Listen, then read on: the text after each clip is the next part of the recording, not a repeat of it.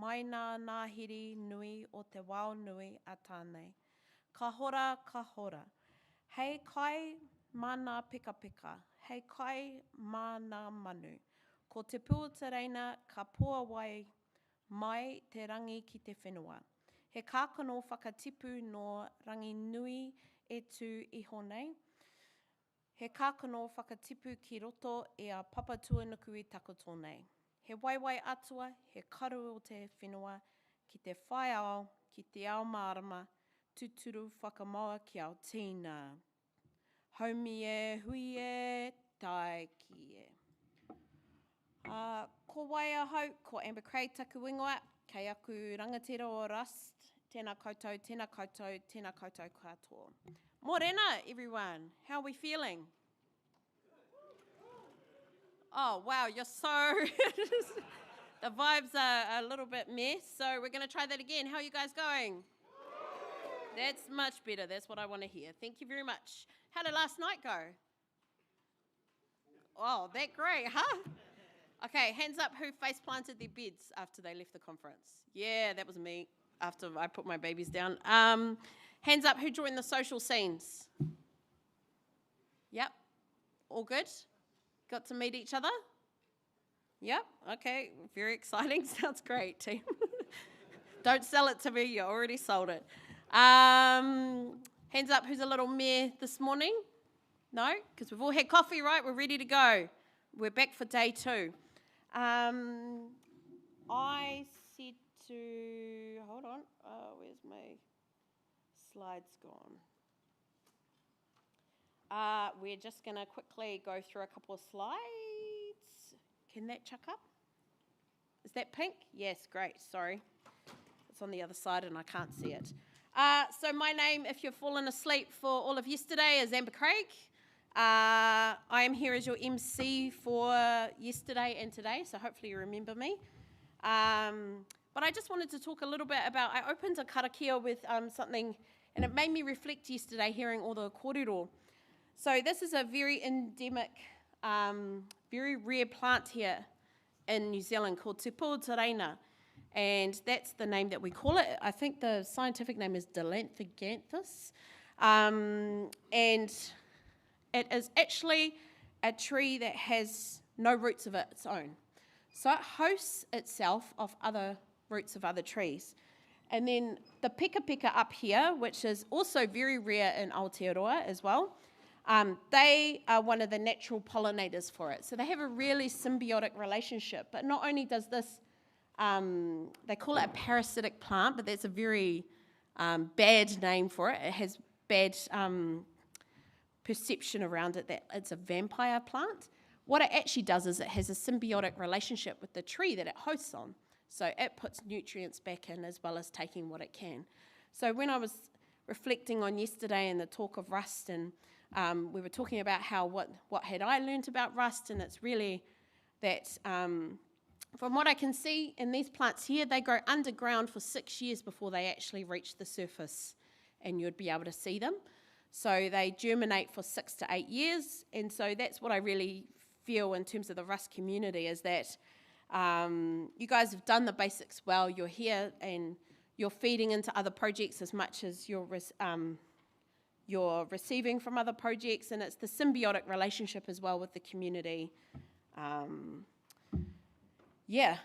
you also get some good facts about some native plants and species here in Aotearoa. And we've recently, what is very exciting about this, so this is my other mahi I do, my other job, so I am in the environment. We've just recently found some of these plants here in Wainuiamata, which is around the Wellington area. So it's actually very exciting because we thought we were going to lose them in our lifetime. So that's how special they are to us. Also, because someone talked about a CNC router yesterday, no names, I said to Tim this was my cue to enter with my project. So I'm not doing Rust, sorry team, this is a bit of a divergent, but this is my CNC router. And we host this in Carterton at the moment, in a place called Wainawa. And you'll see on here that this is actually us building something called WikiHouse. So we are printing out, you can put the configuration in, And WikiHouse is a UK-based decentralized system. However, we're not building, this was one of our prototypes that we were trying out. This is our prototype. So this is how we can take mātauranga Māori, our knowledge here in New Zealand, to the world. So this is a whare, it's a 26 square metre whare. We can print it on the CNC router that you can see behind in 8 hours, and we can assemble it with 4 people who don't need building knowledge in 4 hours.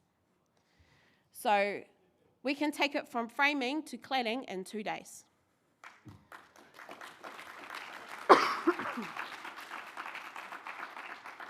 And so part of us rebuilding our housing is that our housing construction waste is over 50% of our landfill today.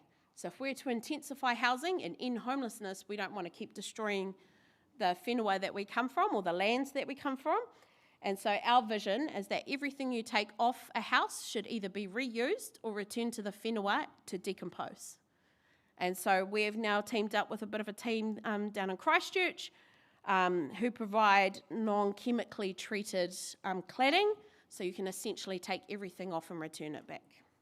And the cool thing about the CNC router is if we go, yep, we've configured it, yep, all the configuration's right, it's printing, the tolerances in terms of printing are right, that we can go, we'll have that times 1,000, please.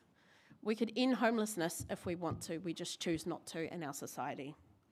And that's my little rant that I'm going to have this morning. So, other than that rant, I think just a few things to go through this morning. Health and safety, please keep yourselves safe. On the back of your badges will be the code of conduct. I just realised that my lanyard is in, don't be in amber, always wear your lanyard, please. Mine is in my bag at reception. Remember, we also have our co-creation space down the end that'll open up at morning tea. Our code of conduct is really close to our heart. And if the team have a green lanyard, you can go to them with any questions, any issues. You go see one of them. And Discord, we have Discord for chatting as well in between all of this. So please be nice to each other, collaborate, do cool stuff, and tag us in so that we can see it if you are doing some cool stuff. All right, that's enough of me talking. We are going to welcome Adam Chalmers to the stage, I tēnei ata, with his first talk, The Easy Peasy Constraint Solver. So Adam works at Zoo, making software for mechanical and aerospace engineers. He's building a programming language for 3D design and organises the Austin Systems Programming Meetup. Let's give Adam a big warm welcome to the stage. Thank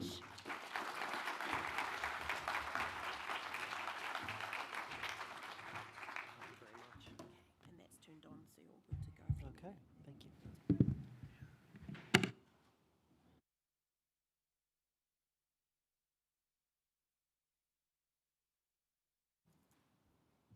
And Adam's a tidy Kiwi because he's brought his own drink bottle too, so A+ points for that. Thank you.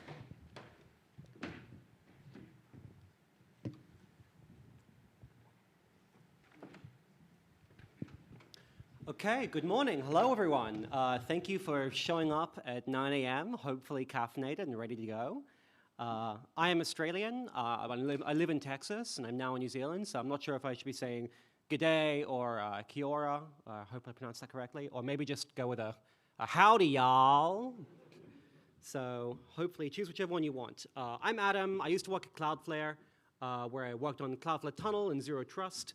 And then when I was working there, I saw a tweet from a programmer I followed online, Jess Frizzell, about a new startup she was doing, and I thought, oh, that looks really cool.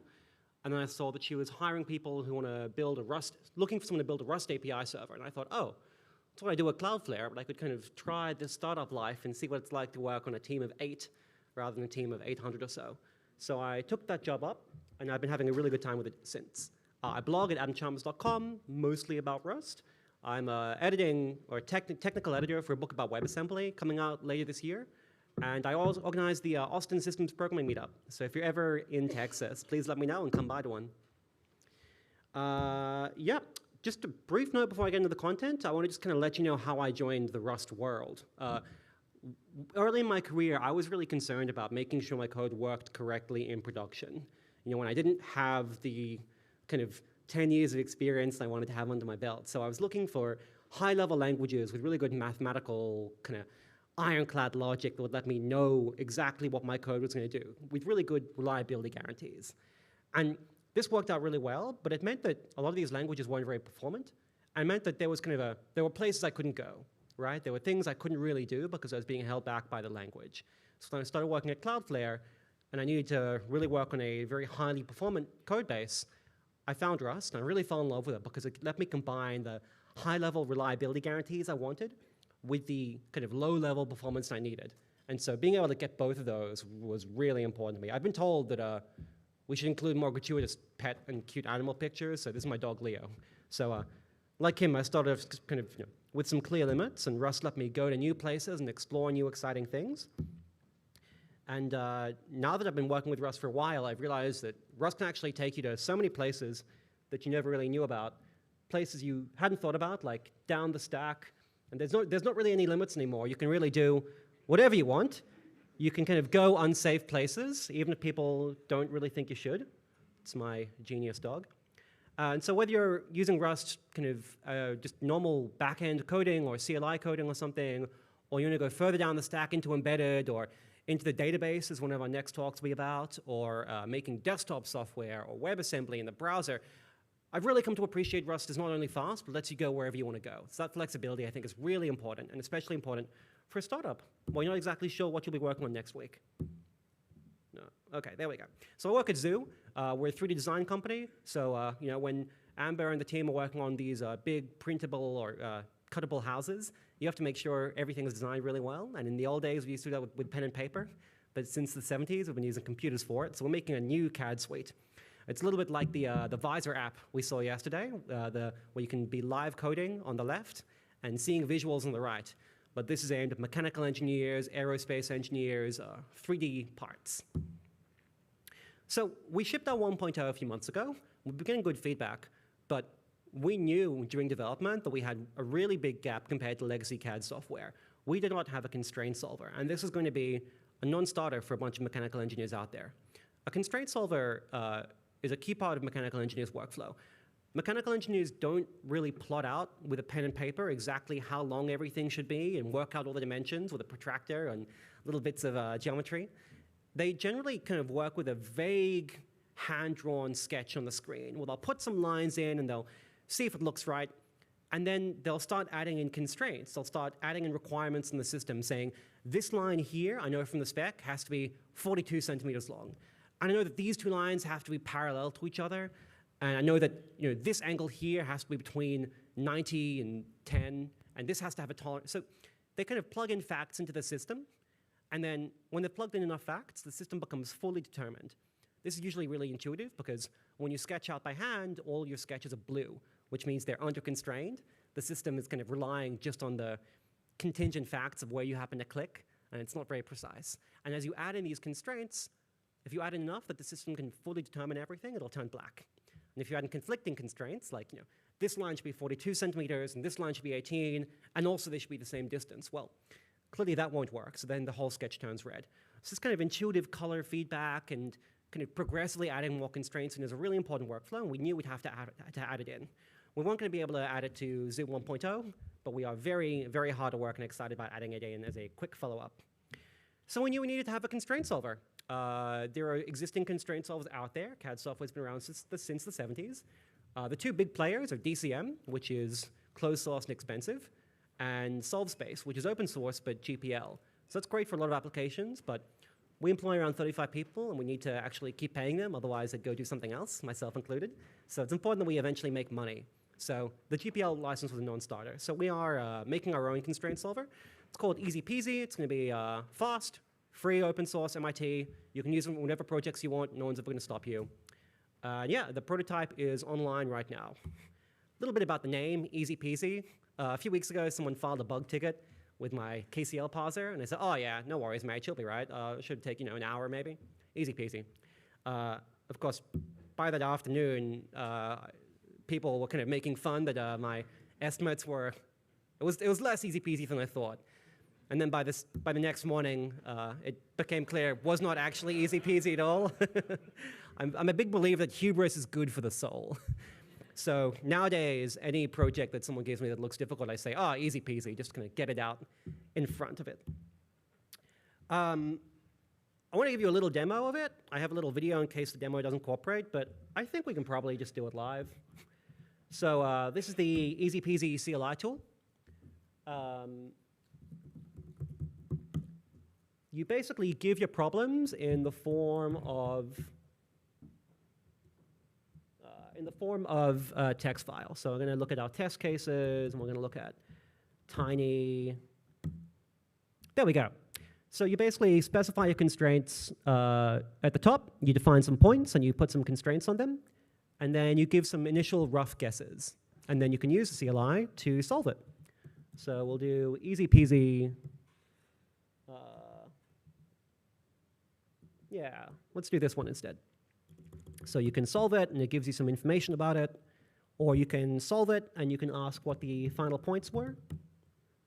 Or you can actually get an interactive plot or a static PNG plot. And it shows you all the final points. So that's the text format for using the constraint, for giving the constraints in, and a little CLI for how to use it. And you can do an interactive GNU plot or other kinds of visualization, but I'm not quite confident in my ability to get back to this window if I leave the full screen window. So let's just keep moving on. This is a little CLI made with Clap, Ratatouille version, perhaps coming in the future. PR's open, PR's welcome. So let's keep going.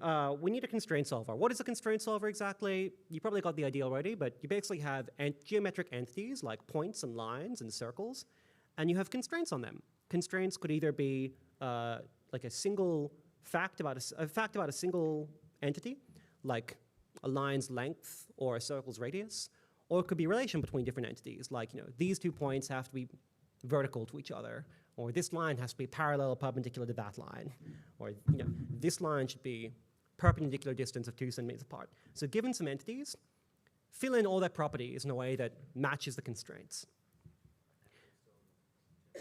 Oh, no. Well, whatever. You heard me talking there. So an example constraint is that 2 points are vertical.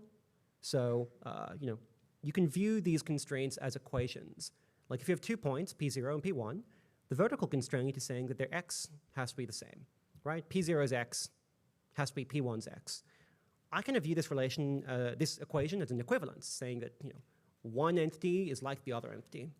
But you can rewrite this equation pretty easily, so that the right-hand side is 0, right? Subtract P1.x on both sides. And this is basically the same equation rearranged, but in this form, it's kind of called a residual equation, which means the measure of error, basically. This is helpful because now the left-hand side tells you how far away the constraint is from being satisfied, right? If the left-hand side is very large, it means you're very far away from being satisfied. If it's 0, it means the constraint is perfectly satisfied. So it gives you a measure of error, which is really good. As we all know, you can't really solve a problem unless you have a way of measuring how close you are to solving it. So our goal is to get all these constraints, get the residual equations for them, and then make sure the residual equations are balanced, make sure they're all 0. And ideally, you take in these starting guesses, and you make sure the solutions are as close as possible to the starting guesses. Sometimes when you have these constraints, you have multiple possible configurations that could satisfy the constraints. So you want to try and choose one that's close to what the user drew originally. It's better, all things considered. I mean, it's fine if it's quite different, if that has to be the case. But if possible, keep it close to what the user gave you. And if it's impossible, like if they gave conflicting constraints, ideally, explain why, explain which constraints conflict with each other, and maybe solve what you can. So let's work through an example of how you solve this. Let's say you've got 2 constraints, P and Q, or 2 points, P and Q, and 3 constraints. We're going to fix P to the origin of the system, and we're going to say that Q's y-axis, y component is 0, and we're going to say P and Q are vertical to each other. I'm sure you can work this out. It's pretty simple arithmetic, but when you have to make a computer do this and with much more complicated equations, it's worth looking at it very formulaically. So we have 4 equations, really. We've got Px is 0, Py is 0, Qy is 0, and Px equals Qy. So how do we solve these? Well, first, we're going to take the equations, we're going to make them into residual functions. Now we have 4 equations, and we can measure how far away each of them is from being solved. To formalize this, we've got 4 equations we call residual functions little f. So we have little f1, 2, 3, and 4. They're equations with 4 different input variables, or 4 parameters, and they each measure how far away it is from being solved. We want to make sure that we set them all to 0. We have this big F, which is the sum of all the residuals. Big F is the sum of little f's. And we want to make sure that big F is 0. But how?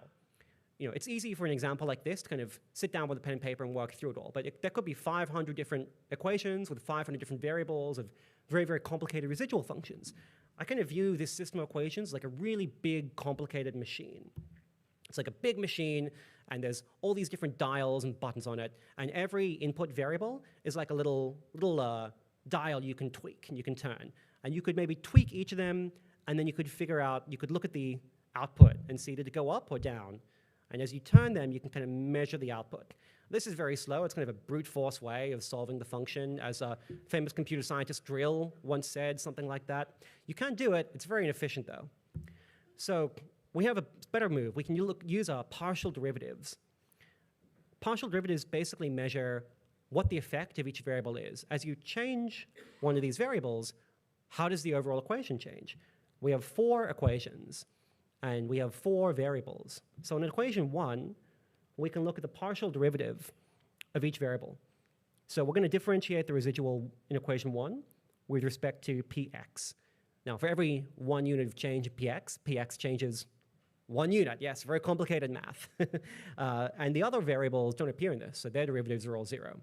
So we write out in this row, we've got this partial derivative vector where the first element is px, then py, and then qx and qy. So it shows the change in each variable in that equation.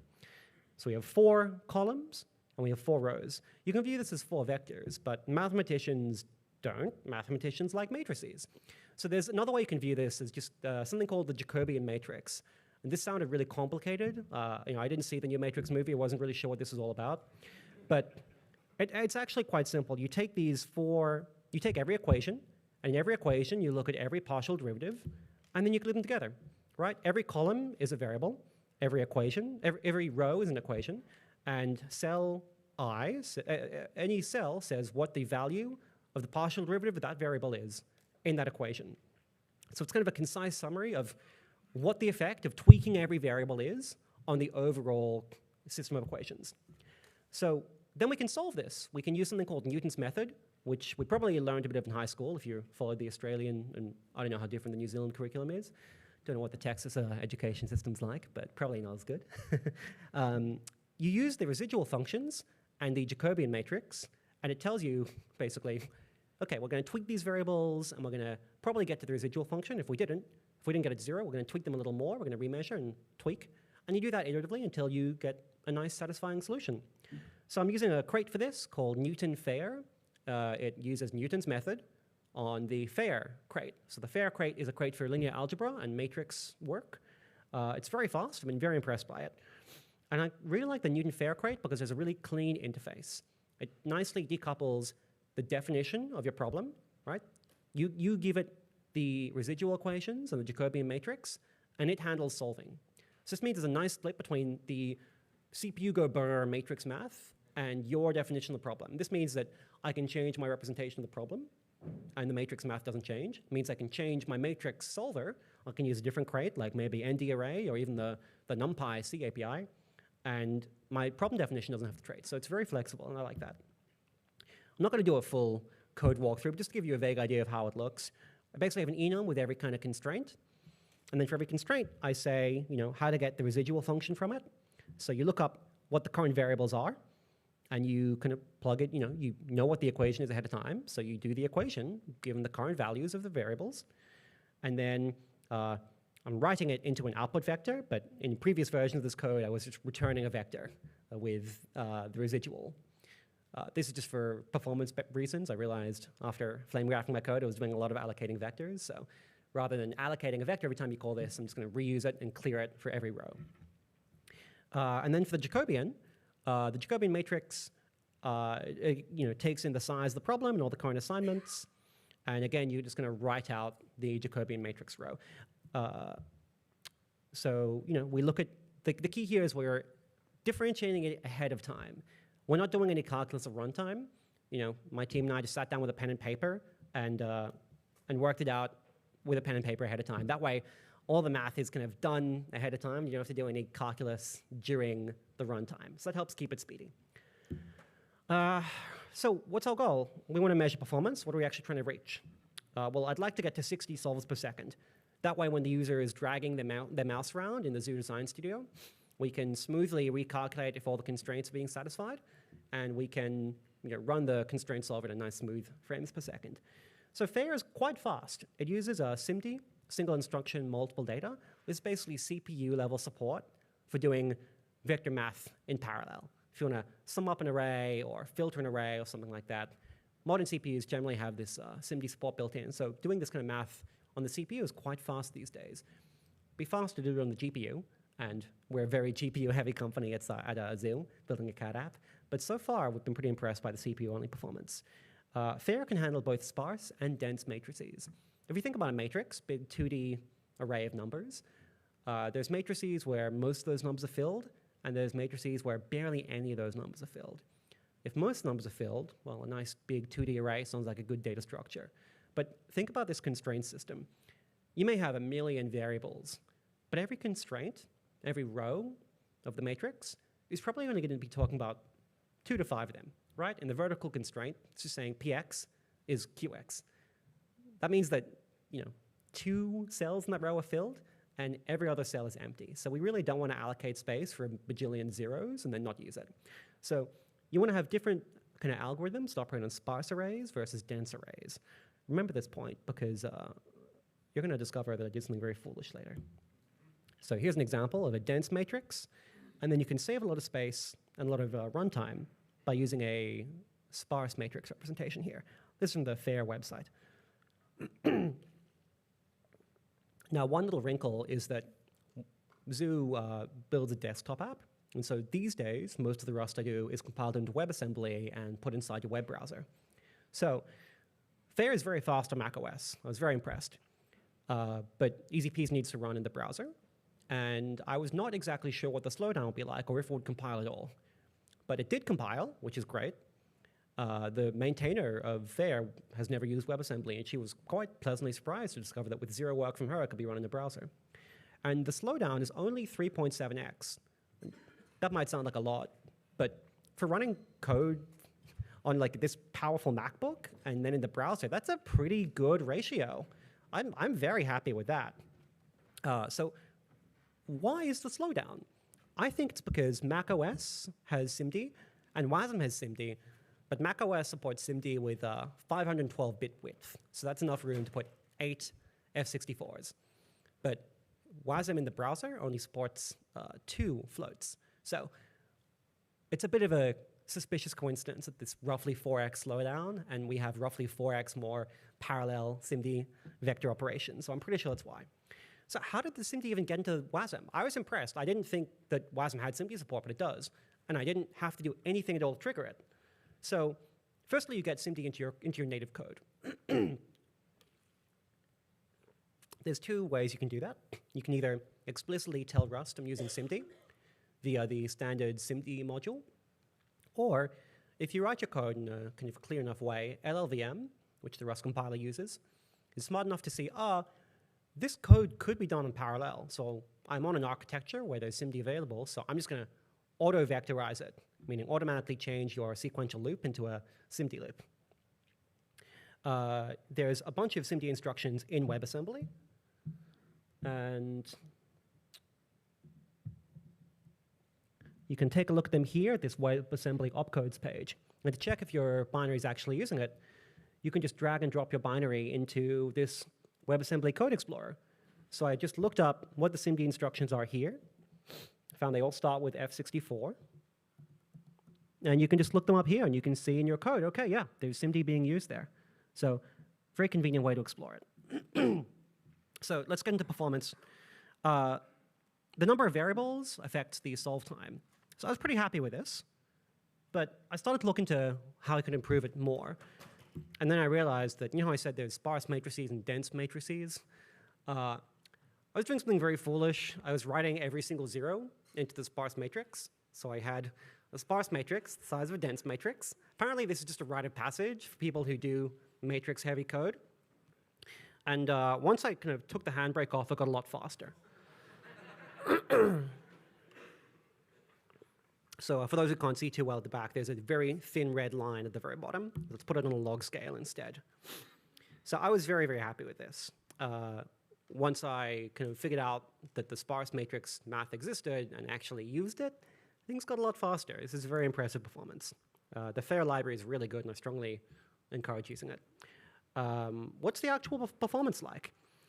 It's not enough just to say how many frames per second, because solving a system with 4 variables is very different from solving a system with a bajillion variables. So I ended up actually evaluating, let's get that terminal. Rat, I closed it. Oh well, no live demo for that because I've already closed it and I don't want to manage my windows. But we decided that a 500 system matrix would be something very, very big, but certainly something you'd probably come across during your career, and that 1,000 would be way too much and unrealistic. So the result is we can now solve it over 10,000 times per second, which is significantly more than 60, if my math is correct. And even accounting for the 3.7x slowdown in wasm, that's still far more generous than we're going to need to worry about. So I'd say this was pretty successful performance. I'm also really happy with the architecture. I like that the numeric solver is nicely decoupled from the problem definition. So we can now explore different solvers, and it's possible that for some kinds of system, like say we want to eventually have very, very dense matrices, we can kind of at runtime choose which solver to use based on the size of the matrix, or if we know there's going to be particular a lot of nonlinear operations, we can use a solver that's kind of optimized specifically for that. So I'm very happy with that. The prototype is up there. You can use it. You can experiment with it. We've got a couple of things to add before we're really production ready, though. Firstly, we need to analyze ahead of time whether the system is over or under constrained. And if the system's under constrained, there's no unique solution to it.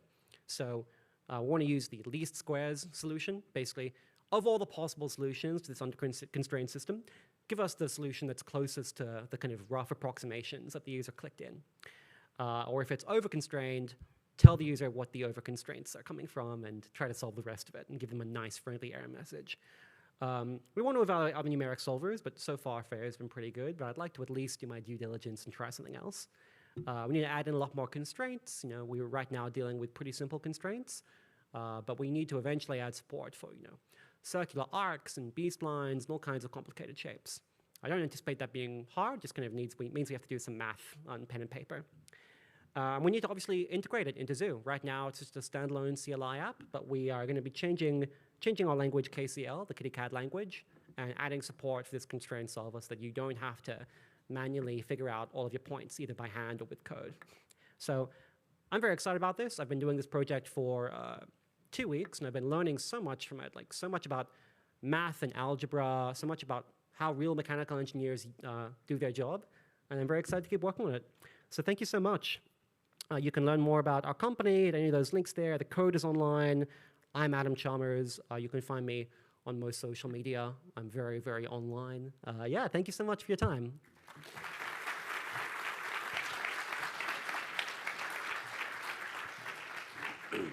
Okay, we probably have time for a couple of questions. Does anyone have? Oh, we have one down here. I just have a few questions. I think you may have mentioned it earlier. But my first one is, I noticed in the earlier examples, all of your residual equations, they were linear. So my first question is this always the case? And the follow-up is, if so, how come you decided to choose Newton's method when there are methods to solve linear systems? And my other question with regarding the, if they are nonlinear, do you sometimes have cases where it can't converge to a solution? And are there some constraints where the residual function is non-differentiable? And if so, how do you handle these? So very good questions. Right now, we do have nonlinear constraints. So when if you want to have 2 lines and say that they meet at a particular angle. That's an example of a nonlinear constraint. Luckily, the math is still differentiable. It's trigonometry, and I forgot how to differentiate trig, but it turns out there's a lot of resources on the internet for how to do that kind of stuff. When we add circular arcs, constraining things like that, more circular constraints, I'm sure there'll be a fair bit of nonlinear math there. So that's why. So far, all the math is differentiable. People have been making software like this for 50 years or so, and we haven't found an example that's non-differentiable yet. And if we do, I'm sure we'll be able to figure out some workaround for it. It's possible that the constraint solver will not converge on something, but if that's the case, we can. It's clear when that happens. We can kind of pop a nice error to the user. It probably means that one of their constraints is malformed, and so we try removing the most recently added constraint that the user did in the UI, and if that works, then we pop an error message about the bad constraint. I'm going to call it there because we don't have time for questions. But thank you very much, Adam, and you definitely win hands down for best pictures in your presentation. So thank you so much. That was my goal. A big alliteration for me before coffee this morning. All right. Yep, you can come up and set up. So our next talk is PGRX, How Rust Reshaped the Postgres Ecosystem, with James Blackwood-Sewell.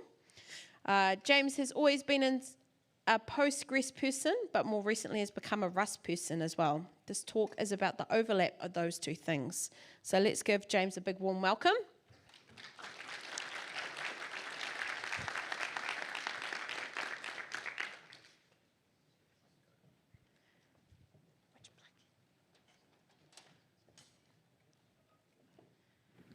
And we'll just rejig some things.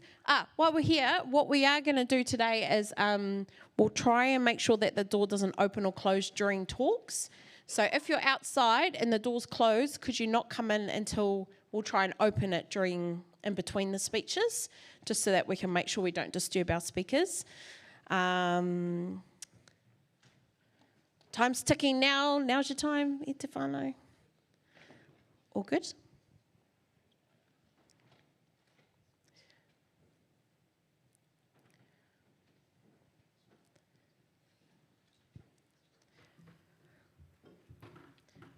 Oh, no interpretive dance. Itefano, take it away, James. Awesome. So my talk is about how Rust reshaped the Postgres ecosystem, or if I'm being a bit more accurate, probably how it's reshaping it, present tense. It's a little bit less maths-oriented and a bit more vibes-oriented, but I think that's probably fine for 9:30 in the morning. And I suppose specifically what I think Rust is doing for Postgres is it's making extensions great again. We'll look at why that is. So I'm James Blackwood-Sewell. I live in New Zealand, in Auckland, which is great. At this part in this talk, I would normally apologise for my accent, but I don't need to do that today, which is amazing. It's actually the first time I've given this talk for a Rust audience and not a Postgres audience, which is great. I love to work on Postgres, I love to work in Rust, and I love to work in Kubernetes. I work at this company called PraidDB, which we'll look at a little bit more later. I'm not talking about Kubernetes today at all, so hopefully no one's hanging out for that. So I'm guessing you all know roughly how Rust works, or you're learning how Rust works, or learning about Rust as part of this conference. But what about Postgres? I'm guessing most people know what Postgres is or are aware of the existence of Postgres, but show of hands, how many people have used Postgres before? Right, so that's like 90%. How many people have looked at how Postgres works? So how many people have actually poked at the Postgres source code? A few, maybe 10. Great. So Postgres, as you all probably know, it's an object relational database. The object bit is something of a misnomer. It's really just a relational database that has some features that people don't really use that are object related. It's SQL based. It's ACID compliant. It's a traditional relational database. It's very extendable. That's perhaps one of its claims to fame, or in terms of this talk anyway. You can make it do whatever you want, really. It's incredibly reliable. It's incredibly performant. most databases probably are quite reliable. Not all databases are performant. Although maybe some of the newer databases don't have either of those things, which would be and it's written in C. And very extendable and written in C are the two things that, for this talk, we care about the most. It's also the most loved database. So this is the Stack Overflow survey for 2025. I think the question was something like, what database do you use in your professional life and would like to continue using, or something weird like that. So it's not exactly like, which database do you love? But Postgres is out at almost 60%. MySQL is there at 40%. This is the third year this has happened in a row. So developers love using Postgres, I think, is a statement that's pretty well proven at the moment. Obviously, developers love using other things like ClickHouse or newer systems, but for the most part, people are pretty on board with Postgres in the relational database space. It's pretty rare to come to a conference and no one puts up their hands. I know what Postgres is. So Postgres can be extended to do almost anything. You can add functions, operators, types, triggers. You can actually add new storage or index types. So I can say, I want to create a new way of storing indexes. I want to create my tables stored in a different manner. So I could create a columnar table storage method if I wanted to put alongside the relational one. I can alter the way that queries run, so that's at planning time or query time. It's all C, so it's basically a whole bunch of hooks, and once I get into the C code, I can rummage around and do whatever I want. So it's at the same time incredibly powerful and incredibly scary. Tom Lane, who's one of the Postgres core developers, when I was talking to him about some of the stuff, his quote was, "You break it, you keep both the pieces." If you do the wrong thing, the Postgres project, I mean, he didn't say they would laugh at you, but like, they're not going to help you out. They're going to be like, well, you shouldn't have done this, which is really daunting when you're not a C programmer, right? If you're a C programmer, you're probably fine, and off you go. If you're not a C programmer, I am very most definitely not a C programmer, it can be quite scary. So what about PGRX? PGRX is a Rust crate. It lets you build Postgres extensions with Rust. You probably worked that out from the title. So it's really a framework for developing Postgres extensions or things that you inject into Postgres. They're not always actually extensions in Rust. And it strives to make the code that you write in Rust as idiomatic and safe as possible. So it basically takes the Postgres C API, exposes that wholesale, well, the bits that you want to expose wholesale, and then wraps nice Rust interfaces so that hopefully you don't do the scary stuff that I was talking about. So a little bit of history. I'm going to start zipping through this. I'm trying to get to a demo at the end, but this is actually an hour talk normally, so we'll see how we go. So there's this guy called Benjamin Fry in 2018. He wrote this thing called PGExtend-RS. Simultaneously, almost, there was a guy called Jeff Davis at Microsoft who started working on Postgres extension.rs. They kind of converged on the idea that you can run Rust code natively within Postgres, which is in C, using FFI. Those projects were kind of going along okay. PGExtend.rs was doing quite well. I was part of that community. Then one day, this guy, Eric Ridge, showed up. He had this product called ZomboDB, which is like a external index for Postgres which lets you store your external indexes in Elasticsearch. So it's like a Franken database kind of thing that binds them both together. He wouldn't mind me saying that. He wanted to port that to Rust. When I first talked to him, one of my first conversations was, I need myself and the other people who work on ZomboDB to port this product to Rust. We're flying a guy out and he's going to teach us Rust. And does anyone want to take any guesses who that guy was? So it was Tim, the organizer of the conference. Eric went really quickly. So it's not that he didn't like PGExtend.rs, it just wasn't going quick enough for him. He wanted to write extension. He's a very opinionated guy. It seems like in a month he'd developed this thing called PGX that was like leagues ahead of anything else. He's a ridiculous coder if you watch the velocity of the way it works. So he made this thing called PGX, he put it out there. In 2021, my then employer Timescale started building stuff in PGX, so we built a whole bunch of analytical functions that we injected into Postgres. Postgres ML moved from Python, they started running all their machine learning stuff in PGX. And PGX was transferred to this company called TCDI, where Eric was working, which is a legal document company. 2023, PGX was moved to PGRX, because unfortunately there's another PGX project, which is very well known. It's like the Go bindings for Postgres. And a whole bunch of people started using it all of a sudden. It was like this crazy moment when all of a sudden, if you look at those logos there, we've got Microsoft, Superbase, AWS. Google are using it, but I can't get anyone to tell me that they're using it, but I'm 100% sure they're using it. PraDB, where I work now, Tembo, Neon, Delibo is like a French Postgres company, Crunchy is like another big Postgres company. All of these companies were using PGRX for stuff in production all of a sudden. Now in 2025, I've actually moved to PraDB. Eric's moved to PraDB as well. I followed Eric to PraDB. So we're working on some stuff there. And there's also been some acquisitions. So now all of a sudden, Databricks acquired Neon, and Snowflake acquired Crunchy because they really want to have a Postgres story, which means they're running PGRX in production as well. So it's this really strange thing where it's this small thing that grew out of like a very tightly knit Rust community, and all of a sudden it's being run everywhere, sadly with very little people committing back, but it's being run everywhere. So things got good around 2020, and then hopefully some of you are going to get involved in 2025. So what does PGRX actually get you? It's got a fully managed development environment. This is probably more of a surprise for Postgres people than it is for Rust people, because if I say there's a cargo plugin, you'll be like, oh yeah, of course it's awesome. It's going to do a whole bunch of stuff for you. So it lets you create a new extension.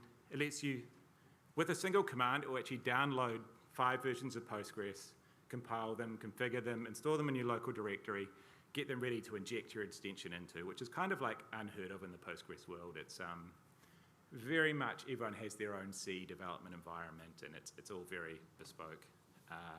You can run that extension. It's got full unit testing, so scaffolding for the unit testing for your extension, and then you can package it up to run in production. So that's through a cargo extension. You can target multiple Postgres versions from 13 to the unreleased version of 18, so the 18 beta binaries from the same code base. You can use Rust feature gating to use version-specific APIs. When you create an extension in Postgres, you do like create extension, this name in SQL. To do that, you've actually got to make some SQL files that you inject into the extension. You've got to make a control file for the extension. Historically, you had to do that by hand. PGRX just does that for you. So it takes away all of the manual configuration. You just write your Rust code, and then it works out if you're making a type, or if you're making a function, or if you're doing a background worker. It just introspects your code and works out all the scaffolding that needs to go around it to make it work. It's safe. It would be a pretty sad day if safety wasn't one of the goals of putting PGRX into Postgres. So it translates a Rust panic into a Postgres error. It needs to do that because a Postgres doesn't actually just die on an error, so it will abort the transaction on an error. If Rust was just dying and pulling down the whole process, then that wouldn't work. Memory management follows Rust's drop semantics, so even in the face of panic, so you need to go and drop your objects. You need to raise a Postgres error if you're making the panic. This is all done by like a procedural macro, which I'm hoping there aren't too many questions about, because it's not magic, but to me it's magic. A Postgres datum is like a type that can be anything in SQL, so a Postgres datum could be any SQL type. So we represent that in Rust with an option T, which is great, because that's super safe and super usable. And we can represent null safely as well, which is a big thing in SQL. Null can be, it's like the absence of a value. Lots of languages struggle with that, but Rust doesn't. It's got first-class user-defined function support, so hopefully we'll look at this a bit later. So you can just create a function and you can annotate it with pgextern. When you run that, when you run cargo pgx run, it'll create that into a function, inject it into Postgres, and you can just run that function in Postgres. You can make custom types. So you can actually even use a Rust type inside Postgres. So I can make a struct and say I want this struct to be derived as a Postgres type. Sometimes it's not the most performant thing if it doesn't map to an SQL type, because it will write that down as a CBOR encoded object in the database, but it does work. So I can make an arbitrary struct, and I can say, I want to use this in Postgres, and it will need to have a SERDE between Postgres and Rust, but it does work. I can have enums. Rust enums can be translated into Postgres enums. I can have composite types, a lot of cool stuff. And then it's got a bunch of really advanced features. So Postgres has a thing called the server programming interface, which is like a way when you come into SQL land, but you're not coming through a client, you can access that. Safe access to memory contexts, which we'll look at in a minute. You can do hooks. Actually, the executor and planner hooks are kind of off limits at the moment because we found an unsafety bug in them, but the rest of them will still work. You can use Postgres pointers. So if Postgres in C land gives you a pointer, we safely box that, and then you can pass it around and use it. You can access the logging system in Postgres. You can actually access, if you're willing to put an unsafe block in, anything that you import from a Postgres header via that PGRX PGSys module, as long as you know how to use it. If you don't know how to use it, you probably shouldn't be using it. You can do background workers, decoders for write-ahead logging. You can access shared memory. And the whole thing kind of runs off the back of a really, to me, really complicated. I haven't seen many other implementations, but it uses bindgen and FFI for C interoperability. So you basically point it at the Postgres headers that you want to import. It grabs all those headers, it grabs all those functions. It actually has to wrap every function in its own little wrapper. We'll talk about that in a second. That's basically to make sure that when you're calling it, it's safe. So what does it look like? Here's like a really simple example. So if you wanted to do just like lowest common denominator, you wouldn't need this bit down the bottom. You'd actually just need the function there, which is annotated with PGXtern. Hello Rust Forge 2025. When you load that into the database, it would run. It's just an incredible, if you were to do that in C, it would be a lot more code. B, it wouldn't look as nice. And C, you'd then have to go work out how to compile it and make the scripts and put it into the database. You could do it in an in-database language, like you do in PL, PGSQL, but that's slow. So this is actually really fast. It's actually very close to the speed of C. So when I've done this talk before, there have been some people in the audience that have said, well, that's all cool, but you're just doing FFI. Like, where's the hard bit? What are the hard things that you're having to deal with? And there's a couple of them. So Postgres is from the 80s. It's an old database. It's multi-process, doesn't have any threads at all, doesn't even have a concept of threading. In fact, they're not even using the POSIX headers that would allow you to have the presence of threads, which you can kind of work around. But Postgres itself, it's just processes. So if I look at a Postgres run there, we've got the first process, and everything else is just a fork of that process. There is some work to make it multi-threaded, but it's not at the moment. And it also uses shared memory. Hands up for how many people have worked with shared memory before in the audience. Actually, a surprising amount. So shared memory is this concept where when you start up, you create a segment of memory, and then you basically use that for processes to communicate in or processes to store stuff in. When I was first writing the shared memory stuff, maybe it's changed now, I found it really difficult because I'll get onto the Rust Discord and ask people questions and say, hey, I'm doing this, and then it'll be like, here's some answers. Then I'd be like, but I've got multiple processes. And they'd be like, oh. And I'd be like, well, I've got shared memory. And they'd be like, I don't know what you're talking about. There'd be some people that didn't know what I'm talking about, but it was like quite hard to get answers out of them. Basically, when you do your fork of your top-level process, you've got to, at that stage, have the handle to your extension stuff, so that then gets copied with the fork so everyone can get to your shared memory segment. When we're using shared memory in Rust, we've got to allocate all of our data structures up front. If the shared memory segment, we want to persist and we want to use them globally, we've got to allocate stuff up front. We need to wrap everything with Postgres locks. Postgres has its own lightweight lock solutions. We need to guard objects in memory. I used this create heap list when I did this. I do wonder if there's a better way of doing this now. But basically, if you're writing something into shared memory, you need to guarantee that the thing that you're writing in there isn't going to make any allocations that are outside of shared memory, because then everything will just die. So we use this create heap list, which has a bunch of types. If anyone knows, I sort of stopped following where Rust was going here, but some of the custom allocator stuff might help. I'm not sure. Postgres uses set jump and long jump. This is kind of related, I suppose, to the panic talk yesterday, kind of. So there's this instruction set jump. You can run the instruction, and then later on you can do a long jump, and it will take you back. It's like a go-to, kind of. It goes back to where the set jump is, which is great in C, but like not great in Rust. If you're just jumping around arbitrarily in your execution, Rust gets really upset by that. So that's quite difficult to work around. And Postgres also uses this thing called memory contexts. So it's basically, Postgres basically wraps malloc and free in its own implementation. It uses this idea of memory context. So you say, I want to put all of these objects in this memory context, and then when that memory context disappears, you can just bulk free all the objects. Which sounds kind of similar to Rust, but it's like kind of similar to Rust. So making those two things talk together is actually quite hard. So basically, the problem there is you've got this thing, memory context, which are like a runtime concept, and then we've got Rust's compile time concept, and we're trying to like make them talk to each other. So they can both upset Rust. I think I just covered that.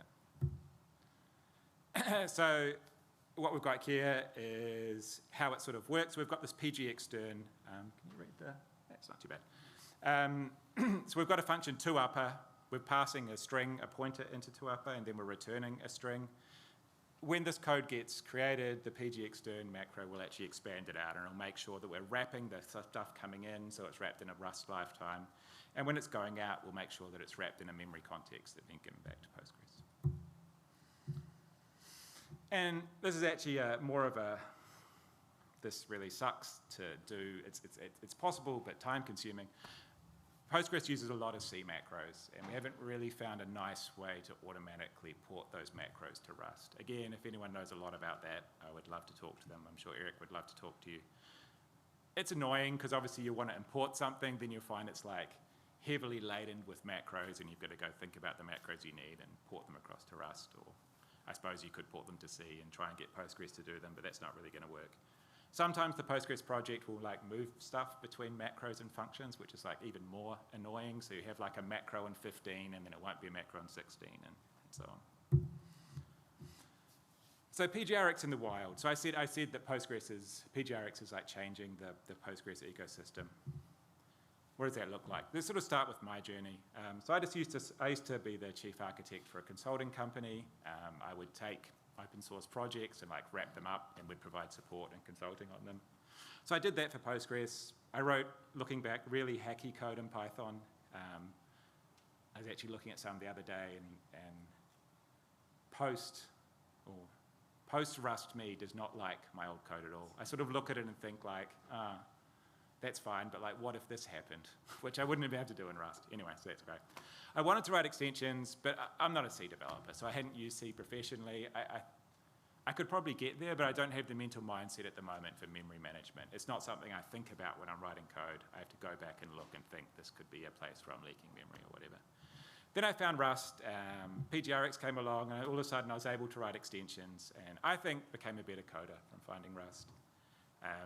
I contributed background workers and shared memory to PGRX, and actually managed to land 2 jobs now that let me write PGRX code, so both at Timescale, which is rebranded to Tiger Data now, and now with PraidDB. PraidDB is like a new company. It's, I think, 2 years old. They've been all in on PGRX and Rust from the start. They went and hunted down Eric and made him work for them because they wanted the creator of PGRX on their team. So we all use Rust there because we love it. PGRX helps us create, we wouldn't be able to make a Postgres native Elasticsearch alternative without PGRX. I don't think it would exist. We're using this thing called Tantivy, which is like a Rust crate that does like an inverted index. We're binding that to Postgres as an index. We're using an external index. And it just works really well. Philippe is our CEO. He said it was a game changer. Without it, wouldn't have been possible. I'm going to rush through these. I think I'm running low on time. This guy is like the co-founder of this French Postgres company. He rewrote his extension into Rust, 1,000 lines of C into Rust in a few weeks without any prior Rust knowledge. And he says it's great that a bug doesn't crash the instance, is basically where his wins come from. this guy didn't want me to say where he's from. He's like from a stealth startup. He moved 1,000 lines of C and it turned into 4,000 lines of Rust because he had all of a sudden 2,000 lines of tests, which I think is a pretty amazing thing. Matt Vey is like the founding engineer at Timescale, where I used to work. They released this thing called PG Vector Scale, which is like a HNSW index type for PG Vector and Postgres. He said that it was 5 times faster to build it with PGRX than it would have been with C. So the difference between having something in the public with people using it in a quarter rather than a year. Paul, the CEO of Superbase, they heavily use PGRX, so they've got a project called Superbase Wrappers, which is basically PGRX to make foreign data wrappers, so you can make like a table that talks to Stripe or something weird like that. PGRX is awesome. This other guy, I don't really know who this guy is. He was just on the Discord, but I really liked his quote. So he said, "I could sleep at night not waiting for a hidden C-based SIG fault. I never thought about taking out my production," which is a major thing for a database, right? Like, I think a lot of people don't want to write extension code for Postgres because they're terrified of their code going into their database. That's definitely where I was. So has Rust really changed the PG ecosystem? I think, yeah. So most venture capital startups in America building on Postgres use PGRX in some way, whether they say they do or not. Most hyperscalers, I think now all hyperscalers use PGRX, although Google won't confirm. 2 largest analytics companies use PGRX. And I think, this is just my personal view, I can't back this up with data, but I think more people are learning about Postgres from Rust than from C at this stage. I see more people coming up to me at a Postgres conference who didn't have an interest or didn't have the ability to look at Postgres internals that are learning about Postgres internals via Rust than I see via C. I probably wouldn't say that at a Postgres conference, though. I don't know. We'll see. I could get some stony looks from the hackers. So PGRX and Postgres, how can you help? So I think if you want to get into Postgres, if you're interested in databases, if you're interested in database internals, then people that know Rust they're in a really good position. So you can learn via C. It's quite a long path. Postgres has a lot of weird corners. I think it works very well, but it's definitely its own beast. If you learn via Rust, then Rust will sort of hold your hand through the hard bits, and you can start to learn about the internals from learning Rust. And hopefully, maybe one day become a PG contributor, which is my goal as well. I'd love to be a PG contributor one day, but I'll need to get a lot better at C before I can do that. If you're interested, then come and have a look. We've got a GitHub PGRX. There's some examples in there that you can run. There's a Discord, and all of the updates on new versions and stuff come out on Twitter. We tend to wrap up new Postgres versions pretty quickly, so even if you just wanted a way to test the new betas of Postgres, I would argue you could just use PGRX to do that. You could just do cargo PGRX in it if you're a Rust person, and it will go and install the beta for you and it'll be ready to use. I use it sometimes, not even to develop extensions, just to have 6 versions of Postgres running on my laptop at once that I can start and stop. That's the end. I think we've run out of time. If anyone wants a demo of how it works, then come and hit me up. It's basically single command for everything. It gives you some Rust template, you go in, you edit it, off you go. Yeah, I think both of our speakers will be here for the rest of the day. Yeah. Yeah, so you can catch them up in the morning tea. You can at least allow them to go wharepaku first, and then ask your one question. All right, so we'll have one question though. It has to be one question. I will cut you off if it's going to be a multi-question. Okay. No pressure now.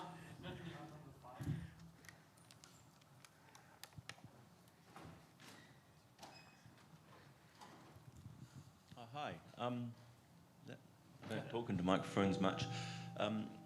Does PGRX handle the catalog updates when you're testing in that development cycle?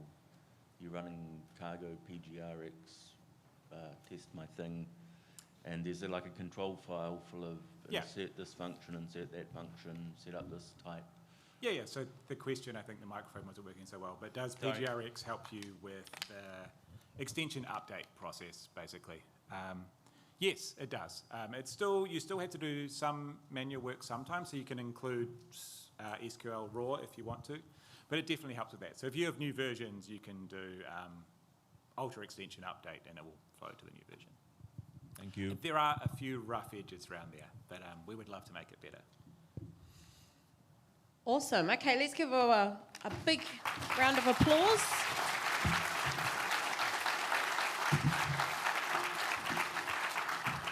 Thank you, James. As someone who has worked at banks, I'm pretty sure they should be engaging in that conversation a lot more than they are right now. But what we are going to do is we're going to break. So remember, we have our code of conduct. How to report is on the back of your card. The wharepaku or the bathrooms are out here. Our speakers will be joining us for morning tea. But we are running a little bit late, so I do need you back here at 10:30, and we're going to kick off pretty much straight on time. Okay? Cool. Thank you.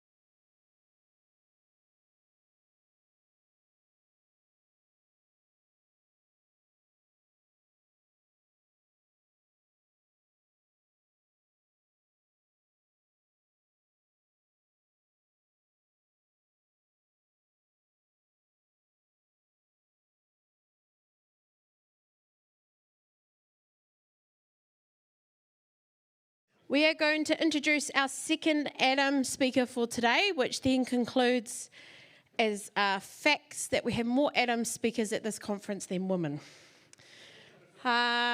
Something for future events. However, our next talk is Crate Security in 2025 by Adam Harvey.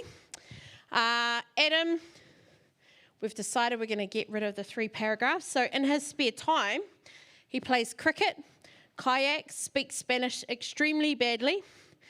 His facado, not mine. I'm not here to judge. Throws tennis balls for his golden retriever and tries to convince people that his Australian accent is actually flawless Canadian. So let's give a big, warm welcome to Adam.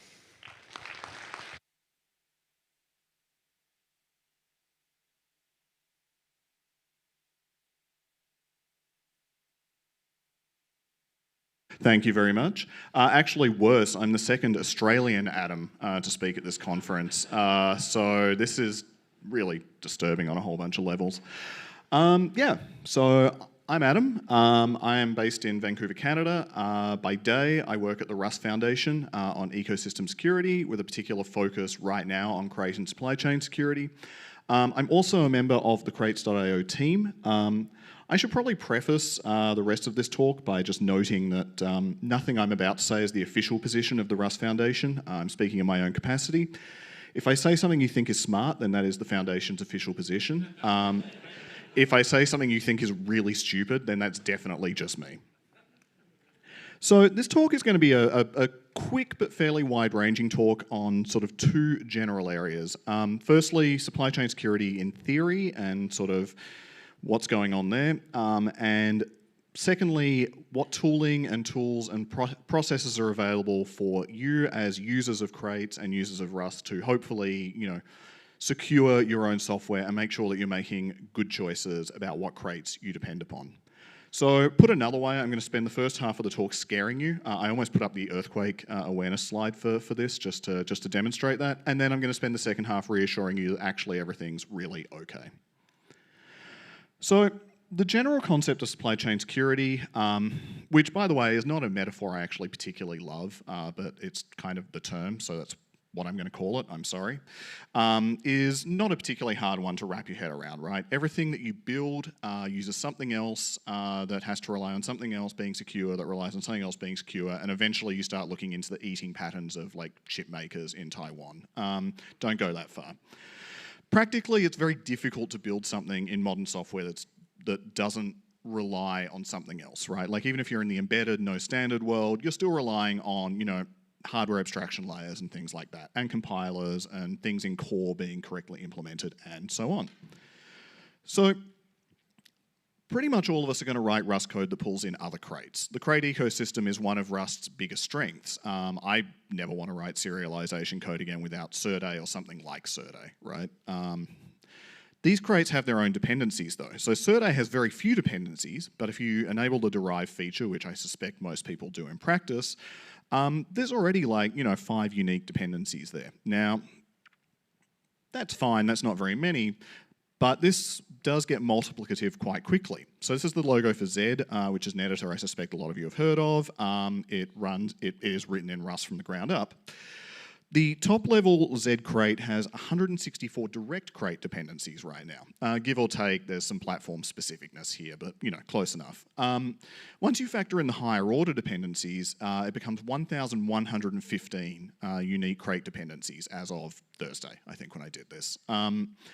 These are usually called transitive dependencies. That's the term I'm probably going to use from here on out. I'm not going to bother to show you the cargo tree. I tried to run cargo dep graph to generate a graph of this. Took about 30 seconds. GraphViz took about 5 minutes to turn it into something. And it turns out Cairo has a maximum image dimension of 32,767 pixels, which is why this is really pixelated, because it downscaled everything to actually make it fit. The point is, it's a lot of dependencies. And even in simpler projects, this adds up pretty fast. So there's this thing called BAT, which is like cat, but with syntax highlighting, multiple file support. I quite like it. That has 119 transitive crate dependencies. Many of them are the same ones that probably just about all of us use for stuff. Like, there's a lot of stuff in there that I recognize, like clap, for example, right? Like, you know, if you're writing a command line tool and you want to do command line parsing, it's kind of just what you are probably going to end up using. But I would say for me, like, I spend a lot of my time writing little throwaway tools to do like some sort of analysis work or something like that. You know, the average one of those probably has 80 to 100 dependencies all in, and if I pull in like Tokyo and Axum and I'm doing something async, it often blows out towards like 250, 300 pretty quickly, right? So I could go on, but you get the general idea. So I'm going to posit three main things at this point. You don't control this code that you're pulling in. I'm generalizing. If you are David Tolnay and it's that Surde graph, then you actually do. But most of us don't. Some of those Z dependencies are things they themselves created, but there's more than 1,000 that aren't. Secondly, you haven't read that code. Now, let's take clap as an example, right? As I said, I use clap because I have written argument parsers in the past and I never want to again. It has about 96,000 lines of Rust code. I've met Ed Page a couple of times. I trust he's writing good code, but I'm not going to pretend I've ever reviewed clap in any great detail. I've never contributed to the project. I think I opened it up twice to answer questions about like some undocumented thing in an attribute macro. So, like most of you, I don't get to write Rust for fun. I mean, it is fun, but, you know, deadlines. So what that really means is you don't have time to review that. Like, maybe if you're at a big tech company, you do, and by you, I don't mean you as a person, but you as a, you know, in the aggregate. But, you know, I work at a plucky non-profit. We have like 12 staff members. I definitely don't have time to review clap in detail, let alone 100 or 200 other crates, because we're very busy writing trademark policies that annoy people. So why does this matter? I'm not going to dwell on this too much because I think the recent history of supply chain attacks is at this point pretty well understood. I could spend 10 minutes walking through a couple of examples, but that would be a very poor use of 10 minutes. But we have seen some examples in recent years, of course, of, you know, various attacks and so on. So the famous one from last year was XZ. I am not going to rehash this. There's a really good Wikipedia article. There's a bunch of blog posts. I suspect at least 80% of you have probably heard of this story at this point. The point basically is that, you know, this is part of that chain of trust, right? Like if somebody who is potentially a malicious actor from probably a nation state, there's a betting pool on which one it actually was, you know, decides to gain control of a dependency, then you have problems. Other package registries see a bit more of this than Rust does right now. This is one from Python, PyPI. There's a popular package called Fabric, and somebody published a malicious package called Fabrice, with the idea being that, you know, if you live somewhere, I guess, where Fabrice is a common first name, you might just, you know, typo your way in without even realizing when you're pip installing or adding it to a requirements file or whatever. This kind of attack is called typo squatting. Languages and ecosystems with flat package namespaces tend to be more vulnerable to this. Some of you will now be sitting there going, wait, doesn't that describe Rust? And unfortunately, yes, it does. We don't see a ton of this right now on the Rust. I think I forgot to mention my intro. I'm also on the crates.io team, so I get the alerts when somebody like tries to publish a package that might be typo squatted. We don't see too much of this right now, but I don't expect that to last. Like, you know, if you look at the growth curve of Rust, it's going to become an increasingly valuable target for people to go to. So I mentioned big tech earlier, and I will again. Big tech actually really cares about this stuff because of, you know, regulatory reasons and liability reasons and so on and so forth. Now, regardless of your feelings on big tech, which, you know, that's a whole talk. That's complicated. Catch me over a beer later. The work they're funding and involved in in this space is actually really important because this is allowing people like me to work on, you know, trying to find and either prevent or at least detect these kinds of problems and attacks. So, a couple of examples of things, if you're a crate maintainer or a package maintainer, you know, a couple of examples of things that have improved. You can now use a thing called trusted publishing, which is, by the way, a terrible name. It's actually even worse than supply chain security as terms go. which is basically really just a way to have your crate release process to operate completely out of CI using ephemeral credentials, which makes it really hard for somebody to break in and actually inject bad things into your code. This is a screenshot from crates.io. I have this configured for this particular crate that I publish. It is actually really easy to do that.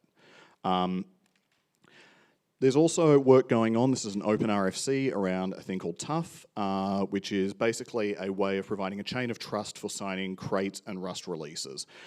The initial thrust of this is basically around allowing people to vendor or to mirror crates and still have a cryptographic assurance that it actually came from crates.io and wasn't tampered with. This is particularly important for people in nation states that maybe don't have direct access to crates.io because, America likes levying sanctions on people, and all of a sudden, you can't maybe access the crates.io CDN because it's hosted by an American company. Eventually, this is also going to open the door for crate authors to be able to attest that, yes, this crate is what I meant to publish. This isn't malicious. This is, this is intended. There's also multiple groups, sorry about the cropping on that. There's also multiple groups that are working defensively to basically detect and look for these problems. Obviously the Rust Foundation, who I work for, hi. The Linux Foundation has both OpenSSF and Alpha Omega, and even though I do a bunch of work with both of them, I still don't actually understand exactly how they interact with each other or what the difference is. But they're also, again, doing a lot of projects and a lot of grants to improve things across multiple ecosystems, not just Rust. So for the trusted publishing work that I just mentioned, Alpha Omega funded that. They funded a developer at the Rust Foundation to basically implement that. So very grateful to them. So there is a lot of effort being put into this. OpenSSF and the Rust Foundation both have infrastructure now to scan crates, for example. So when a crate gets published, looking for things that shouldn't be there, like, why is there a build script running running an executable or a binary that is looking at somebody's .bitcoin directory or something like that. People have actually tried to do this. So, that's important work that is ongoing. So, in summary, dependencies, they exist. What can we do? So, let's say you're writing a project and you're pulling in a large number of dependencies. What can you do in practice? Now, like I said, you probably can't review every dependency in detail. Maybe you can, in which case, great, good for you. I definitely can't. So what data is already out there that we can use to help make informed decisions? Now, one option, of course, is just to not pull in dependencies. And in the interests of, intellectual honesty, I kind of have to point this out, right? You can just not cargo add something. You can, rewrite something. You could reinvent wheels. There are times where that's the right choice, and I think it should always be in the back of your mind as, in your decision matrix of what will it cost to re-implement something versus what will it cost to pull in a dependency. But of course, practically, again, most of us have deadlines, most of us are busy, and I agree with Ross yesterday, right? The ecosystem of crates was one of the things that attracted me to Rust when I started using it more. So, I think being intentional about what you add is worthwhile. And so I'm going to talk a bit about ways of evaluating both potential new crates and crates that you already have in your dependency tree, basically. So when you're adding a crate, there's a few signals you can look at. One that I think is dangerous a lot of the time is download counts. So you can get crates.io to sort. If you're searching for a term, you can get it to sort by downloads, and it will show you, at the top what's being downloaded the most. There are a couple of issues with this. Downloads are trivially gamed. If somebody really wants something to go to the top of that, they are, a handful of vibe-coded scripts away, running on a whole bunch of, servers from really shooting it to the top if they want to. Secondly, also, this can be a little bit dangerous, more specifically in crates.io, because the crates.io search, I'm allowed to say this because I'm a team member, sucks. So whether you're actually going to find the things that you actually want is a different question. There are many lists, curated lists of suggested crates. This one Ross mentioned yesterday as well, blessed.rs. I quite like it. There's also Awesome Rust as another one. There's quite a few more specific ones. Again, this isn't the be-all and end-all. One of the things I would look at on this is like the meta level of how often are these lists updated. Because if you look at a list that's 5 years out of date, then that's really opening the door for, at some point between then and now, somebody took over a crate that used to be popular and did something bad. But something like this gets updated pretty often, is I think a useful starting point to try and find, okay, if I need to connect to a PostgreSQL database, for example, what are the common things that are going to get recommended and getting used heavily? And that's a good way of being like, okay, so maybe I should use, SQLX or Diesel if I want an ORM or whatever. So then, once you have crates in your graph, you need to identify what you can depend on or what you do depend on. There are plenty of ways to get this information. You can parse a log file. You could generate an SBOM, which is a software bill of materials, which might be a requirement anyway if you work for a larger company, because for licensing reasons and compliance reasons, they need to know what goes into it. But you can also just use something like Cargo Tree, and that gets you a fair chunk of the way, right? Like, you're getting the names and the versions. That's mostly what you want.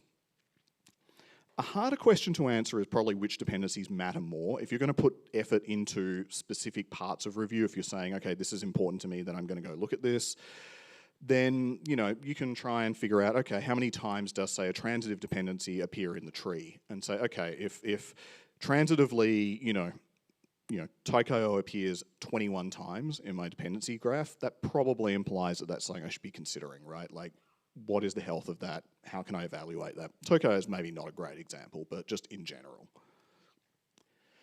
Regardless of what you figure is important to you, once you have a sense of which crates are the important ones, you can start digging into them to see if there are areas of concern. So how you do that is kind of going to be guided by your experience, what things you care about, what you want to do. I'm going to talk about 4 sort of related things I like to think about when I'm looking at a dependency. I don't expect everyone to agree. In actual fact, I'm pretty sure most of you won't. But the point isn't so much these specific things, it's more how do you think about, coming up with a way of how you think about evaluating dependencies and crates.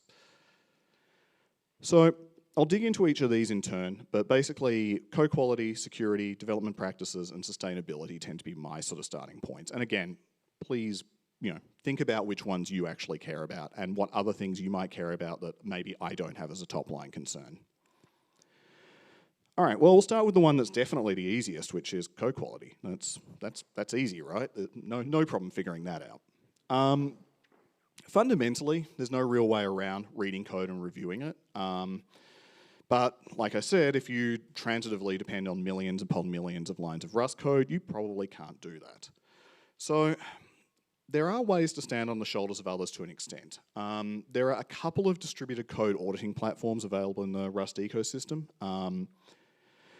I guess firstly, what do I mean when I say distributed code auditing platform? Because that's again, I'm really throwing out some bad terms of art right now. But basically the idea is that somebody does a code review and then publishes the results of that review in a way that can be consumed by others. So an example of this is, most large companies have a process where if you want to use a dependency, someone has to go review it, right? If Google adds something to the mono repo, then basically you have, somebody has to go review it before it can actually ship. So there's a couple of tools that exist in the Rust space for this. There's Cargo Vet and Cargo Crev.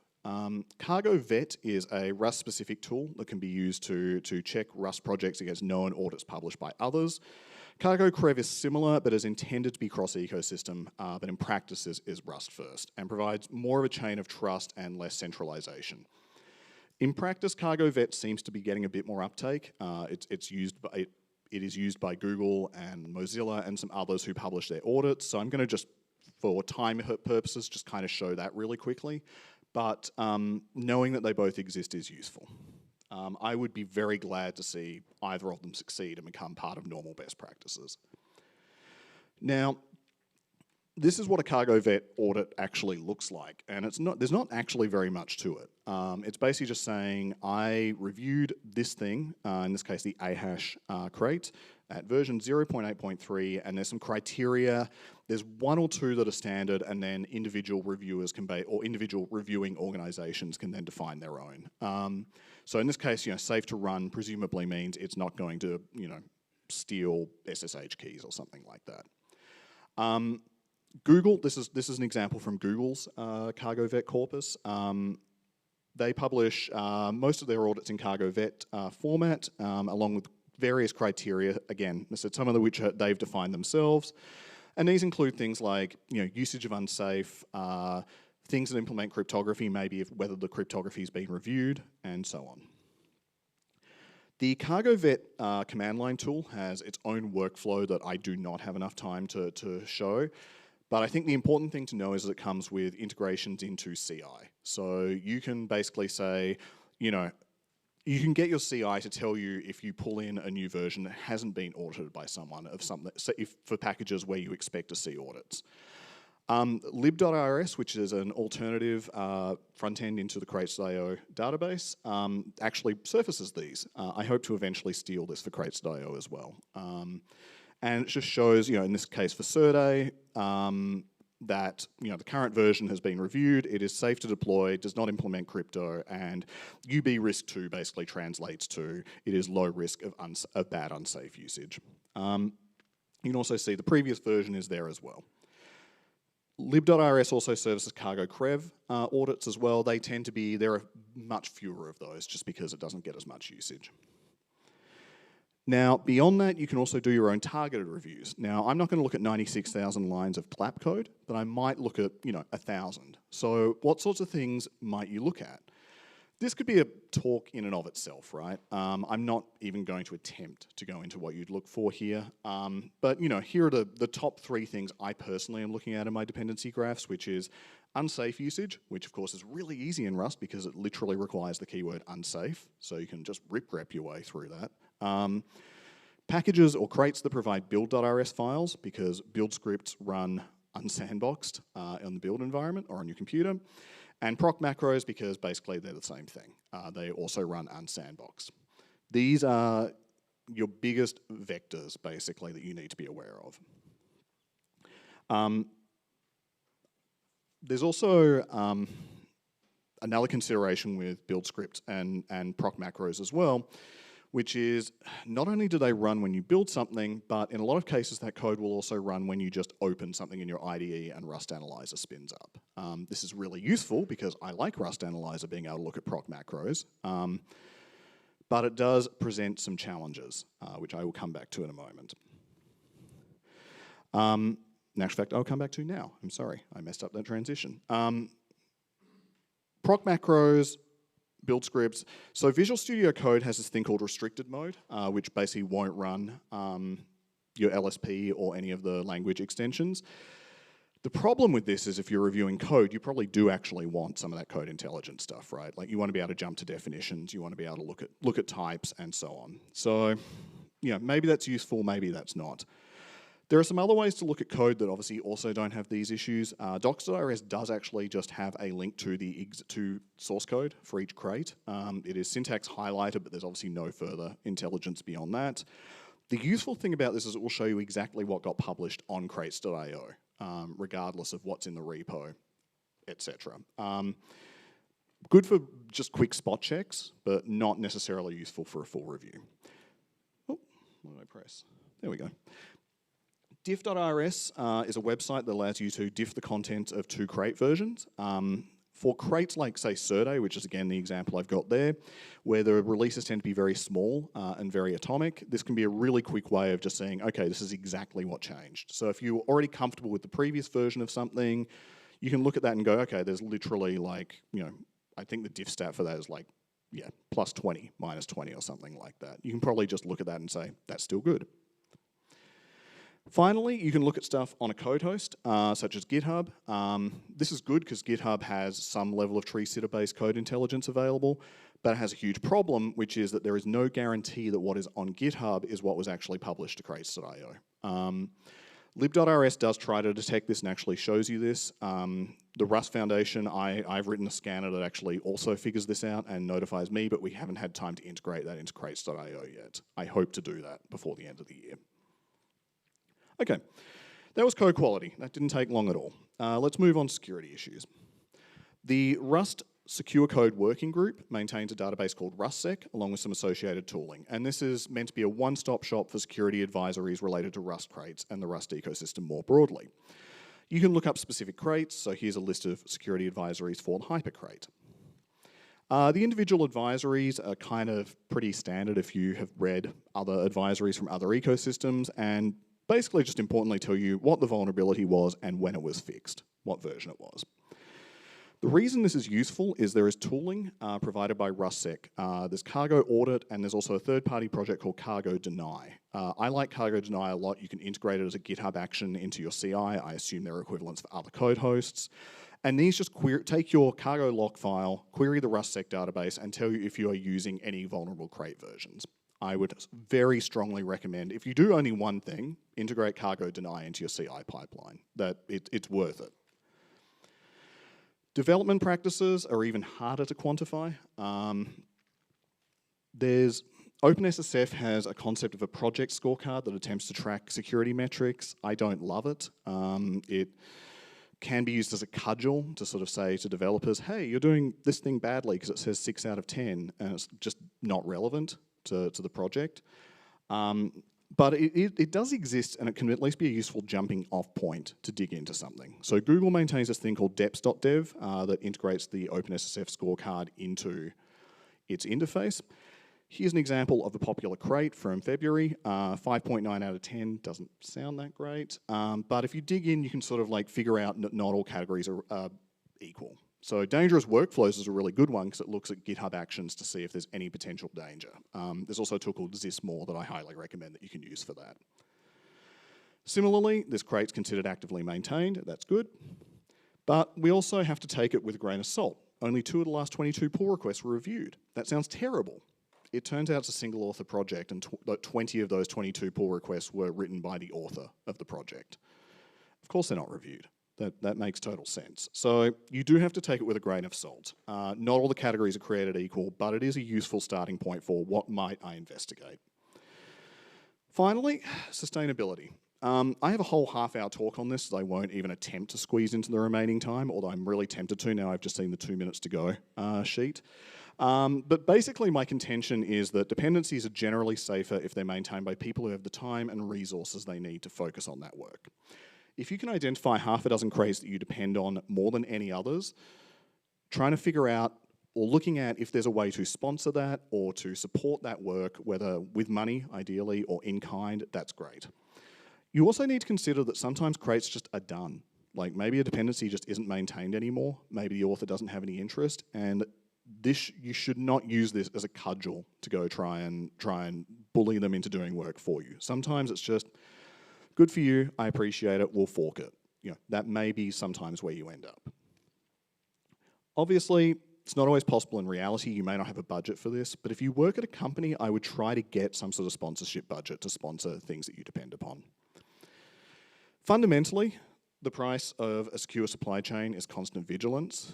The good news is there are many eyes, and the better news is there are tools like Cargo Deny that you can use to evaluate your own risks and keep on top of what's out there.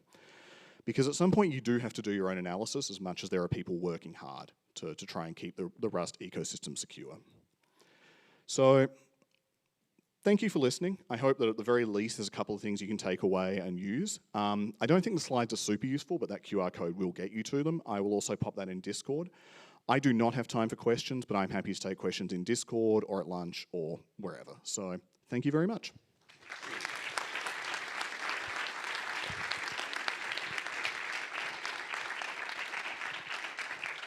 Awesome, thank you, Adam. And that'll be a theme for the next 3 speakers. They're pretty much going to take up the full time, so we won't have time for questions, but they will be here, all 3 of them. Hey, you will be here for the rest of the day. So they'll be here, you can bug them at lunch, just make sure they eat, please. But you can make sure you ask your questions in Discord as well. All right. We're just going to keep going, Estefano, because we don't have much time here. So our next talk is The Past, the Present and Future of Semver and Rust by Predrag Gruevski, who for the last 3 years has been building cargo semver checks, a linter for semantic, oh, you got a fan in the crowd, yep, for semantic versioning in Rust. He is the recipient of the Rust Foundation Fellowship for his work and is excited to make cargo update fearless. That's quite a mission, so good luck. All right.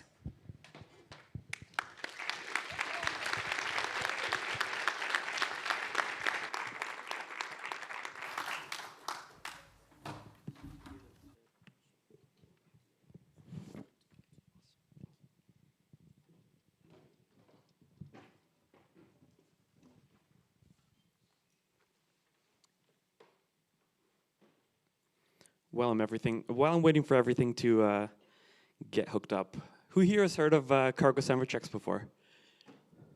Awesome! Wow. Who here has actually seen it catch something that they might have missed before? Nice. Last night.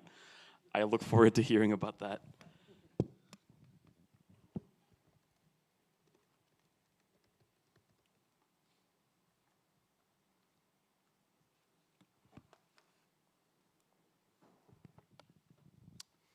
Awesome.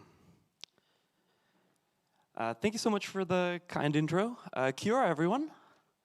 It's my pleasure to be invited here to Aotearoa, New Zealand. It's my first time here, and I'm having a blast. Thank you for letting me talk about my passion project.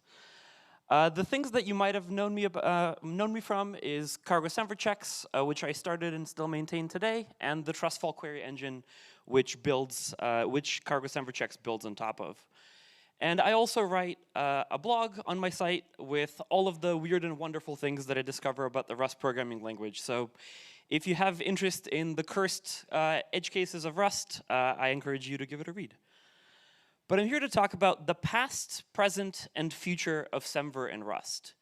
And before we dive into that topic, I think it's useful to think about what is semver? Like, what is the point of this? Why are we doing it? One way that we might try to describe it is as a fixed set of well-known rules that say all breaking changes made to a library's API require major version bumps. This, as far as definitions go, is not a terrible one, but it's also kind of completely wrong. I can take issue with just about every word of this sentence. And that's kind of the point that I'm trying to show here. Semver is actually really, really hard in practice. The rules change over time. Figuring out the rules in the first place is actually an open research problem. I certainly don't know the rules, even though I've been working on this for 3 years.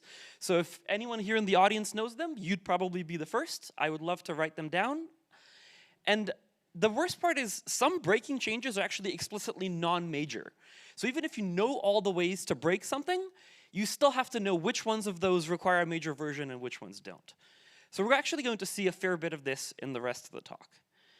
So instead, I'd like to adopt a more empirical definition for the purposes of this talk, which is that Alice runs cargo update, and now her code stops working. This is a very, very frustrating experience, because Alice said, please make my code better.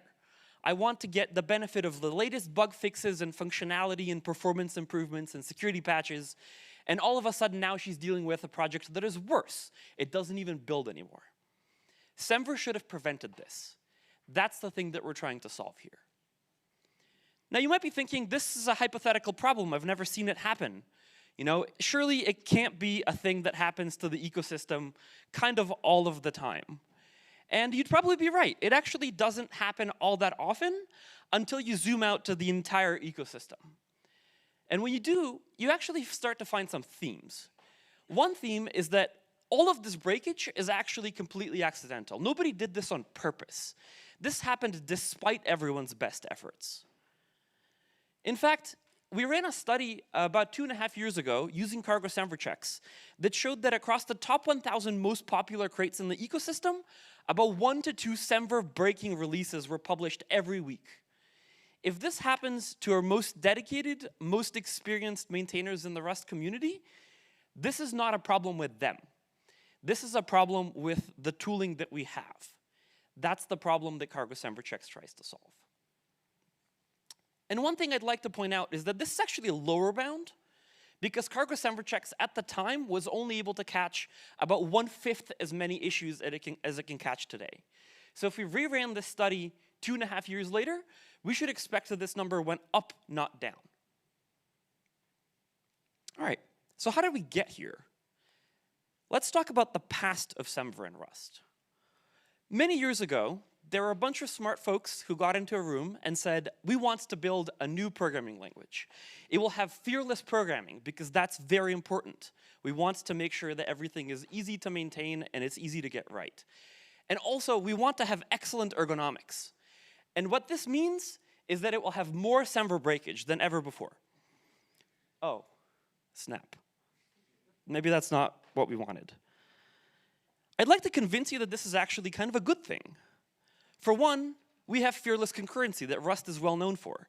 It means that race conditions are compile errors. This is much, much better than finding out at runtime that something that you expected is thread safe is actually not. This is the norm in many other ecosystems where you run cargo update or their equivalent, and now your program is broken at runtime. It's much preferable to find this out at compile time. So this is good. But what this also means is that thread safety is an unambiguous part of your semver contract. If you have a data structure and it is today thread safe, making it not thread safe tomorrow is a major breaking change. And it's a major breaking change that we're going to detect with cargo semver checks today. It's not something that you can kind of slip by and then have some people maybe notice down the line or maybe not. So it means that the breakage is actually attributable, it's visible. It's not that it's new to Rust, it's more visible in Rust. Exhaustive pattern matching is another good example of both fearless programming and also ergonomics. If you're not familiar with it, it looks kind of like this. We have this public enum example, which has this variant called first. And somewhere else in the program, we have this function called process, which takes an example enum and pattern matches on its variants. So if we were to forget to handle one of those cases, like this second variant, then Rust will say, this is a compile error, you forgot to handle a case. This is great. Otherwise, this would be a bug that we would find at runtime. But this also means that adding that second variant in a new version is a major breaking change, because we're going to trigger this exhaustiveness problem in downstream code. Because the set of variants that are part of this enum was part of our semver contract. So again, this is something we could have caught at runtime. Rust just promoted it to a compile time problem. This is still good. Finally, I want to talk more broadly about ergonomics in general. We've probably all written code that looks kind of like this. And I don't know how familiar you might be with the Rust programming language, but this code actually has quite a bit of just do what I want. Just do the thing, handle it for me. This is great. This is what makes Rust wonderful to write. But what this means is that there are many opportunities for something to go wrong later. There's a system called inference in the Rust compiler that tries to do the thing I wanted transformation in the code. And it works almost all of the time. And when it breaks, we get errors that look like this. Now, this is frustrating. We don't want to debug this, but we also would prefer not to have to be super explicit in the code either. And breaking inference is actually one of these tricky cases where we definitely broke a program, but the breakage is explicitly not semver major. This is RFC 1105 on API evolution, and it explicitly says, all major changes are breaking, but not all breaking changes are major. And breaking inference is an example of such a breaking but not major change. That being said, let's zoom back out to our definition of Alice runs cargo update and her code stops working. Telling Alice in this situation, actually, the maintainer did the right thing. This is not semver major, so you just have to suck it up and fix it. That is not going to go over well. This is not a good attitude to have. So that's one of the problems that we'd like to solve here, even though this is explicitly ruled as not a semver major change. The biggest problem that we actually have is that at least in the past, semver is just kind of a thing that happened. It is an evolved system, not a designed system. And so we end up with situations like this, where adding a simple import to your Rust program can in some cases be a major breaking change. This is clearly not something that anyone would sit down and design, but this is what we get for not designing it. So let's try to change that. Let's talk about the present of semver in Rust. Like I mentioned, I work on a tool called cargo semver checks. It's been used in production for a variety of crates, including cargo, and it catches real-world issues. So for all of you here using it, thank you for trying it out. For everyone not using it, I would very much recommend it because you already depend on it. If you use cargo, if you use something like Tokyo or Russell's, it's already in your trusted computing base. So you might as well just start using it and not break semver. The way that it works is super simple. If you're going to publish your crate, just run cargo semver checks right before. It will detect the version bump that you're attempting to make, then scan the API changes that you're making and look for things that are inappropriate for the version bump. It's that simple. And it's actually planned to become part of the cargo publish command itself. This is an explicit Rust project goal. There's still some work left to be done, but I'm very excited to automatically run it as part of cargo publish in the future. Unfortunately, for the most part, semver still mostly just happens to us. And to demonstrate this, I want to show you something from a couple of months ago, where Rust 186 shipped some new functionality for the target feature attribute. Now, I was very curious about this, so I dug in, and I happened to find some very interesting stuff after quite a bit of research and experimentation and digging into things. What all of this summarized to is that we found unsoundness in the Rust language, so a bug in the language itself. We found some accidental features that were never planned to be allowed in Rust, but people found ways to use them, and now they're there forever. And we found a dozen new lints in cargo to write in cargo semver checks, a dozen new rules for semver, as well as a bunch of bugs in Rust doc and in other places. So doing research on semver is super useful even if you never use cargo semver checks, because it just makes the language better for everyone. But it's still a problem that semver just happens to us, that we're just kind of drive-by, bystanders in the process.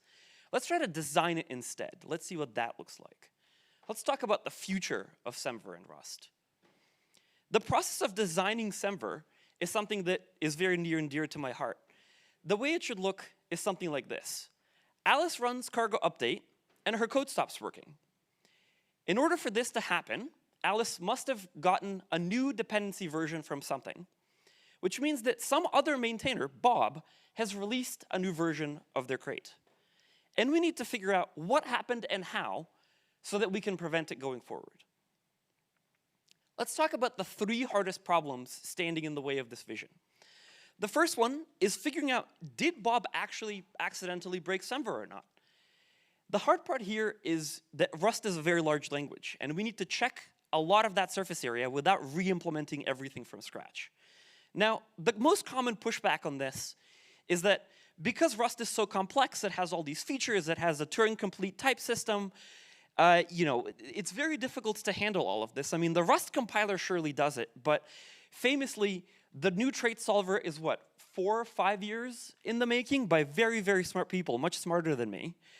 And we can't actually reuse the Rust compiler's internals because they're all very highly unstable. We would be doing work practically from one nightly release to the next just to sort of keep the lights on. We'd have to re-implement type checking, we'd have to re-implement trait solving. I mean, all of this is completely infeasible. And I say, yes, absolutely, I agree. I am nodding along with everything you say. And then people say, okay, so my conclusion is semver checking is impossible, might as well just give up right now. And that's where I don't agree. I think this is an erroneous conclusion. I'd like to convince you of that in a few broad strokes. Let's take a look at some breaking changes in practice. So here we have this function called frobnicate, which in the old version used to take a string. And now we've changed it to take a number instead. Is this a breaking change? Who thinks so? Sweet. You're all right. Of course, it's a breaking change. I mean, it took a string, now it takes a number. This is obviously broken. So if we just try to run the Rust compiler on this, it'll say, look, the arguments to this function are incorrect. I expected an I64. I got a string, or vice versa. And this is definitely broken, right? So cargo semver checks should catch this. All right, how about a slightly more complicated example? So again, we have string, and in the new version, we have impl into string, right? So we take this, anything that implements the into string trait. Who thinks this is a major breaking change? Yeah, this is a pretty tricky one. It's technically breaking, but it's not major. The reason that it's not major is because string actually implements into string. There is a way to break things with inference here, but we said we're going to ignore that for now. And because string implements into string, all the previously allowed values are still allowed, and that's fine. So most of the time, this is not a problem. This happens in the Rust ecosystem regularly, and the sky hasn't fallen down yet. How about this one? So we used to take a string, and now we take, I don't know, whatever this mess is on the right-hand side. Who thinks this is a major breaking change? Who thinks this is not a major breaking change? The correct answer is maybe. I don't know. Like, how am I even supposed to evaluate this? Like, I'm not a compiler. I don't have a trait solver running in my head. Like, clearly, I'm not the best suited person to evaluate this.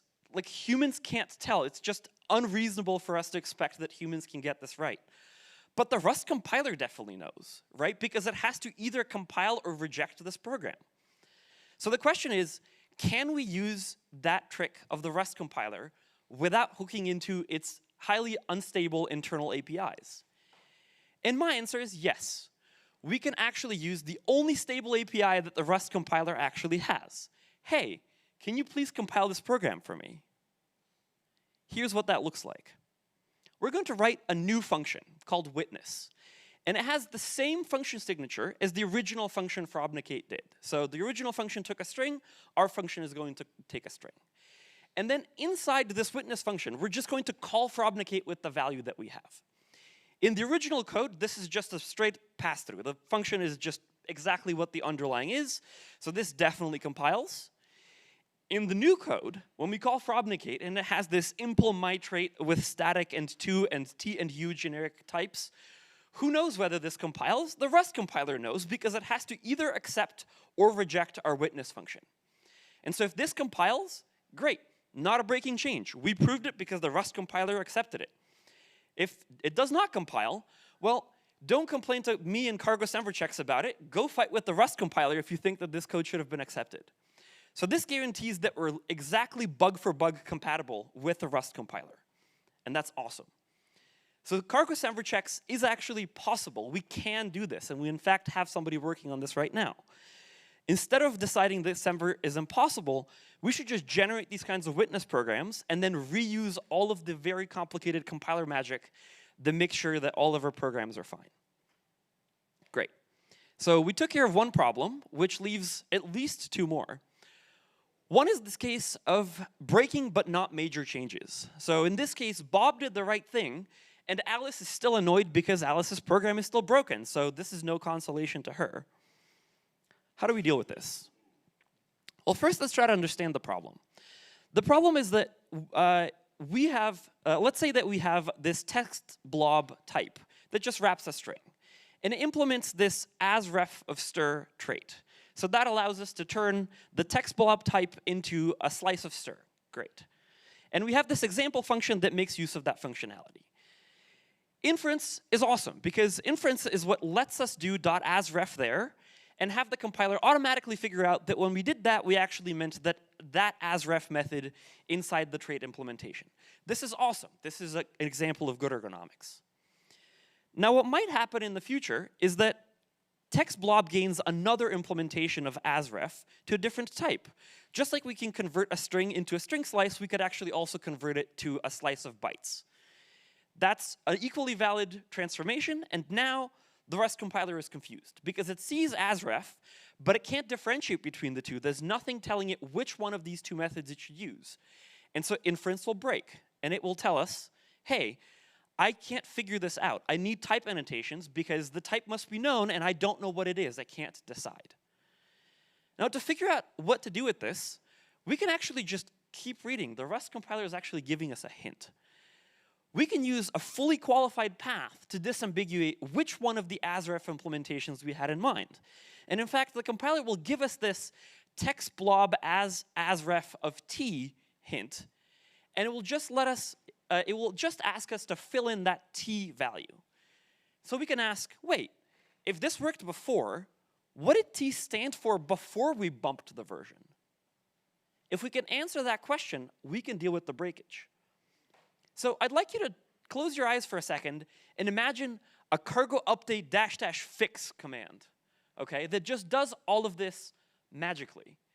All right, here it is on the screen. Let's say that we run cargo update and we observe inference breakage. Okay, we will take a look at all of the call sites that are broken. We will figure out where they are. So it's this data.asref on line 19 of librs. Great, we know where it is.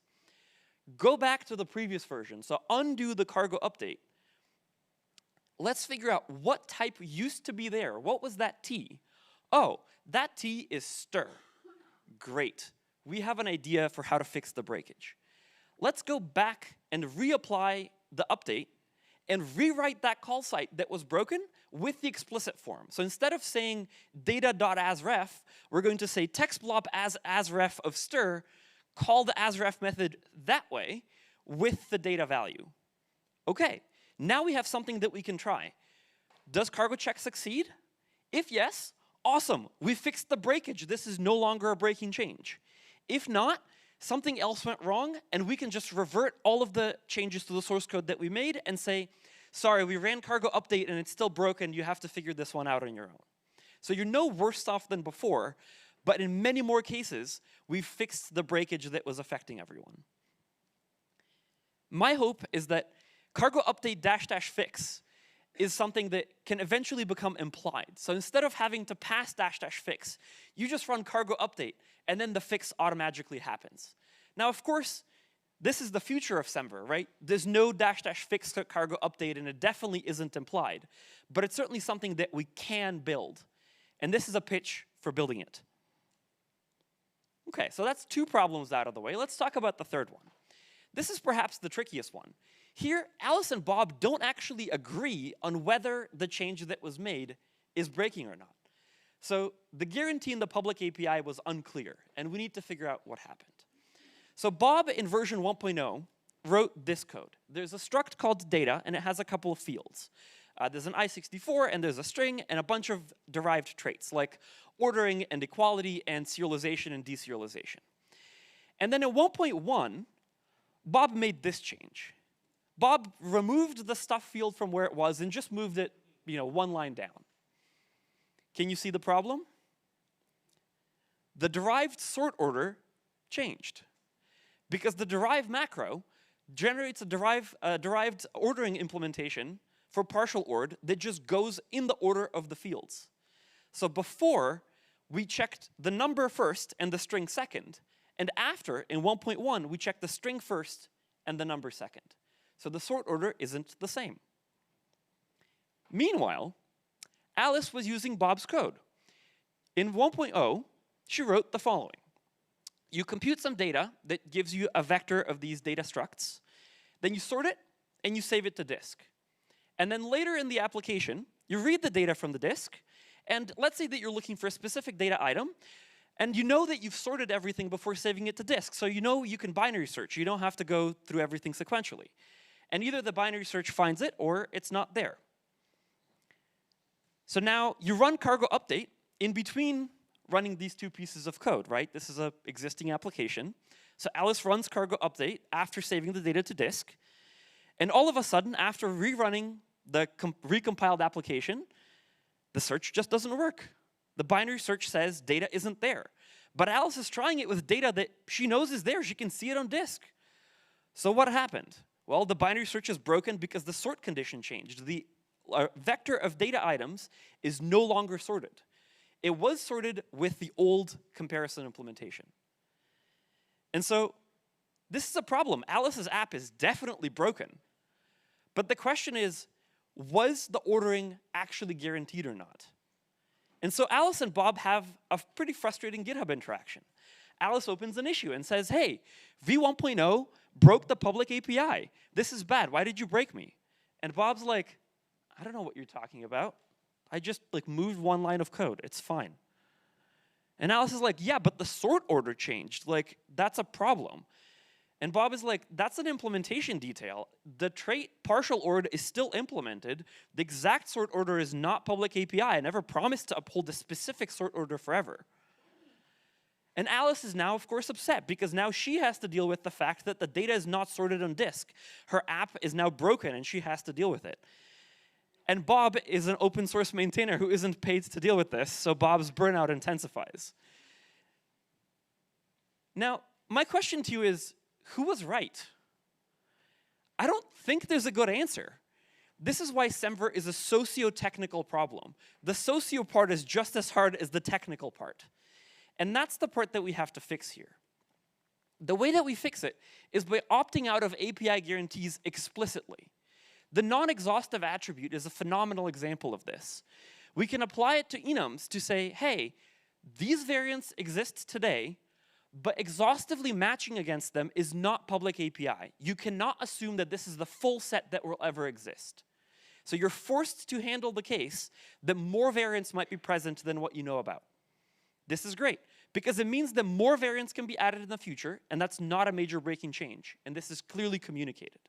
This is an explicit guarantee that is visible to tools like cargo semver checks, which means that it's machine checkable. We should do the same for ordering. Imagine we had an attribute like semver exclude stable order.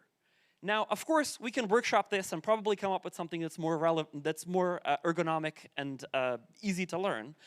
But the point is to imagine that such a thing can exist. With something like this, we can actually determine which code was wrong. If it was explicitly stated that ordering is allowed, but a specific stable order is not part of the public API, now we know that it is not safe to assume that the ordering will not change from version to version. Now, importantly, it also allows us to track one more possible major breaking change. Adding this attribute to a structure that already existed is itself a major breaking change. Because without this attribute, we might have assumed stable order, and by adding that attribute, we're opting out of something that used to be public API. So at this point, we've seen 3 different extremely difficult problems, and I hope I've given you a bit of an intuition for how we might be able to solve them. So I'd like us to all take a step back and think. All these problems are really, really hard, but they're also solvable. They won't be easy to solve, but they're things that we can solve, and I hope I've convinced you that we should solve them. Because right now, we're bystanders to semver. Semver is something that happens to us. Features get designed and added, and only in retrospect do we figure out how they actually affect us on a day-to-day basis when we run cargo update. I think cargo update should be fearless. And in order to do this, we'll want to eradicate all of this kind of unintended breakage. To do that, I think we have to dare to want nice things. Things like fearless cargo update. Things like cargo update -- fix that will fix all of the breakage that I run into. In order to do that, we have to adopt a how can we do this attitude, not an it can't be done, I've decided already kind of attitude. Because these problems are hard, but they're solvable. And in order to do this, we'll need to share ideas. We'll need to remain determined. We'll have to deal with setbacks. We'll have to work together. This will take a very long time, and it will probably take quite a bit of funding and quite a bit of energy from a lot of, frankly, undercompensated open source maintainers. But this is a problem that we all have, because Rust is a language about community. Rust is a language where we expect that not everyone can be perfect all the time. And that's why we design tools like the borrow checker, like cargo semver checks, like everything that we love about this language. And I think that we should dare to want nice things and work to build them together. Thank you.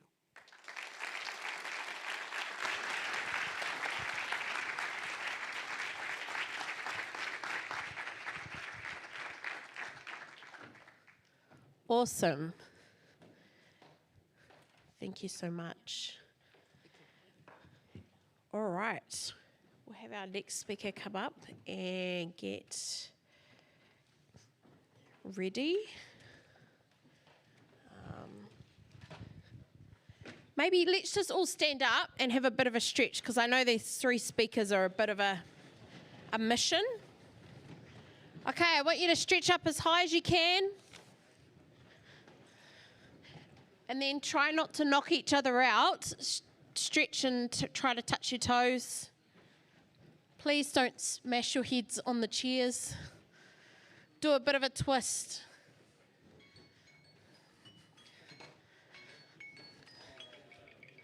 Okay, cool.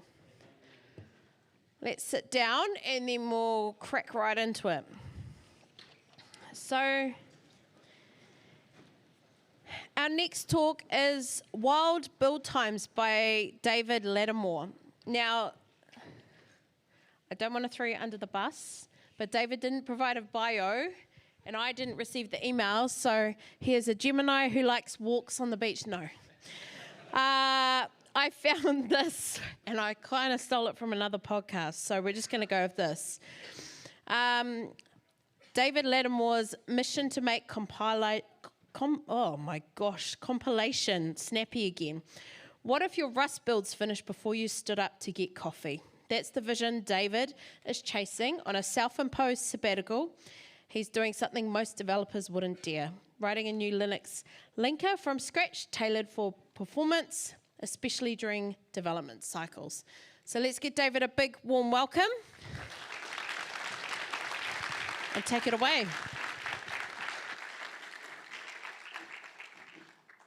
Thanks, Amber, and sorry for making you research my bio.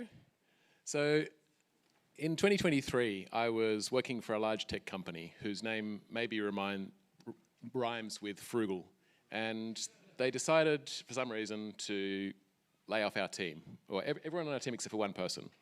And everyone on the team, except for me, including the person who wasn't laid off, decided to immediately go and get new jobs. And however, I didn't. So much to the dismay of my wife, I decided instead to sign up for GitHub sponsors and work on interesting Rust projects full-time. The end result is the Wild Linker, which I'm going to talk about today. So it's a fast linker for Linux, and I'm going to talk initially about some benchmarks, and then about some of my favorite optimizations that we've used in the Wild Linker in order to make it fast. So this benchmark here is basically linking the Rust compiler. So it's librustc driver, which is where most of the code in the Rust compiler lives. As you can see, GNU-LD is quite slow. So this will be the only benchmark where we'll show GNU-LD, because as you can see, it really messes up the scaling of the chart. And really, we'd like to see how LLD and mold and other linkers compare, and we can't do that if we've got GNU-LD on there. So Chromium is an interesting benchmark because it's a really, really big binary. And so this benchmark shows linking with LLD and linking with mold. So the timings for this benchmark come from Rui, who is the author of mold. Rui's done an amazing job of demonstrating that you can make linkers very, very multi-threaded and that you can get really good performance by doing that.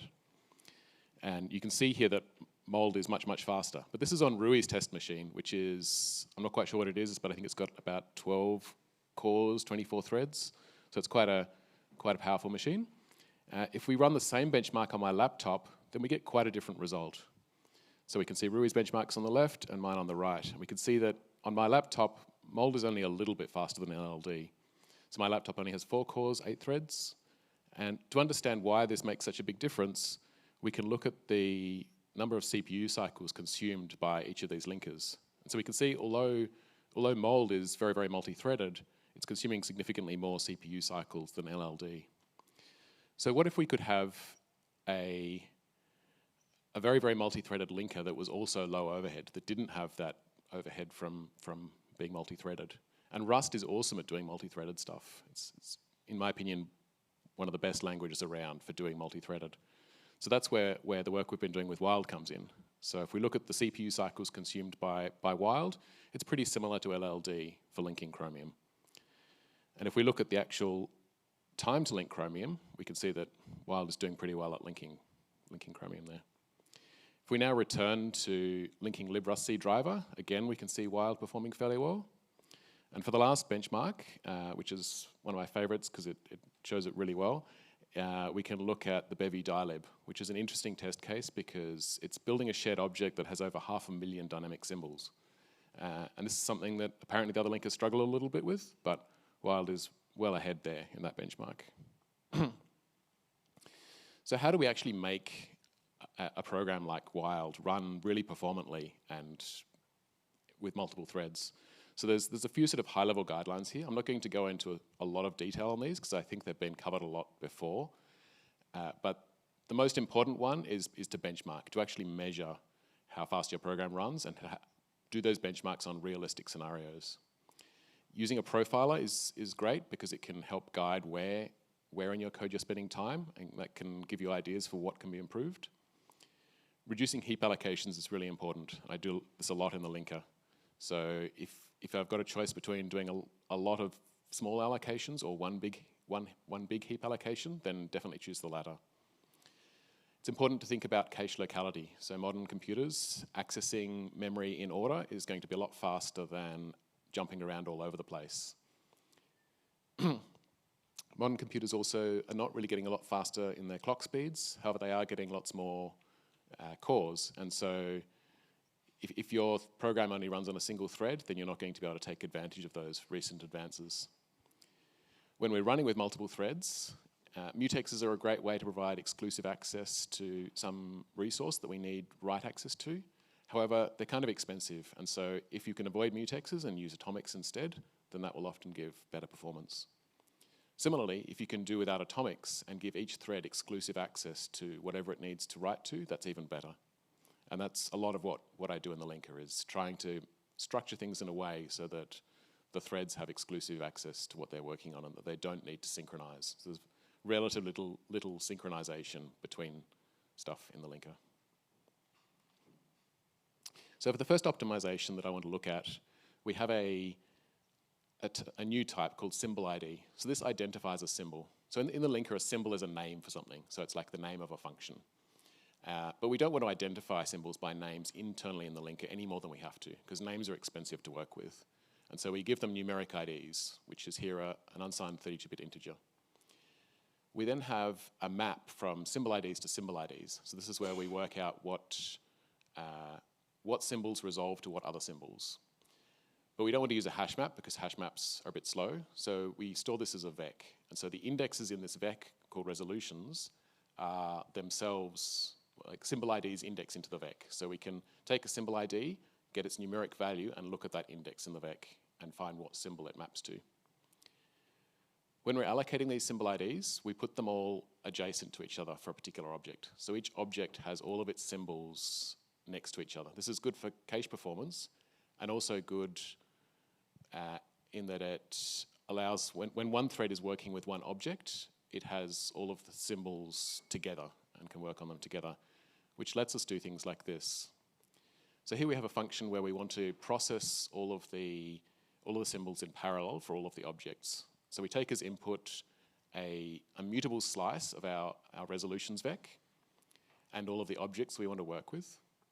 We then iterate over the objects, and for each object, we find how many symbols it defines, and we split that off the start of this slice. So we're taking chunks off this mutable slice, and now we've got an iterator that has both the object and the part of the slice that it needs to work with.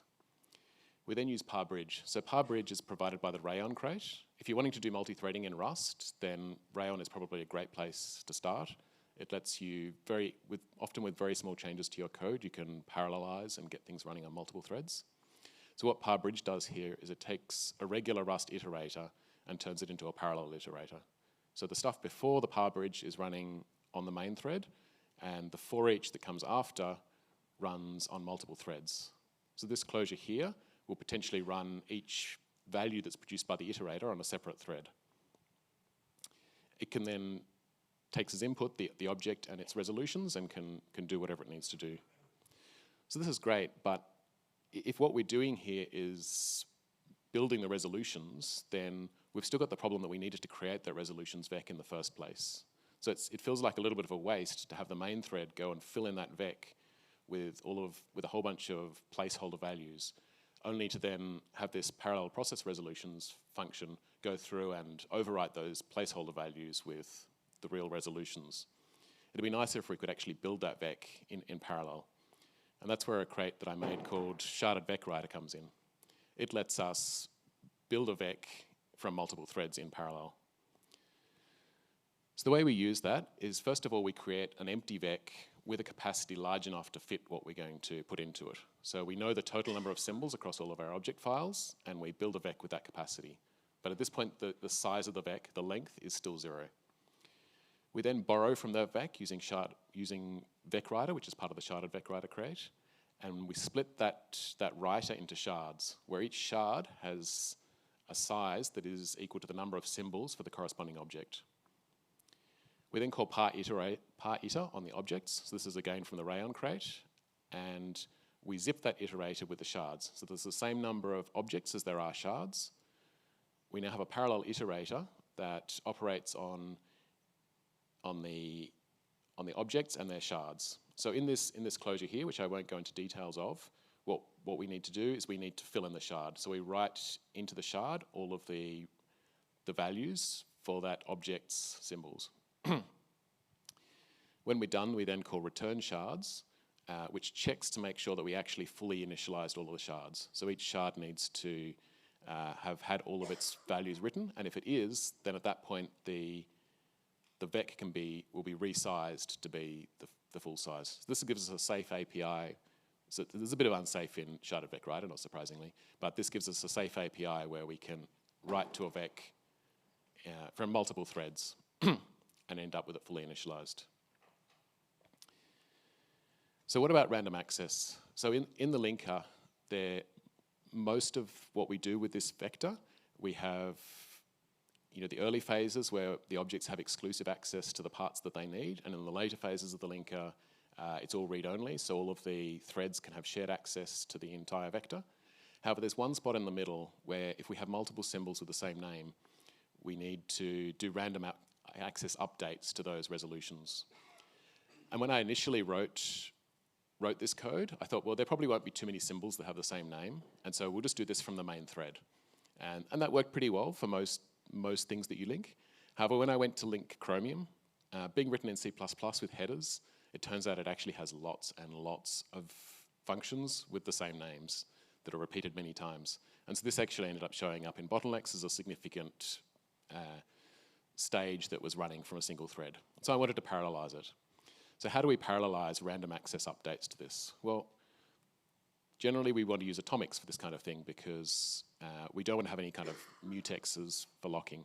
So we create another new type called atomic symbol ID, which instead of wrapping a regular U32 now wraps an atomic U32. So this allows us to write to these resolutions with only a shared reference. We no longer need an ampersand mute reference.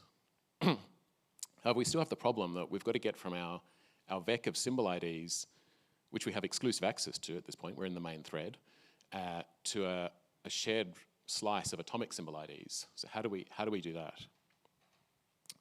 So, I mean, they have the same representation in memory, but we still need some way to do that conversion. So there is a method in the standard library, atomic U32 from mute slice, that more or less does this. It takes a mutable slice of U32s and gives us a mutable slice of atomic U32s. Great, except it's unstable, it's nightly only. And even if it wasn't unstable, we'd have to lose our new types. And I don't know about you, but I'm kind of attached to my new types. I don't want to be going around with a whole bunch of vecs of U32s or vecs of atomic U32s. I'd like to wrap my types in things that give them a bit more semantics. So we need another option. Well, we could use atomic U32 the whole time, but as I mentioned, this is only a small part of the linker. Most of the linker, we're fine to have exclusive access or shared access to this vec. We could reach for unsafe and use transmute. We could look through the rules for what's required in order to safely do this transmute and say, hey, trust me, compiler, we've got this slice of symbol IDs, just trust me that it's actually a slice of atomic symbol IDs. And that would be a reasonable option. But I quite like the challenge of trying to avoid unsafe if I can. especially if I can find a way to do it that has the same performance as using unsafe. And it turns out there is another option, and it's this. So we can define a function that takes as input our vec of symbol IDs and returns a vec of atomic symbol IDs. But what about this? I mean, surely this doesn't have zero cost. Surely this will be more expensive than the transmute. But as it turns out, there's an awesome optimization in the Rust standard library where if we consume the vector, so we have a vector of something and we call into iter, so this is consuming the vector, and then we map it to some new kind of value that has the same size and alignment, and then we collect the result up into a new vector. This optimization in the standard library will reuse the original heap allocation, which is nice because less heap allocations is good. But what about this loop here? We're still looping over all of the values in the vector. Well, as I mentioned, they've both got the same representation in memory. So when LLVM optimizes this lambda here, the output is the same as the input. And so LLVM can get rid of that and get rid of the loop, and it all just disappears. And indeed, if we compile this to assembly, we see that the entire function is just a few moves and a return. And if we allowed this function to be inlined into the caller, even these would disappear. So it really does disappear away to nothing. So if showing you assembly has made you tune out, then here's a picture of a couple of my pets, which I'm told is compulsory. These are our budgies. And now back to coding. So to convert the other way, we do more or less the same thing with one important caveat, which is that we don't want to do, when we're converting from atomics back to non-atomics, we don't want to do an atomic read because the compiler might have a hard time eliminating that. It's hard for it to work with atomics. And so we call into inner on the atomic, which consumes the atomic. And because that's is not itself an atomic operation, the compiler can much more easily eliminate it. And again, we can see that it gives exactly the same output. I'm afraid there's no more budgie pictures. So to actually use this, the first important caveat is that we don't just need a mutable reference to our vector, we need ownership of the vector because we need to call into inner on it. And so we call memtake, which we're no longer really borrowing the vector, we're kind of stealing it, but we'll give it back when we're done, I promise. So we take the vector, we convert it into its atomic form, we then do whatever we need to do with it. So this is where we do the actual parallel processing and write to the atomics. And then when we're done, we convert it back into its original form and put it back. And this should be pretty much as efficient as if we'd just transmuted. When we take the vec originally, it puts an empty vector in its place, but an empty vec doesn't heap allocate. So there's not even any heap allocation happening here.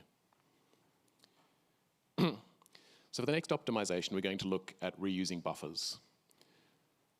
Suppose we've got a loop, it doesn't matter what kind of loop, and inside that loop we're allocating a vector. This is not ideal because every time around the loop we have to do a new heap allocation. So it's much nicer if we can move that heap allocation outside of the loop, and then inside we just clear the vector and reuse it. Which is great, but what about if we have a lifetime associated with the data we're storing in that vector? So suppose here we've got a variable text which contains a string, and we're splitting that string based on commas and then storing those string slices into the buffer.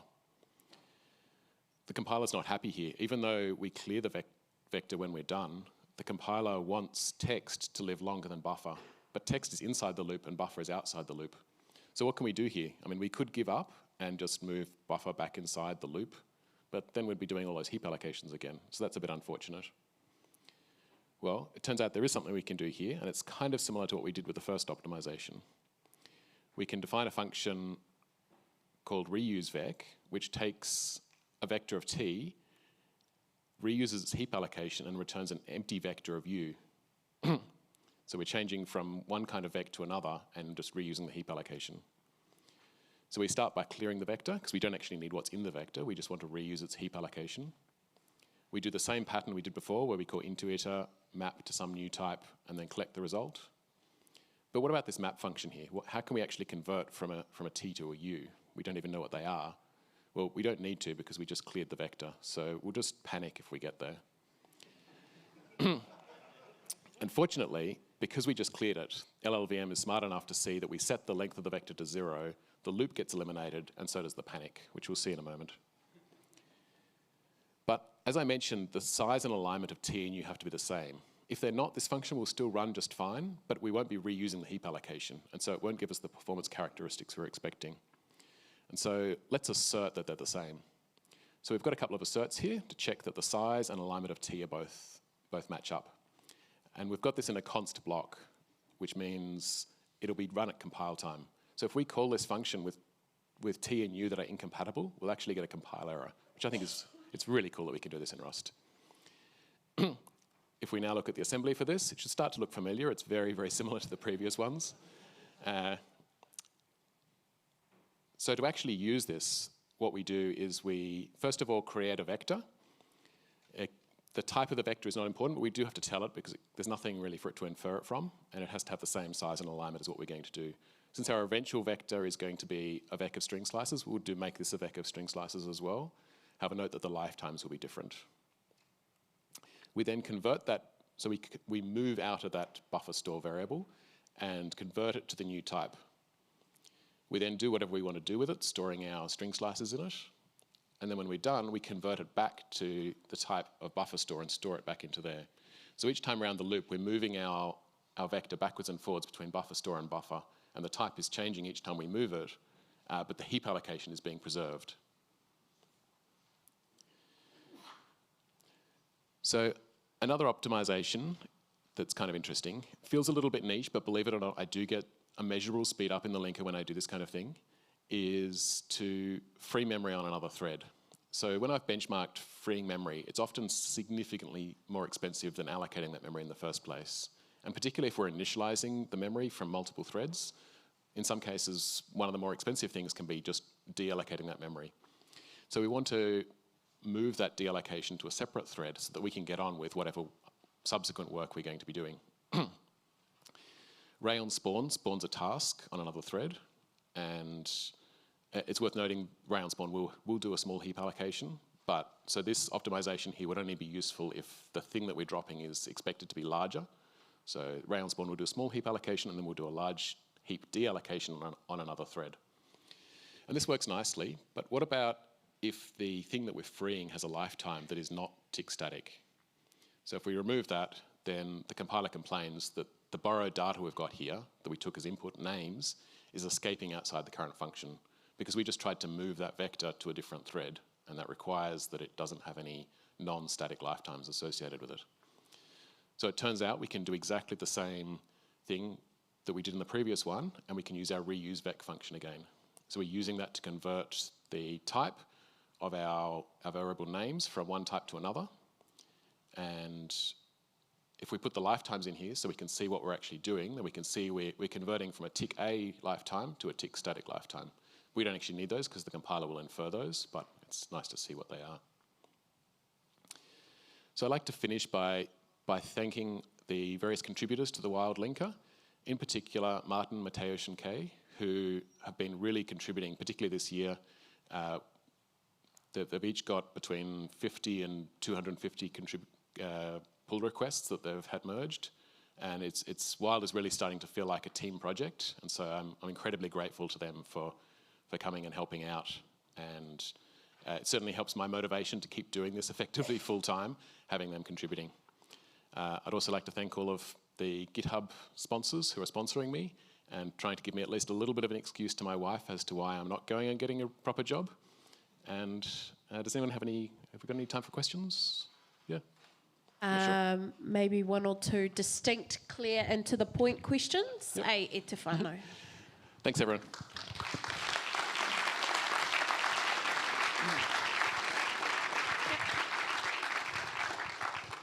And then one here. Cool. If we have time, we'll come to you too. Hello. Thanks so much for this. In your opinion, do these feel like optimizations or functions that could be or should be in the Rust standard library? Or do you think that they are specific to the sorts of programming that you're doing in a linker and would not be useful to others? It's hard to say. I mean, something like converting from a vec of one new type to a vec of a different new type, whether the same in-memory representation. I feel like maybe not the standard library, but there might be some scope to have something like that in the language, but I don't. On the other hand, it's pretty easy to put it in a function and just put it aside and ignore it. So it does wrap up nicely. I don't know. Okay. Number 5. Hi, thanks. Really enjoyed the talk and the optimizations. So about the optimization where you're relying on LLVM to essentially erase the map and collect. So like compiler optimizations are kind of like unstable and not guaranteed and variously brittle and stuff. And here you're just, if that didn't work, presumably it'd have a pretty high impact. Is there anything you've found to kind of like test to ensure that that optimization is happening other than just examining the assembly code, like something you put in CI? I think the main way that I would notice if something like that broke would be I'd see a very significant reduction in performance of the linker. And I do keep, just as I'm getting pull requests from people, I'm often benchmarking those pull requests. I keep binaries for different dates, and I often will say I just compare today's build with the build from a week ago. Have there been any significant regression? So I don't have anything as advanced as the Rust compiler's automated performance measurements, but I am keeping an eye on performance. And I think if I did a Rust upgrade and I saw that it was no longer optimizing these things, I think I would notice that there'd been a regression and investigate what happened. What's any plans to have a Mac release for it? I don't know much about the Mac format. I know it's quite different semantically to the Windows and Linux formats. We don't support Windows yet either, although someone is apparently working on it. I'd certainly be very open to it if anyone wants to work on porting to Mac. Yeah. Great, thank you. Awesome. Let's give a round of applause.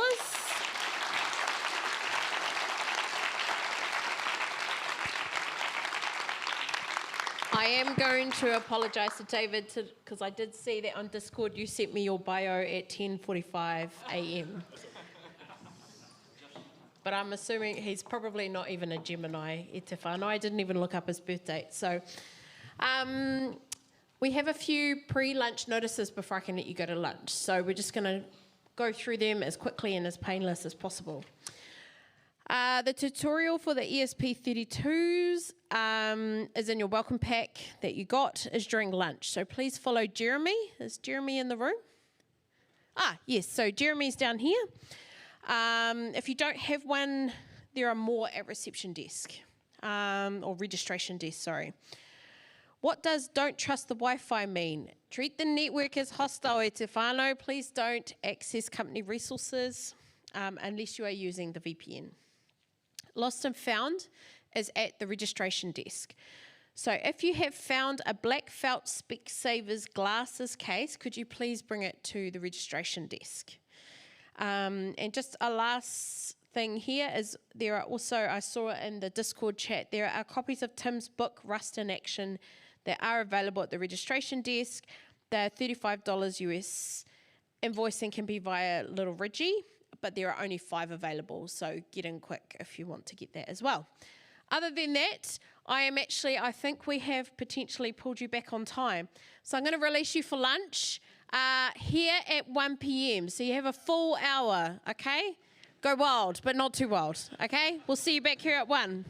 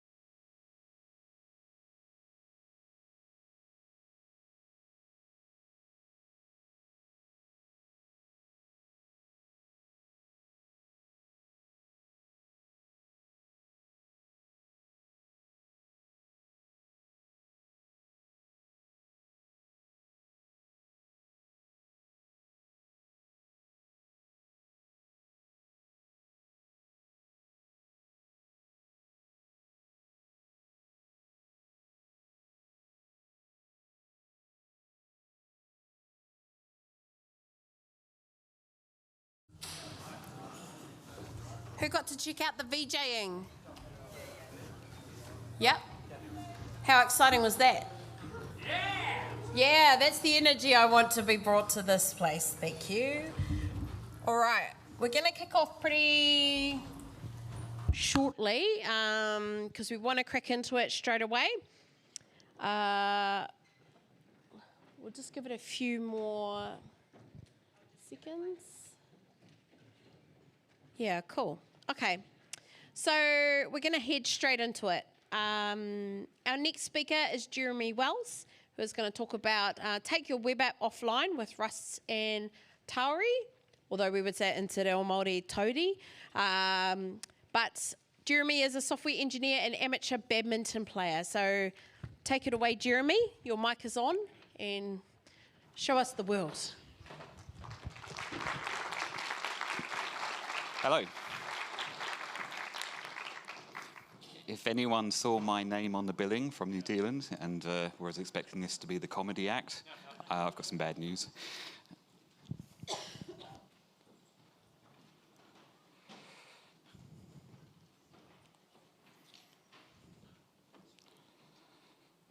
Okay. Or maybe not. I like this slide.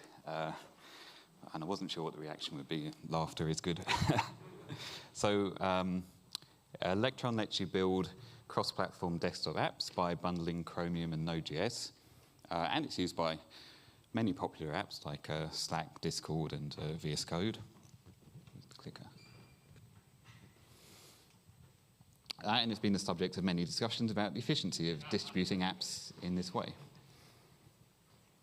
And I'm sure that many of you here have had thoughts on the subject while running multiple of these apps at the same time, or when downloading them, because that bundled Chromium isn't small. But Electron solves a real problem for many developers. And today I want to talk about Tauri. And Tauri solves the same problem as Electron, bringing the web platform to cross-platform desktop apps. And does Tauri solve the problems that Electron has? Well, some of them, with trade-offs, which we'll come to later. So where Electron bundles the browser internally, Tauri makes use of the WebView components provided by the operating system. So everything else being equal, Tauri will use less memory and have a much smaller bundle size. Performance-wise, Tauri is based on Rust, so getting a benefit there really depends on what you're doing with it. But I would argue that these reasons, memory, bundle size, and performance, they're not the reasons to choose Tauri. These are not the reasons I chose it for my project. I chose it because when I'm thinking about what I want to get out of a desktop app, Tauri and Rust make it so much easier. So I'm going to tell you about my journey to using Tauri. Does anyone here play badminton? Cool, quite a few people. If you don't, you should. I joined my local badminton club in 2021, and there I met Steve. Now, Steve didn't play badminton, he had a bad hip, but he ran the badminton club. He would register everyone as they arrived, and he would decide who would play in each game. And to schedule the games, Steve would fill in a grid like this, with the court number against each player, and it would take 10 to 15 minutes to fill in each column. So the numbers in the column is the number of the court that you're going to play on. It's dense information, and it's not very clear what's going on there. 3 months after I joined the club, Steve needed to take some time off for a hip operation, and being the helpful type, I volunteered to open the hold and organise the games while he was away. And I discovered how hard scheduling the games was. The first 2 weeks of doing this were fairly disastrous. People were unhappy. The games didn't have a good mix of abilities, and rotating who had to sit out fairly when there was not enough spaces was really hard to get right. I still don't know how Steve could do it so well, but he'd been doing it for 20 years. Getting it done quickly enough to be able to play myself was impossible, so I was also unhappy. And then an interesting thing to note, looking back through these old sheets just the other day, you can see that the effort to organise the games is higher when there's more players, and so we ended up playing fewer games. And being a programmer and a problem solver, I started to think about the problem. Could I write a program that would output an ideal set of games? What would that look like? This sounded like a really interesting problem. You have 20 players on 5 courts. So I thought, if a program could generate all possible combinations of games, then it could score them based on player abilities and who they played with last time and how many times they sat out. How many combinations of games are there? Well, you can start off by counting how many games you'd have with players in any position, which gives you this very large number. But then if you account for the fact that the order of the games and the order of the players in each game doesn't matter, you get 2.5 billion games. And then we could just tag the players with metadata, score each game, and choose the best one. So I wrote a program in Rust, and I spent a weekend improving this algorithm.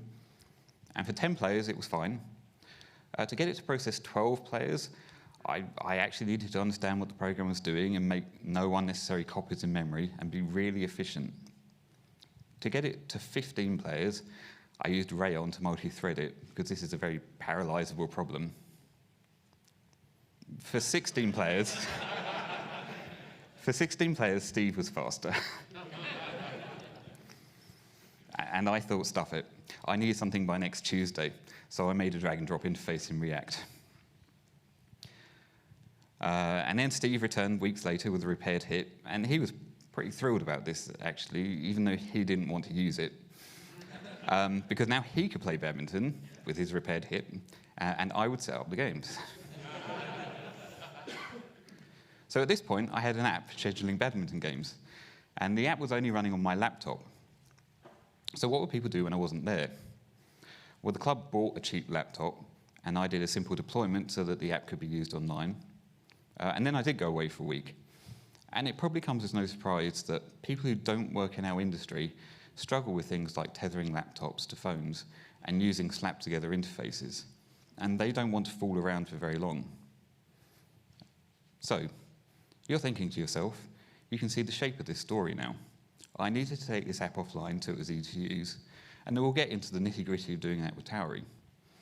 But that's not what happened. I don't think that I would have come across Towery in that timeline. Making the app work offline sounded pretty boring for a side project. So instead, I ordered an NFC card reader and a bunch of NFC stickers and a circle cutter. What I wanted to do was have people put a sticker on their racket and then sign into the app by touching on a pad. And that way, I didn't have to sit there waiting for people at the start of the evening. I could just play badminton. As an aside, cutting the stickers small enough to fit on a badminton racket was a fraught and painful experience. But I did find a company who could print smaller stickers. So you can't drive an NFC reader like this from browser code. You might have heard of Web NFC, but that's only available on Android. So I wrote a simple Rust program, which would read the UID of the sticker using the PCSC library, which is cross-platform. And on the screen here, we have the basic command that gets the tag UID. And to get the UID back to the browser, that program would make an API call to a server endpoint, insert some data into an online database, and then trigger a pub sub event, and the browser would be listening for that, and each player would be associated with one of the unique tag IDs. And as you can imagine, this was pretty pants. A fragile and complex round trip for 2 local programs to talk to one another. And what other options did I have? A browser extension was on one option. Nobody really wants to install those. And then Electron, which I looked at, and it was possible. I would have to write my card reader code in JavaScript for Node.js or use the bridge for Rust. And again, this is a side project and time and interest constrained me. So, Towery. What's the first experience of using Towery? Over the last few years, I've tried out Electron and a number of alternatives. There are quite a few alternatives now in different languages. The thing that strikes me about Towery in particular is how easy and simple it is to get started. After installing it alongside your existing web app, it generates the required Rust bootstrap code, and all you need to do is set at how to launch your web app. Then you type Tarry, and your app will open in a window. It feels pretty magical. On the screen here, we just have Tarry config for launching a Vite-based app. And that's actually all you need. That will open the app. And then there's plenty of plugins for Tarry. Oftentimes, you don't need to write any Rust code at all. The included JavaScript bindings mean that you can drive everything from your web client code. Here we utilize the SQL plugin, which uses SQLX on the Rust side, and it provides a full interface to your web app. You do not need to write any Rust code to get this going. But we want to write Rust code. There would be little point in me showing this to you if it was just a wrapper for you to write more JavaScript. Tarry gives you two things for interfacing with the app running in a web view. You have the ability to define a command in Rust that you can invoke from the browser. So here we have a Rust function marked as a command for getting a list of card readers and the associated JavaScript code to call that function, and everything is async.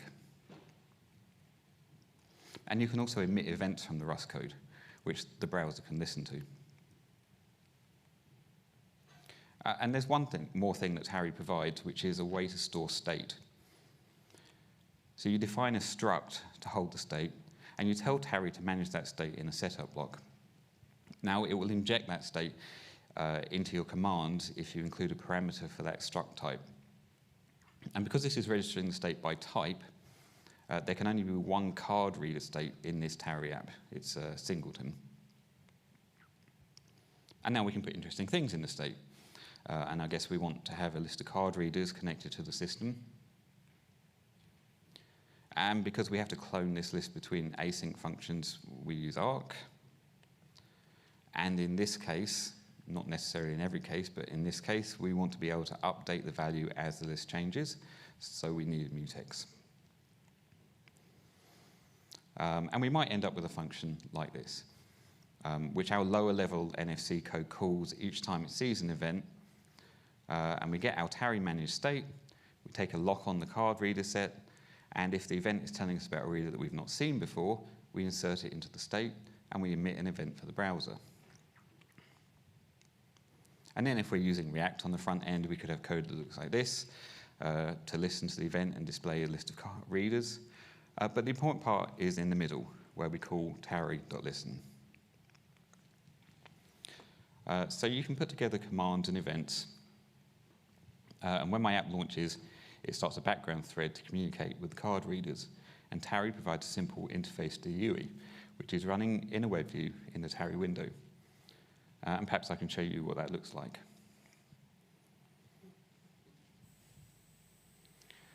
So you have to bear with me for a moment while we'll launch this.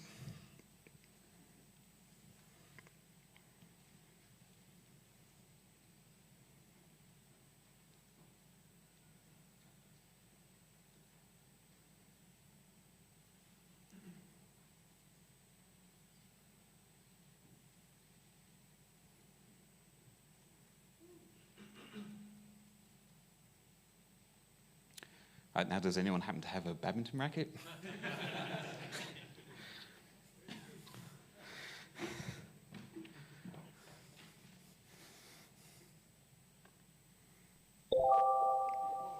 Thank you, Hazel.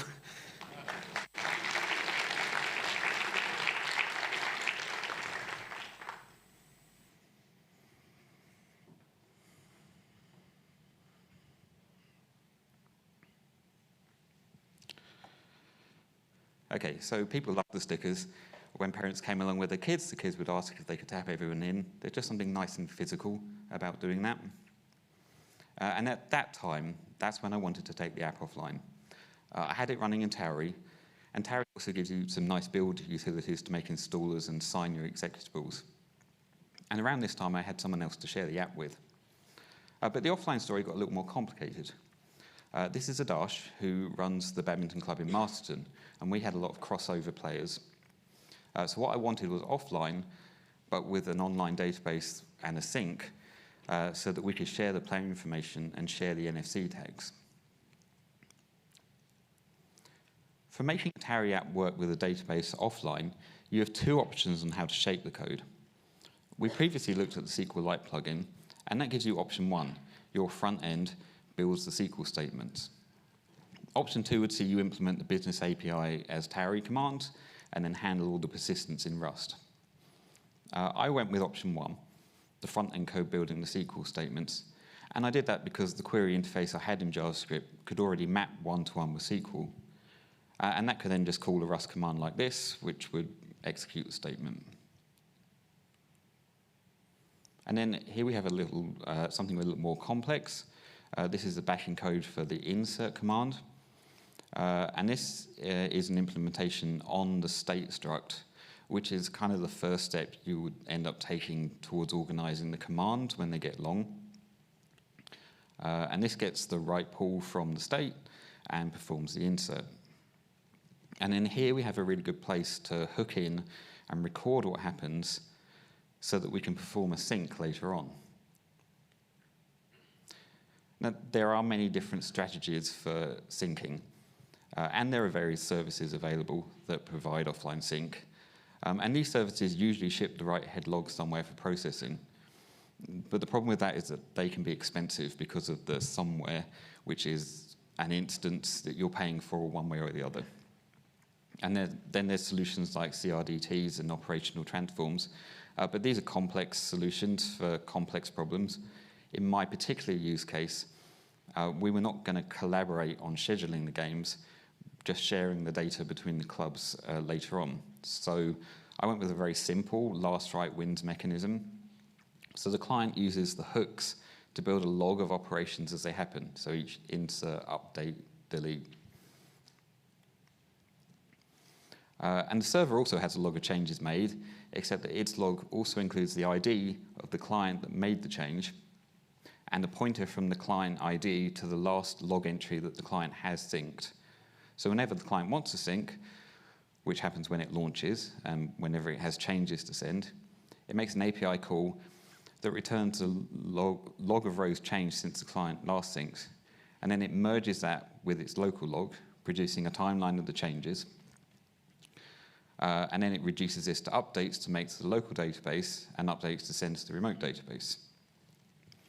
And because I'm using the log here to identify where to pull data from and send it to, but I'm not actually storing the value in the log, these updates don't run through intermediate states.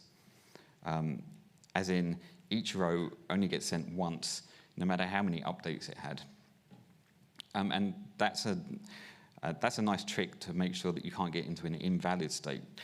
But the trade-off is that you lose the fine-grained changes, so the last writer to each row wins.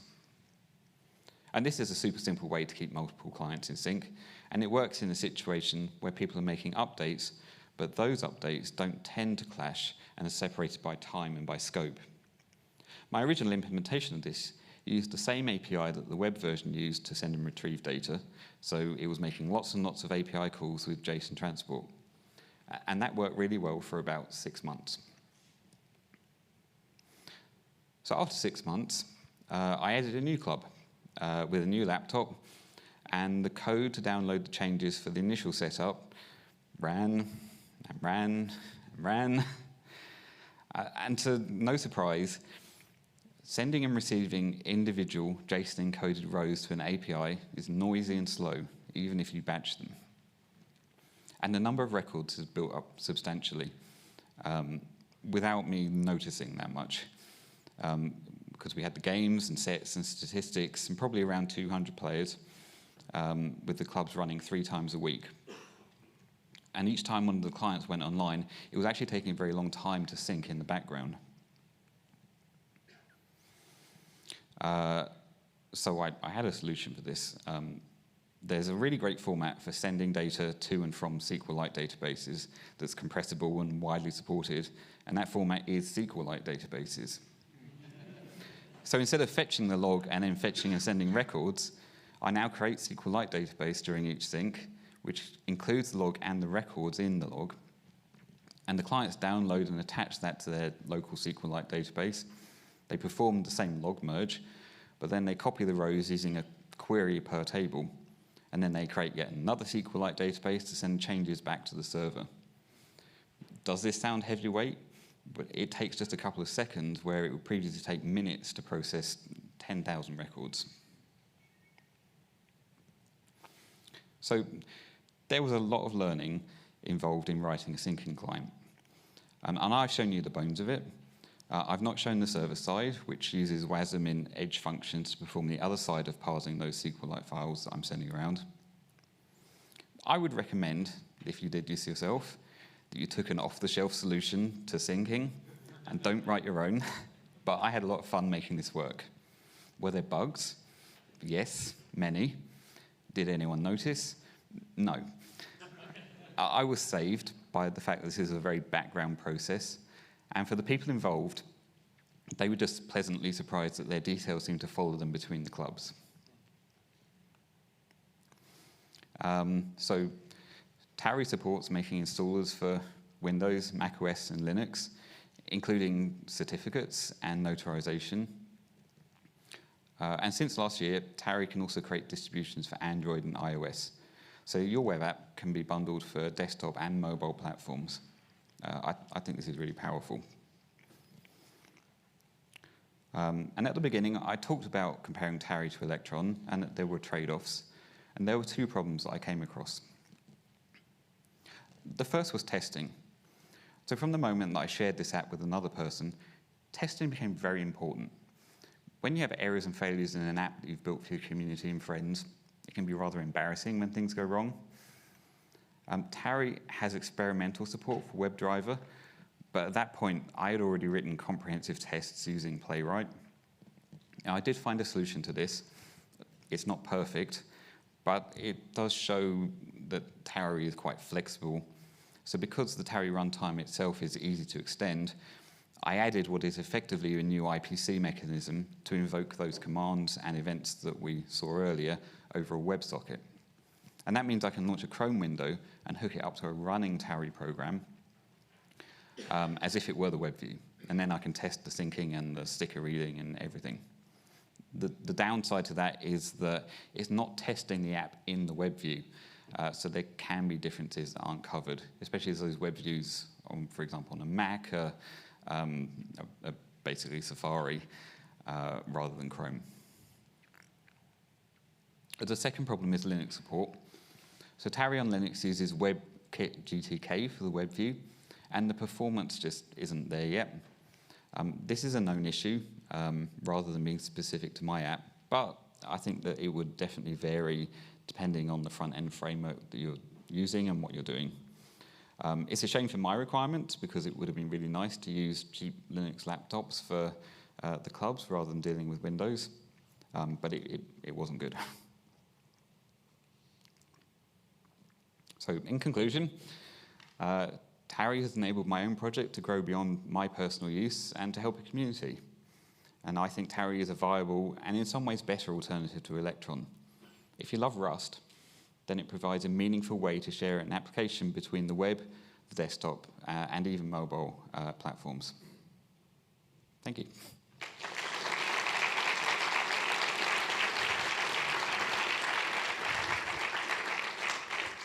Okay, we'll have some time for the questions. Does anyone have any partai? Yep.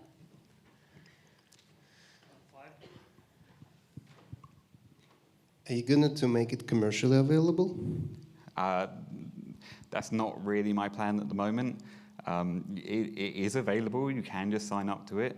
I have put a paid block on it because I want to be able to email people from it, and I don't want people to sign up and send spam from it. But I don't see small casual clubs like the one that I run being like a huge market that could fund something like this in a commercial way. Any other questions? No? We'll just head straight into it. So another round of applause, please. Thank you. Thank you, Jeremy.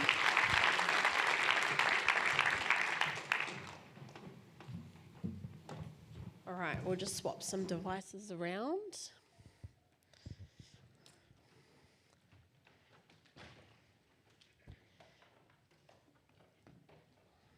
And our next talk is Other People's Code, Domain-Specific WASM by Paul Hammer.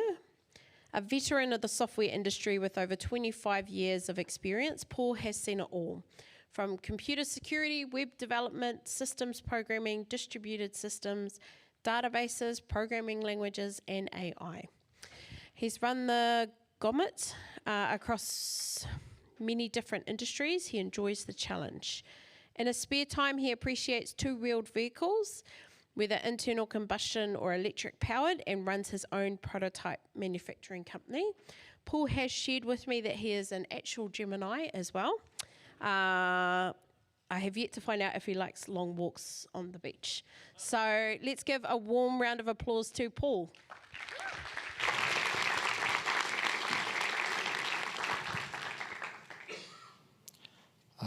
I like long walks on the beach when they're warmer out than they are right here.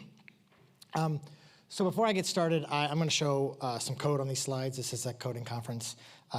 Anything that is not just kind of pseudo-y, hand-wavy, there will be a GitHub repository at the end if you'd like to take a look at it. So first of all, my name is Paul Hummer. I've been coding professionally since 1999, which is longer than I haven't been coding professionally at this point in my life. My first programming language was Visual Basic 3, so I don't have the creds of QBasic or those kinds of things. My first production Rust was in 2016. I wrote a chess server that I put into production and makes about $100 a year right now. So I'm looking forward to early retirement. And I've been working with WASM since 2019. One of the things that I really like about Rust, because Rust is a new land, right? We're a new language, and so most of us are all immigrants to the land of Rust. So I like to know where you're from when I talk with you. And I am from the land of Python. That was where my home was before I came here. Another thing that I like to ask people when I meet them is not so much what do you do for a living, but what are you proud of? So my first thing is that I'm a husband and a father. This is me being a panic handler after a pretty significant crash. I promise you that if you think libunwind is haunted now, the human version is a lot worse. He's here, by the way, and he has one of those fancy badges if you want to get a hold of one. I guarantee you he can't fight.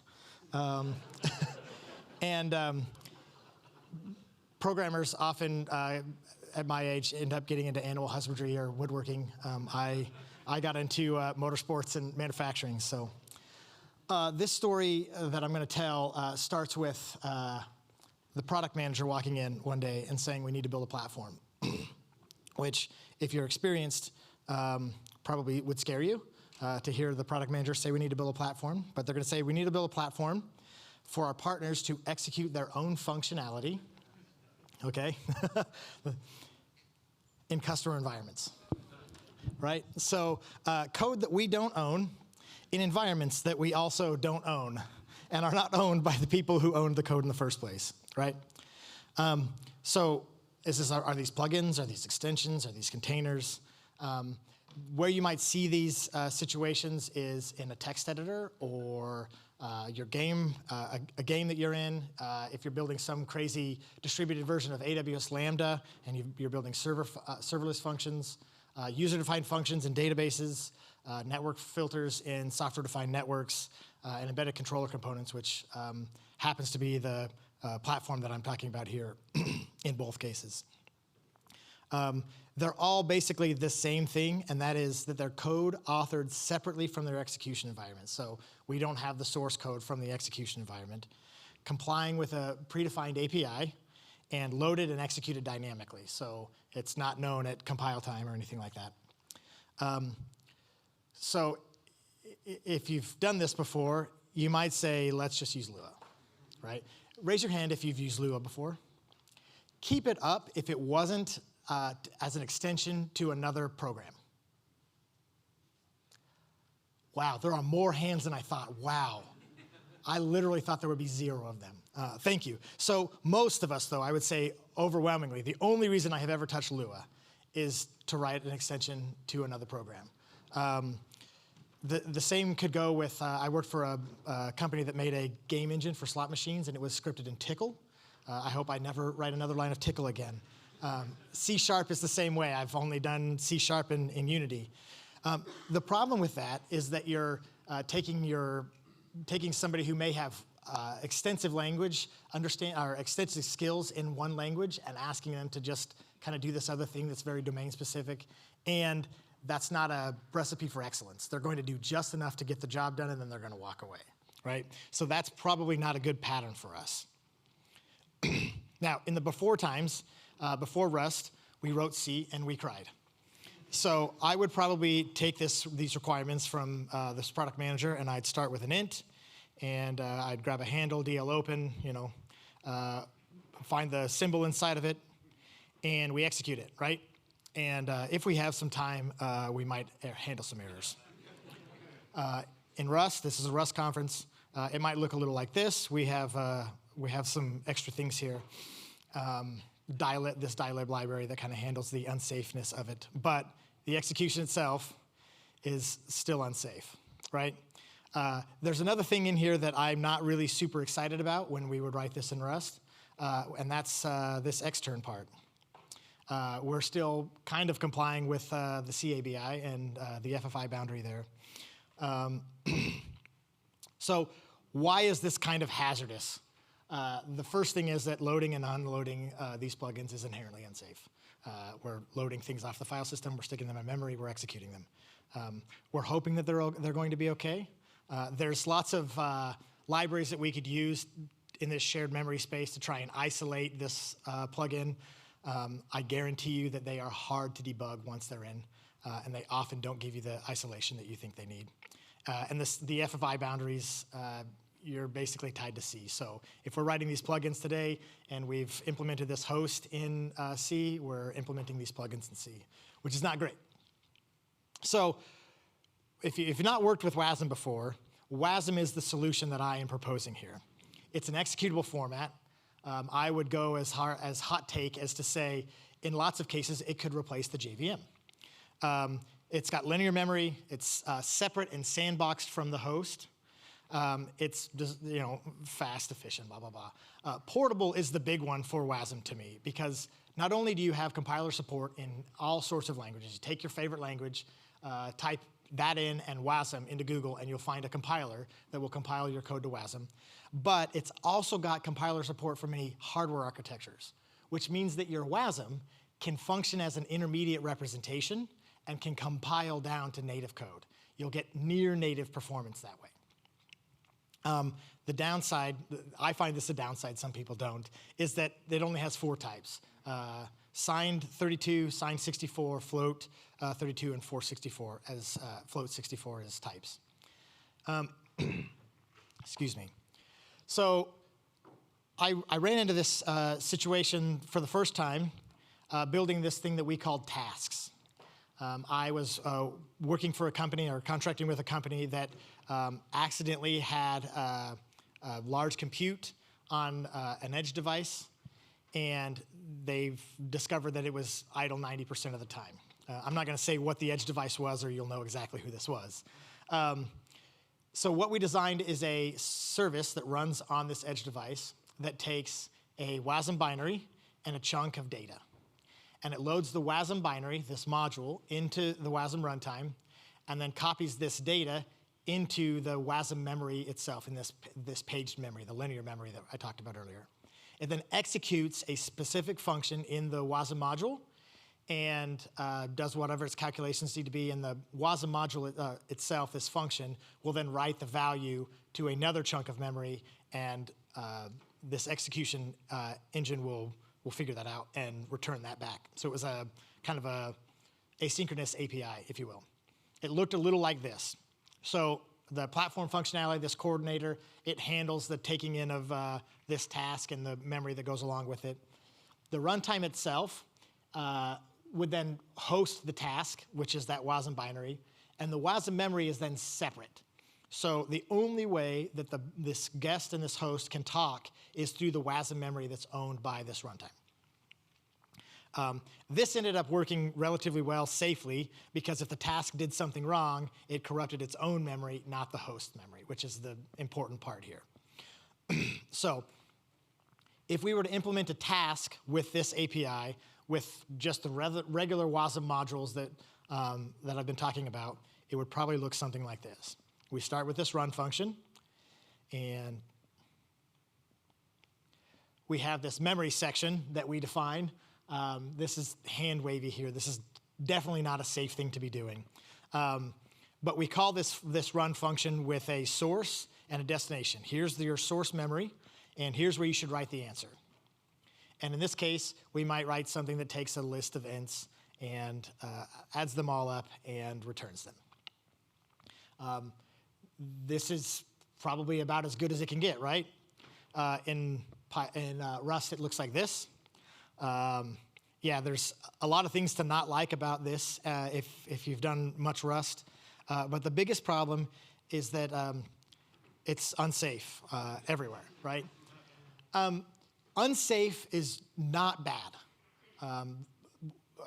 Sometimes in Rust, we see unsafe and we think that's a scary thing. Anders talked yesterday about writing to registers. That's an inherently unsafe thing. There are lots of unsafe things we do. But the important thing here is that when we get to that unsafe time, that's when we slow down, we get more methodical, we can't move fast and break things, if you will. And if we're creating a platform and then creating an unsafe environment, we haven't really provided any value. So this isn't ideal for a lot of reasons. The first one was that tasks and the chunk of memory that it took were tightly coupled. In this application, it didn't really matter because we only had about 10 tasks that we ended up writing. And so we would just be able to correlate. We made a tool that it's going to run on this, run with this task, and so we'll build the memory this way. It ended up not being a huge deal. The memory layout is still tied to a C ABI, and while we could hide the unsafe code, we had one task that was written in Rust. I wrote it. And we had macros and stuff that would hide away kind of the unsafe code. It was still really hard to completely quarantine and keep it away. So we had lots of problems with this that we would adjust and smooth out regularly over time. But ultimately, we got to the place where the startup got acquired, which hooray for them. But the thing that I took away from this is that the API ergonomics are safety. So if your API is hard to use, if it's unpredictable, if it's awkward, your customers, your users are going to trip over it. And if you're building a platform like we are, the user's problems are your problems. So I actually got an opportunity to do this again. This time with a tool that we call the skills engine. Skills were heavily different from tasks in that they were event-oriented, which means it wasn't just one call point in and one return value. They were isolated from other skills but concurrent with them. They run concurrently. They had limited I/O access, where before the tasks were just purely compute. This has some I/O that it can do. And we needed support for multiple languages. Python, C, Rust. We needed to be able to get people to build their plugin and run it in our environment, no matter what programming language they wanted to write it in. Now, this was a lot longer after we built this task system, and we got something new this time around, which was the WebAssembly component model. When people talk about the component model, they're often talking about one specific thing that is in the component model. But it is a number of different things. First of all, and this is, I think, the most important, it defines a canonical ABI for interoperability of types, which means you take your native types in your programming language, and they'll cut across just fine. It defines a interface description language for the components that you write in wasm. That interface description language is called WIT. And it's actively being worked on. It was released as part of WASI Preview 2. Some people hear that it's actively being worked on and get excited about that. This is great. We're working through these things. Some of you may hear that and think, I don't want to use it because they're still working out the kinks here. I hope to convince you that it's the former, not the latter here. So with the WebAssembly component model, this ABI, these types that we're talking about, we no longer are constrained by a couple of signed ints and a couple of floats. We have bool, we have string, we have bytes. We have a lot of the familiar primitive types. We have some complex types. We have list and tuple, and we have option, and we have result. Are we starting to feel more at home now? We have user-defined types. A record is like a Rust struct. A variant is like a Rust enum, a fat enum. We have enums and resources, which are more like interfaces, and flags, which should help us in our process to make the API ergonomics better. So if we want to define this interface in this new plugin world, let's do that together. So we're going to start with the WIT file. This is the very basic WIT. We define a package and a world. I don't know why we use the word world, but I'm just assuming that somebody was smarter than I was. The very basics of a plugin for this thing that we're going to design are an initialize and a destroy function. So when you write a plugin for this system that we're going to build, you create an initialize and a destroy function. And we'll know that we need to call those functions. We'll also want to give our host some things that need to be done or that can be done from our plugin. So in this case, we'll define an interface, which is our host, and our host will provide a print function. Now we take this WIT file, and we need to implement a host and a guest, these plugins. The plugins will be the guests. So for our host, because we want that to be memory safe, we're going to go with Rust. So in our host, we start with a struct, and we bring in some generated bindings. So in this case, wasm time is going to be who's generating our bindings. And what it's going to do is read in the WIT file, see what we need to, what it needs to generate, and it generates a module that is based on the package name that we used in this WIT file. So we'll import this. We'll use this RustForge plugin. And then all we'll do is implement a trait. That's all we need to do. Now this print function could print to the terminal. Your host could log to a file or write to a database. It's the host implementation that it wants to use. So at this point, we have a plugin host. Now, if we wanted to write a guest, a plugin itself, we would start again with a struct here, and we'll use a different tool. This time, specifically a WIT bindgen as the module, but we'll stick it in. We'll pull it from this plugin module.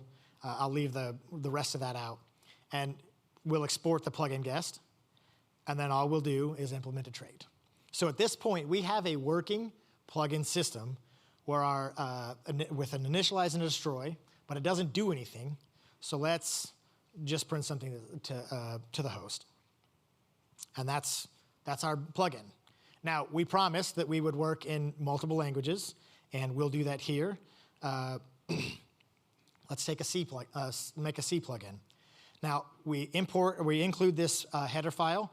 This header file was generated with the command WIT bindgen with the language that you want to generate the bindings for and the WIT file that you do this in.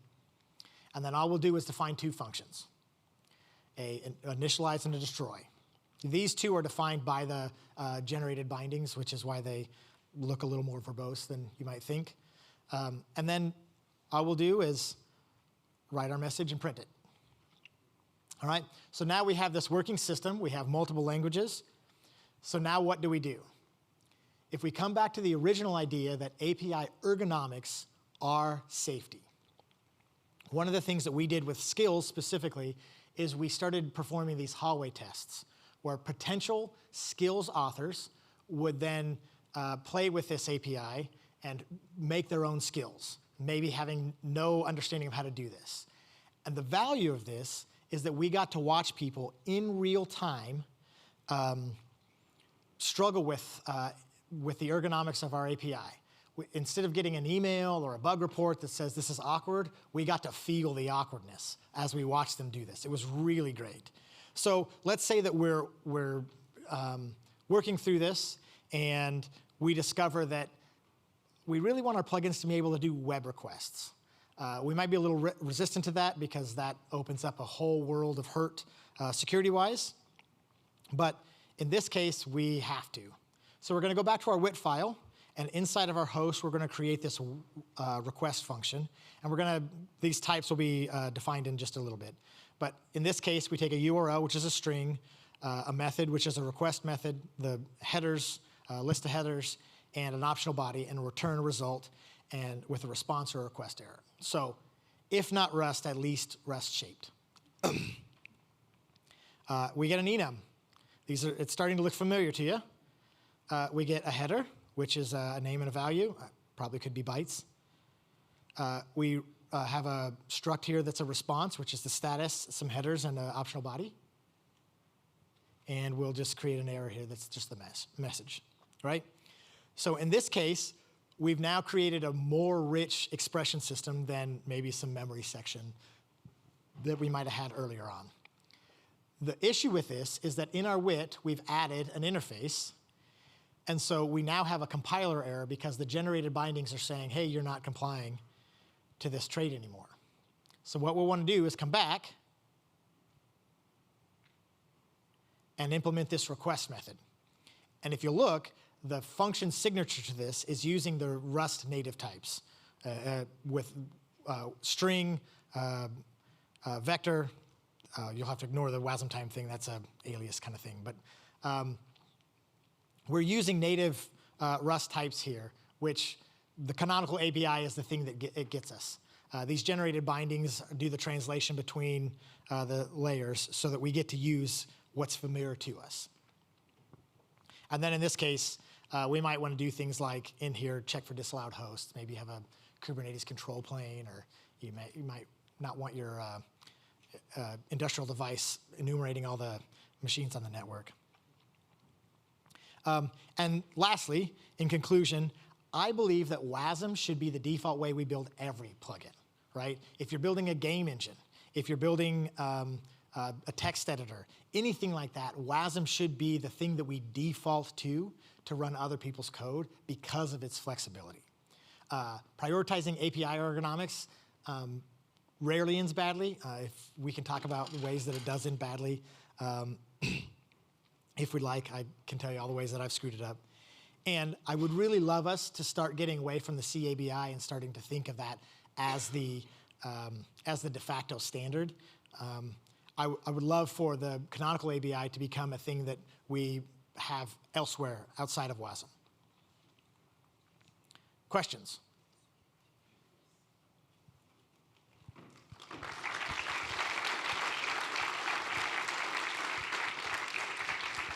We've got one down here.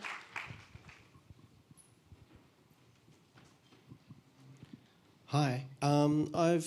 So I don't have personal experience with WASI Preview 2, but I did notice there was some concern from some Rust folks that it is so Rust friendly in terms of the types that are defined in the ABI that it might be awkward or difficult for other languages to bind.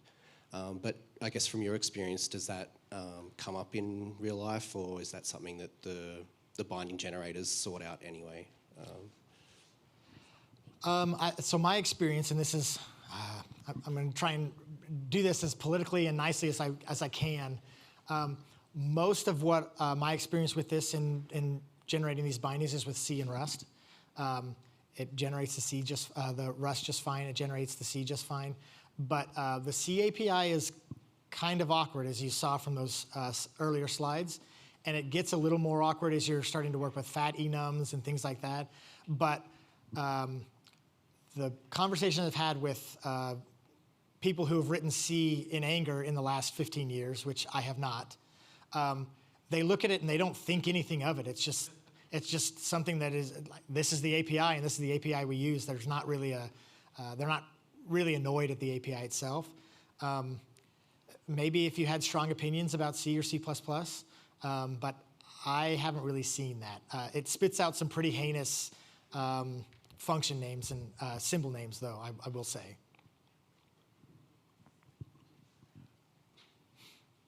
Thank you. So specifically, does it support Rust-style enums? Yeah, that's what a variant is. A variant is, right. is a fat enum.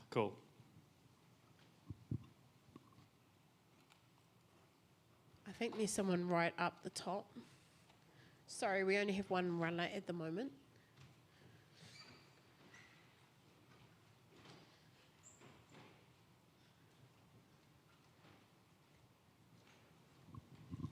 Hi, I was just going to ask, what sort of performance are you seeing inside the wasm container compared to native? I haven't done any benchmarking myself. It hasn't been an issue for us just yet. I think there are claims that it can be about 1.2x what it is natively. Most of the development that I'm doing right now is on a MacBook. And I just saw that Crane Lift in wasm time just gained the ability to take wasm and compile it down to native AARch64. So maybe I'll see a speed up there, but I haven't really done any benchmarking of the specific situations that I'm in. It usually hasn't mattered. Any other questions? No? All right. Round of applause. Thank you for Paul.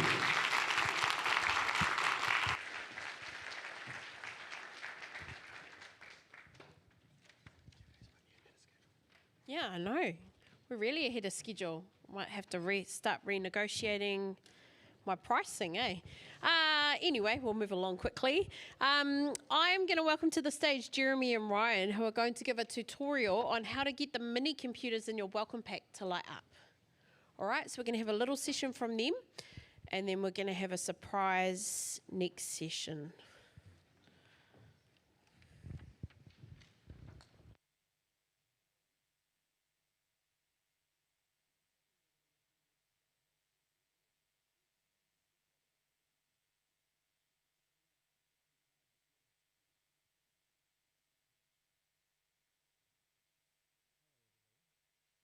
Do we have a working microphone? There we go. I'm Ryan. I'm an embedded engineer. I've been on the embedded team for a long time. And this is Jeremy, who can probably introduce himself. I'm Jeremy. I started as an embedded engineer early in my career, but now I'm lost in the security world.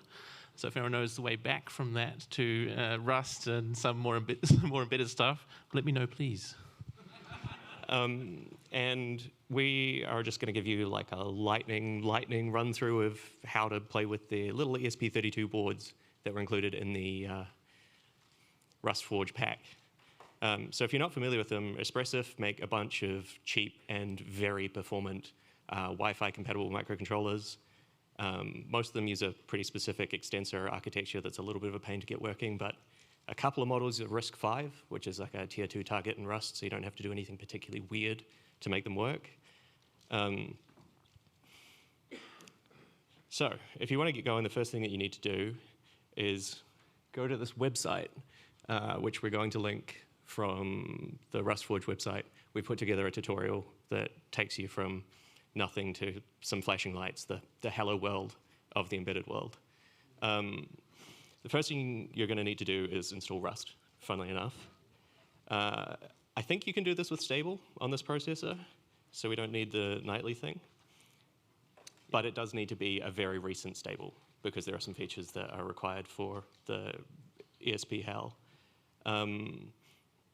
Depending on what platform you're using, it's a serial port, so you need permission to access the serial port, whether that be adding yourself to the dial-out or the plug dev group on Linux or whatever else.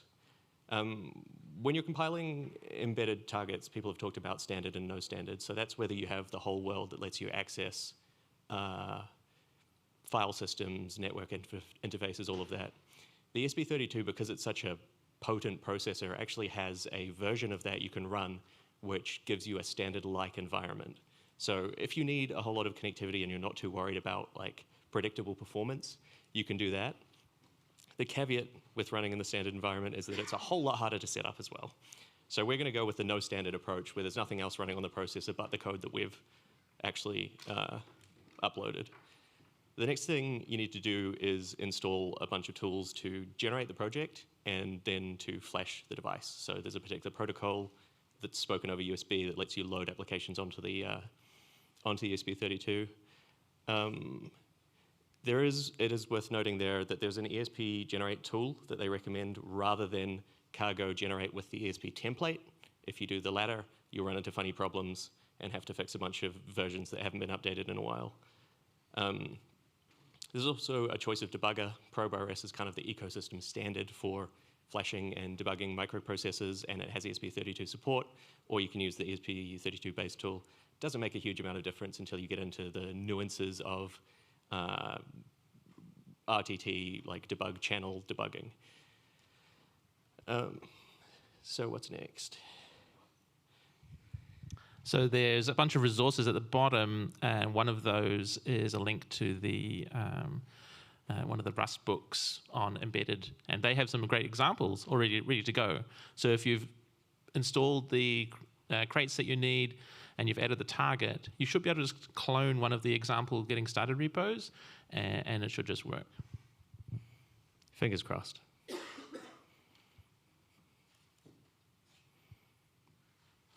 So the projects override the run command using the cargo config so that you can put a loader and executor and something that will capture, either connect to the serial port or connect to the debug interface and capture your print line data, which is something that coming from the C world just feels unreal.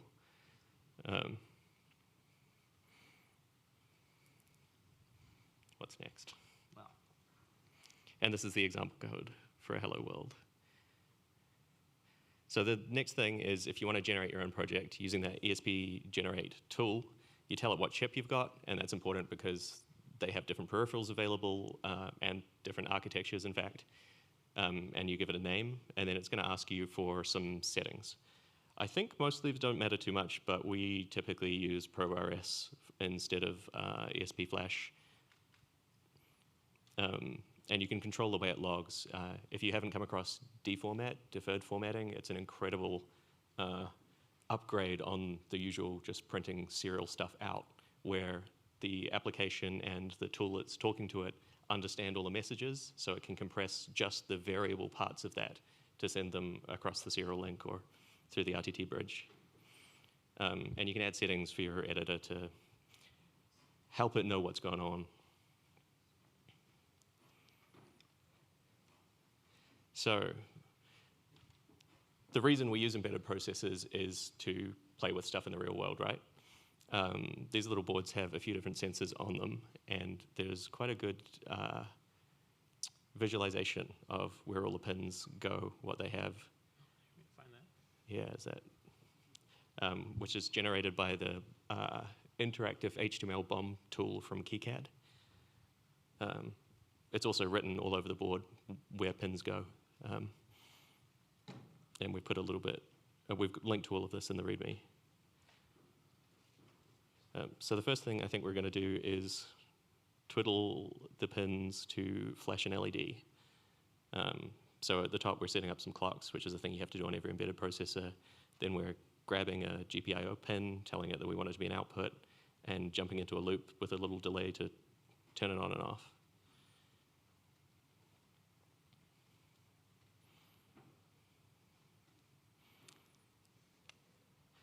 And it's going to be hard to see, but there's an LED flashing. Every time you run cargo run and it loads all the stuff up and then you see your debug, diagnostics coming out, feels like you live in the future after a decade of writing C. It's pretty good. The next example we have is just integrating a button with that. So doing the same thing with an input pin so that that impacts the behavior of the output pin that's hooked up to that LED. And this is also going to be very difficult to see, probably. But the light's flashing when the button gets pushed. And then the final example we put up is a little more complicated. There's a WS2812 red, green, blue LED on the board, which is the same as the ones that the folks were using on the LED cubes. They were very popular because they're serially controlled. So you basically output a sequence of bits, and then every 8 bits that gets latched into them, and they just do what you've told them to. The ESP32 has a wild RMT peripheral, which is for generating like timing-controlled sequences of anything. You can emulate parallel interfaces. You can use it for infrared, like ERDA. It's a really wild peripheral. So the smart LED library uses that RMT peripheral to generate the waveforms required to control the LEDs, or the RGB LED. And then if we run that, hopefully this one you might actually be able to see. Yeah. There we go. They're very bright. So hopefully we've given you all of the information you need on that in the Git repo at that URL. It's linked in the Discord, and I think Tim's going to link to it from the website or do something that way. If you have any troubles, make some noise in the Discord, and we'll probably see it. Anything else? Thanks for your time. I hope it's helpful.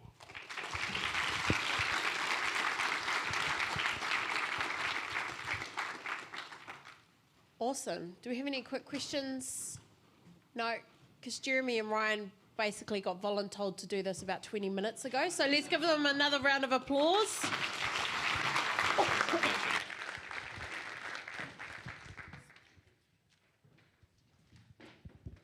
right. You asked, so we've done it. By popular demand, we want to invite Predrag back up to talk about cursed Rust. So just while he's setting up, we have until 2:30,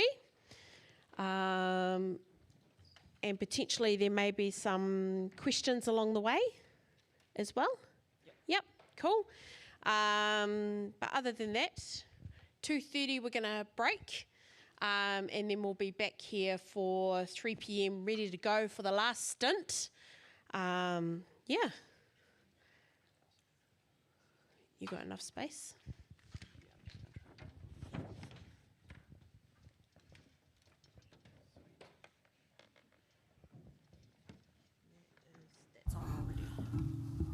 Awesome.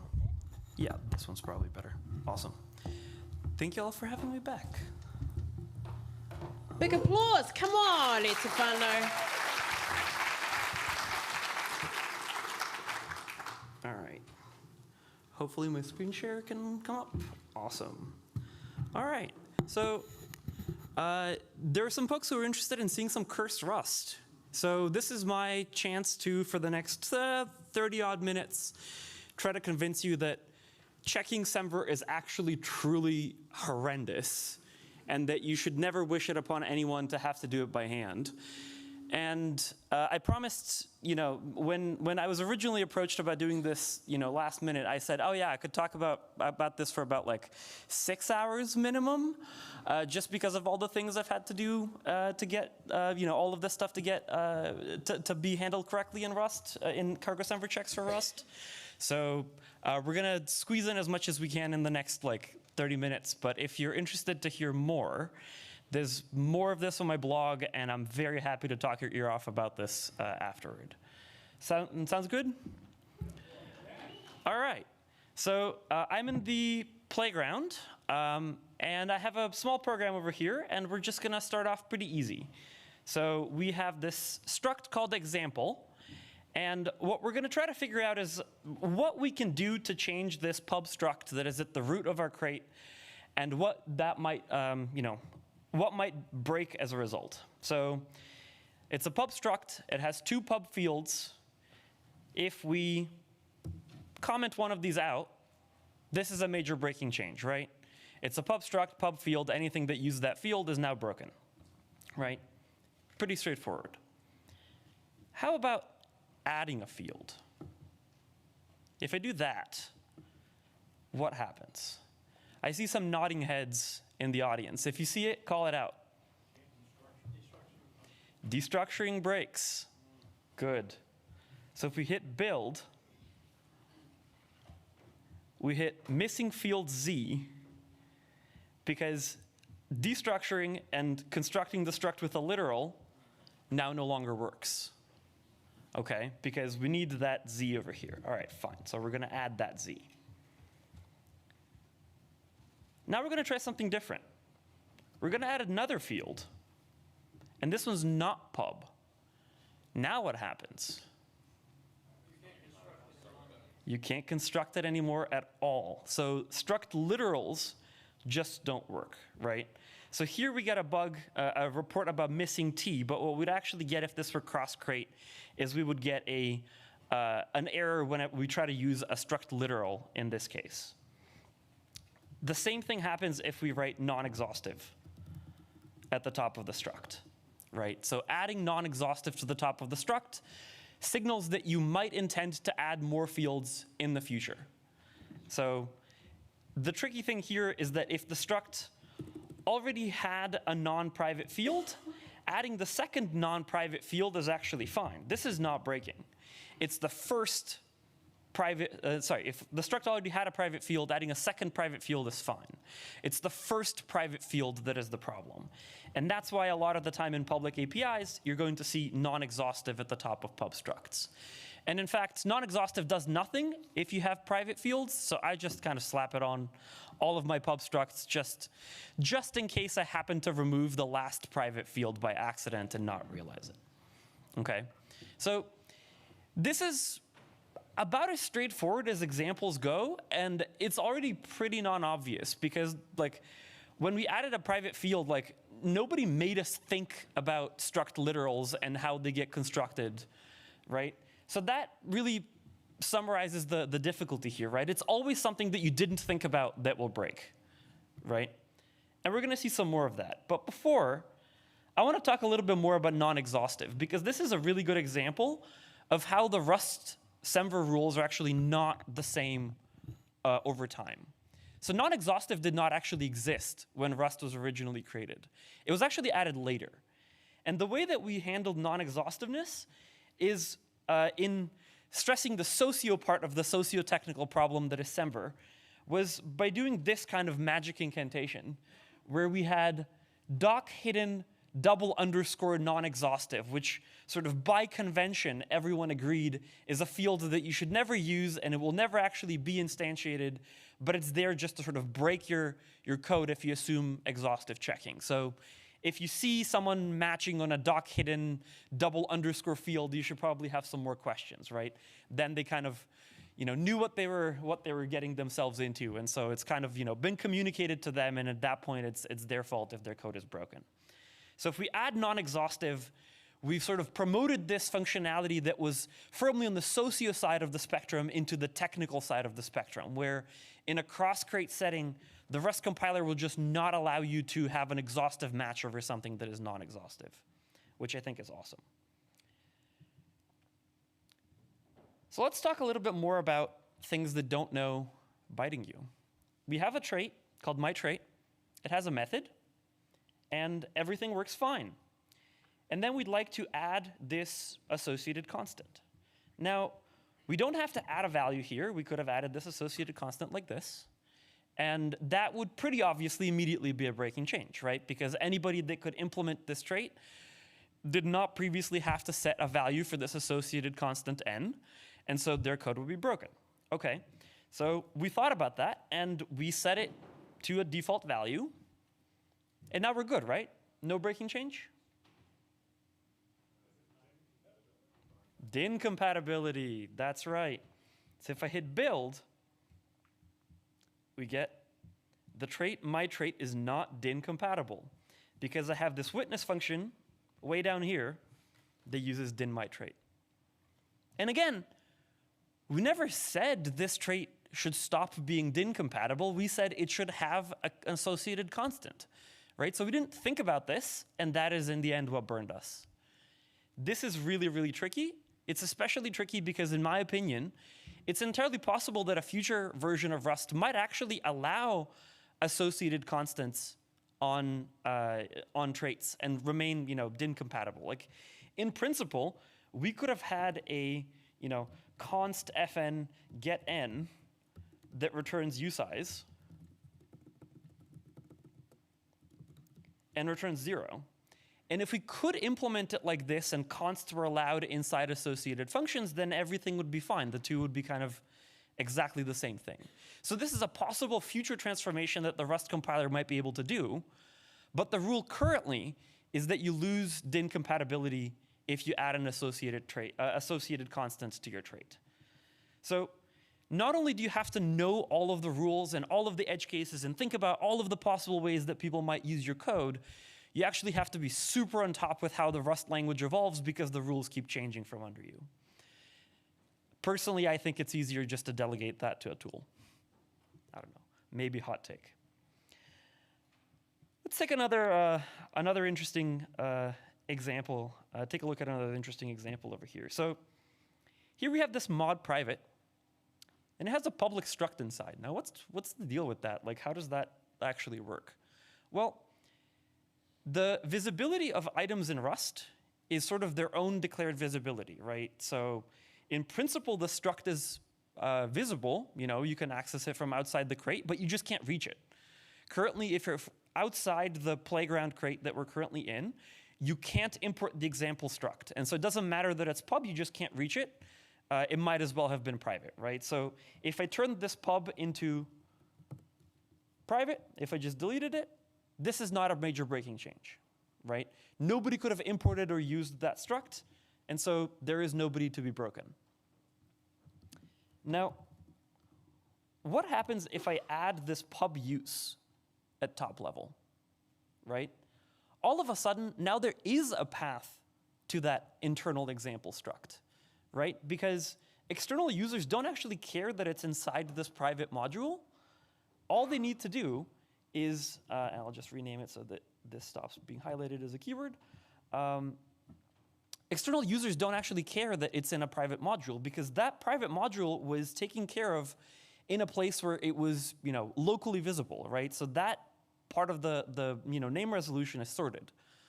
Now, from an external user's perspective, this crate at top level has a struct called example, and it just happens to be defined somewhere else, but that's irrelevant, right? And so external users of this crate could just use this crate : example and have code that works. So far, so good. The only thing to keep in mind here is that you can't just delete pub at this point, because now that's a major breaking change, right? Because now people can't actually export that, can't actually import that struct. Fortunately, because we have a pub use over here and we name that item, that will break on our crate on the compilation side. And of course, the way that we can make that breaking is by having a glob re-export, right? So at this point, you could delete pub over here and just never notice until somebody in frustration open a GitHub issue in your project. So this is something that cargo semver checks will catch for you today, but is very easy to miss without it. But that's actually the simple case. The more complicated case is something that looks like this. So you have this struct example that is defined somewhere in the crate. Here I have it at top level, but in principle it might be in some other module. And you have an inner module that re-exports that example struct from wherever it is into that inner module. Okay, so far so good. So that means that users can use it as both, you know, the top level crate name : example, or top level : inner : example. Fine, not a problem. What happens if I uncomment this line, though? Any ideas? How big is the public API of this crate at this point? It's infinite. That's exactly right. What happened is we just allowed people to stack as many inners as they want right next to each other. And all of this will still very happily compile. This was actually the source of a very fun bug in cargo semver checks. When we did that study over the top 1,000 most popular crates on Crates.io, we noticed that there was this one particular crate that just took a very long time to semver check. I mean, a very long time, like many hours. And we couldn't figure out what was going on. I mean, it's a super simple algorithm that we had, right? Take a look at every item that is in the public API, expand all of the paths at which it is reachable, And for each path, find out whether it's reachable in the new crate, right? As it turns out, that can take a while if you have a setup like this. So if you wanted some cursed Rust knowledge, know that this pattern is somewhere on crates.io. Not only is it on crates.io, it's actually in the top 1,000 most downloaded crates. At least once. If that's not cursed enough, I have more. This one's just straight from my blog, and I didn't have the heart to copy paste it into the playground. So here we have a trait called example. It has a super trait called super. Great. And it has a method called frobnicate that takes some value that is defined inside the crate that is also defining the trait. And now your coworker proposes to expand the trait with a new method, right? So this new method is called tweak. It's super simple. It doesn't even take self. It's just like, on the type itself. And the question is, your coworker wants to publish this in a patch. The question is that fine or not, right? Is this a major breaking change? This is kind of nasty because the answer is it depends. I haven't actually given you enough information to know this. And the real problem here is that we don't actually know what's up with the super trait, and we don't know where this value is coming from. So quick refresher on how this might or might not be a problem. If we have a trait like this, I'm just going to copy it into the playground. I'm just going to delete this argument for now. OK. If we have a situation like this, then anyone can implement this trait called super, and anyone can implement this trait called example, right? And because in this new addition, this new associated function does not have a default implementation, anyone that has an example implementation already would need to add an implementation of this new method, and so their code would be broken until they do so, right? And so in that case, this would be a major breaking change, right? So the question is, can they provide such an implementation of the example trait? Well, here's one way in which they might not be able to. I'm going to write mod priv again. I'm going to wrap that super trait like this. This is totally valid, right? From the perspective of the example trait, it named a legal trait that it could access, and it named it as a super trait. And now anyone that implements example has to also implement super, but they can't implement super if they're outside this crate because they can't name super in the first place. It's not accessible, right? So it's the same problem that we saw before. So if we have this as the setup, then adding that method is actually totally fine because we control all the implementations of super, which means that we control all the implementations of example. And so anything that was going to be broken is inside our crate. So it was already broken. We already had to fix it, or else the cargo publish would fail because cargo check wouldn't even pass, right? So far, so good. So these are the sort of two clear-cut cases, right? So we need to know where super comes from and whether whether example is what's called sealed. So sealed means that only the defining crate can implement this trait. And one of the ways, like we just saw, for the example trait to be sealed is if it has a super trait that is itself sealed. So this super trait is sealed because it's located in a private module. Nobody can name it, therefore nobody can implement it. So it is trivially and obviously sealed. And because super is sealed, example is sealed as well. And example being sealed means that we can add methods that are required to be implemented without that being a breaking change. This is already pretty complicated, right? Our coworker made a 2-line change, and we're sitting here talking about it for 5 or 6 minutes already. Well, let me tell you, this is a long blog post. Okay? And I actually wrote this blog post, and I was like, okay, this is we're probably good, right? Surely this is the end of the matter. Yeah, it turns out there was actually a second blog post that had some more edge cases that were not covered in the original blog post.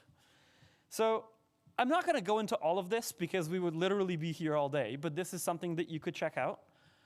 And I will tell you right now that cargo semver checks will handle this correctly in both these cases. And I just want to give you a little bit of a nugget of why this is so darn difficult that it required me sort of 2 shots on goal in 6 months plus to get this exactly right. In the hope that, you would just use cargo semver checks because ain't nobody got time to, first of all, learn all of this, and second of all, actually do this when your coworker opened a 2-line PR, right? Like, we're just not going to get this right. We should just give up and let automation take care of it.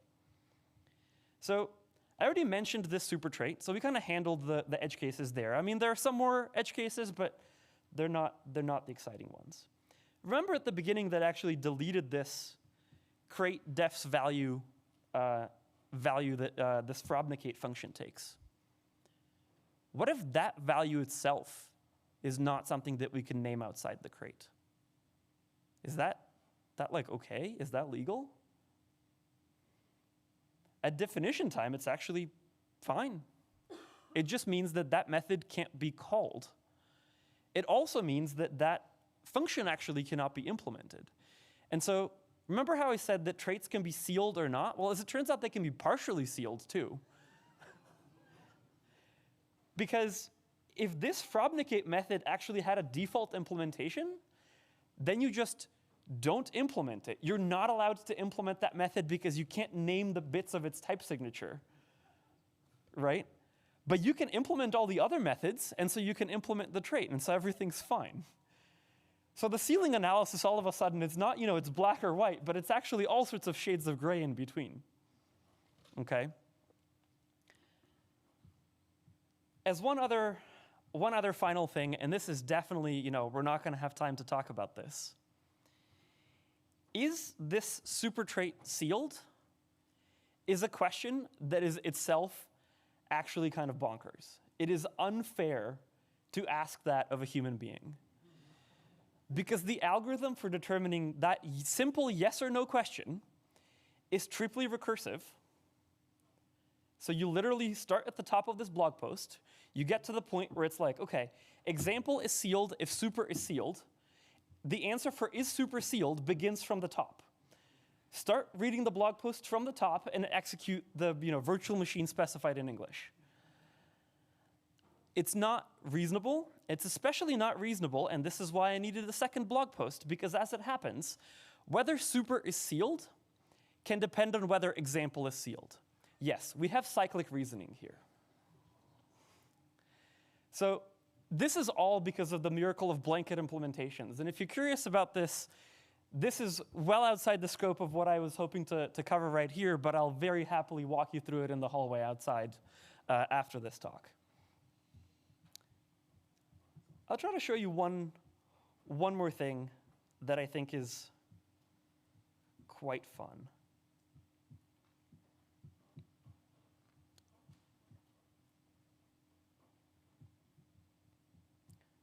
Let's go for this one. Let me make it light mode so it's a little bit easier to read. All right. Here's a cargo toml diff that has a major breaking change. Do you see it?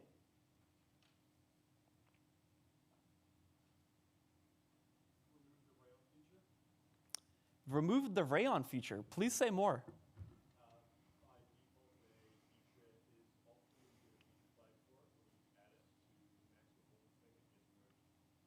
Yep. Just for everyone on the live stream. When you add an optional equals true dependency, it by default creates a feature by that name, which you can enable or disable. That default only happens if the optional dependency is not named in any other existing feature. So the act of adding this max performance feature and adding these dependencies on dep rayon and dep rust hash actually removed the features called rayon or called rust hash from this package. The fact that 1 out of 150 people in this room pointed this out, I feel like makes the case of why we need tools like cargo semver checks. Like, if you mess this up, that's not your fault. you were not set up to succeed in the first place. This is what I mean when I say that semver in Rust is evolved, not designed.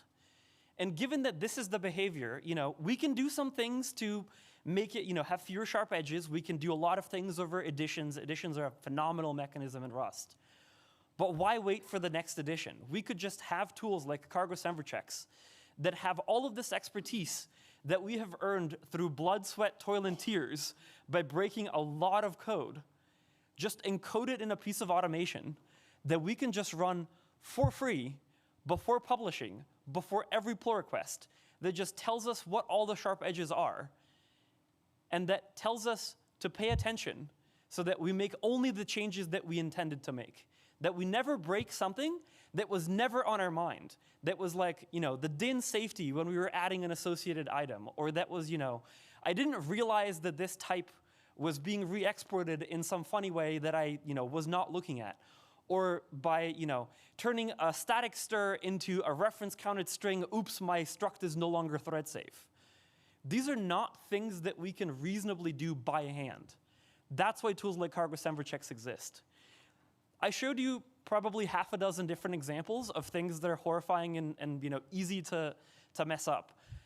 Believe me when I tell you, the cargo semver checks test suite has probably 200 more of these. So if you wanted to find more cursed Rust, there's plenty more, or just find me in the hallway and I'll very happily walk you through it. Thank you so much for your time and attention.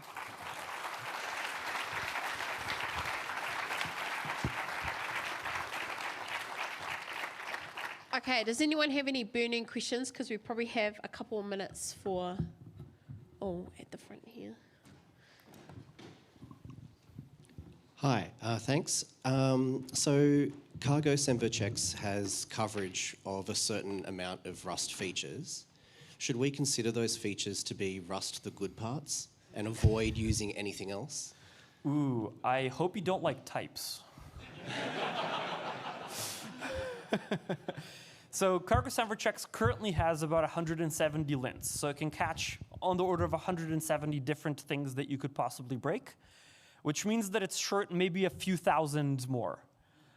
We're adding lints at an exponential pace, quite literally. I graphed it. It's doubling every year. But we're adding the things that we know are broken and that are relatively within reach to check. Right? So type checking we currently don't do. That was why it was in the sort of future things. We have folks actively working on it right now. It's probably the most requested feature. But it's just really difficult, and we really care about getting it exactly right because we don't want to have false positives. That just erodes the trust in the tool, right? So if it's distilled expertise, it has to be actually correct. So that's been our approach. So please do keep your eyes peeled. Cargo semver checks is the second line of defense, not the, if cargo semver checks it says it's fine that I'm publishing patches all day.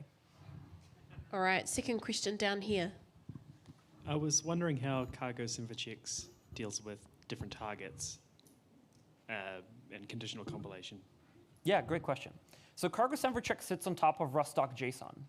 So if you wanted to generate the public API of a different target or a different combination of features, you would pass those flags or target invocation to cargo semver checks. We will build the rust.json for that target, for that feature combination, and that's what we will check. And in fact, knowing this, you can actually abuse cargo semver checks in a fun way. Remember that features are generally expected to be additive on crates. That's what will ensure the best possible behavior in the ecosystem. Well, you can actually tell cargo semver checks to semver check a crate against itself, but with different features. And if you try to semver check an API of a crate with fewer features against the version with more features, if it finds anything, it means that your API is not additive because you added a feature and something went away. Okay, we're going to wrap it up there, but a massive round of applause, please. Thank you so much. It's the talk take two. All right. We are on time. So we're going to break for afternoon tea. We're going to come back here, all refreshed, ready to go for the last three speakers. So we're going to meet back here at 3 p.m. We're going to try to kick off on time. So make sure you're here on time. get your caffeine in, get your water in, get all your wharipaku stuff done before you come back in here, and let's smash it out for the last part. Thank you very much.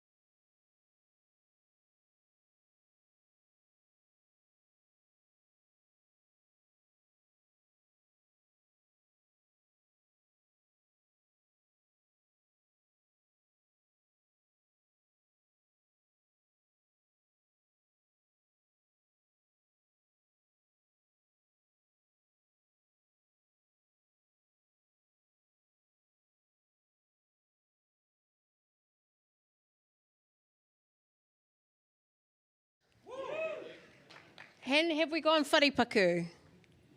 Hopefully. Hopefully, or the next section will be quite awkward. All right, we're all good to go?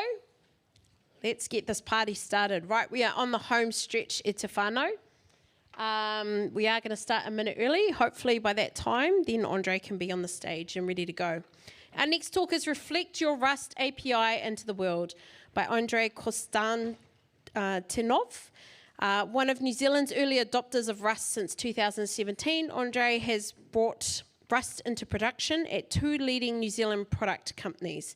Now as system architect at Partly Group, he is shaping reliable, scalable architectures and enabling Partly to deliver robust, future-proof solutions at speed with full Rust adoption across the development team. Let's give him a warm welcome, please.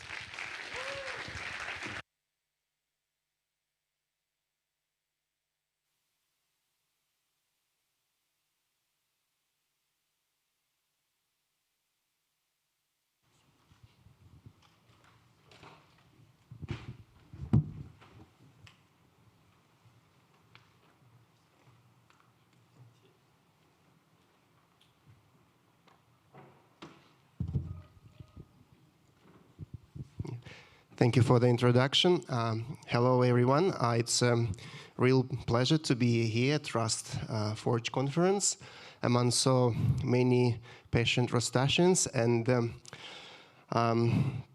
today I would like to share our story at Partly and what it was really like to introduce Rust at the fastest growing startup in New Zealand, some of the challenges we faced, and what made it all worthwhile. On the technology side, I will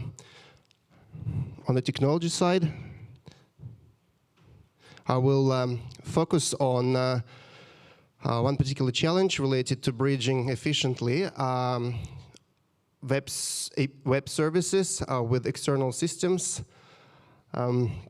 such as web applications written in TypeScript and other systems not necessarily using Rust. And although this problem is not unique for Rust, it is the same in other languages, we solved it with Rust and ultimately created tools for everyone to use. Let's get started.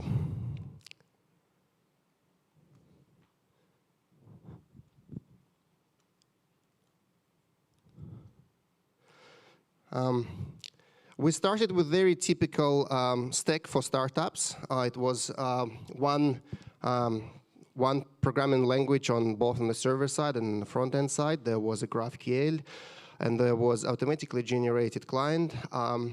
About 1 year and a half on the way, we faced performance issues, performance problems. Related to data denormalization and throughput and scalability, throughput and latency scalability. We evaluated a number of approaches. We tried many different solutions and finally settled on 2. We continued to optimize JavaScript-based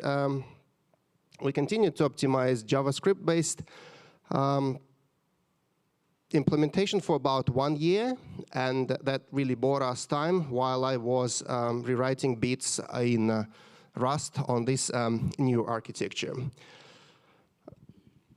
Let's focus on this a little bit. We did not introduce Rust as an ultimate solution to address a vertical performance problem, although that was also a thing we needed to solve. The main driving reason for changing the language was the need to have about 20 gigabytes of very frequently accessed global shared data, very close to like business logic, and have it available across multiple threads. I remember one day I said to the team, I'm going to use Rust for the new stack. And prior to this, for about 3 or 4 months, I was making noise and sharing the news about Rust, such as it was most enjoyable programming language. According to the survey, it was picked by Amazon and Microsoft for production workloads. That the Rust Foundation was established. So there was good buzz around, and developers started checking this language. So the initial reaction was from 3 other developers was like, oh, hold on, we're introducing secondary major language. Let's discuss what it should be. And yeah, sure, what are you suggesting? And about an hour later, they returned back and said, yeah, we should use Rust. And yes, we had a formal discussion, and we had evaluation of all the pros and cons of the language. We compared it with other languages, and all other languages were discarded for specific reasons. Mindful of time, I will defer to the question session if you are interested in details. But ultimately, the team was very enthusiastic and eager to be in the part of the journey. Very excited to see the challenge and learn new programming language, great programming language. So we settled on Rust. We had three main concerns with Rust. It was steep learning curve and not being able to prototype as fast as in TypeScript, and potentially not being able to hire new people easily. Like, does it sound familiar? So how did we address these concerns? So for the start, we assumed that if an engineer or new hire cannot learn Rust in 2 weeks, that's not a good hire for Partly. With time, that assumption was confirmed valid, and we had no issues to learn Rust. I mean, new hire, let's say with Java background, continued to write Java-like code in Rust, but with gradual peer pressure and new hires with strong existing Rust knowledge, we managed to learn to Rusty Rust, to write Rusty Rust. Yeah, of course, there is room for improvements. Prototyping also became possible, and I think once the language knowledge spread, and I think about a year, maybe a bit more, after we started preferring Rust, even for the fast pace and critical developments. We had significant interest from engineers in our company, not only because, but also because we use Rust. And I remember a number of times people on interview telling me, yeah, apply to Partly because you use Rust and you're not dealing with cryptocurrency.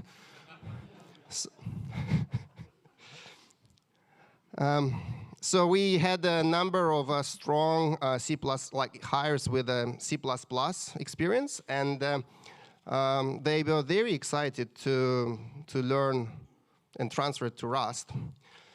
So our concerns evaporated. We ended up with a tool at hand, which allowed us to tackle hard problems. And nowadays, I think we see ourselves using Rust as actually a competitive advantage. You may also notice that we started transitioning from GraphQL to REST API, or I would put it as just API over HTTP. GraphQL was not a great fit for us, for our domain, for our size and complexity of the data. With the transition into the alternative model, we were able to optimize and design each individual API endpoint with specific use case in mind. And it made development and operations more reliable and more efficient in terms of time and cost.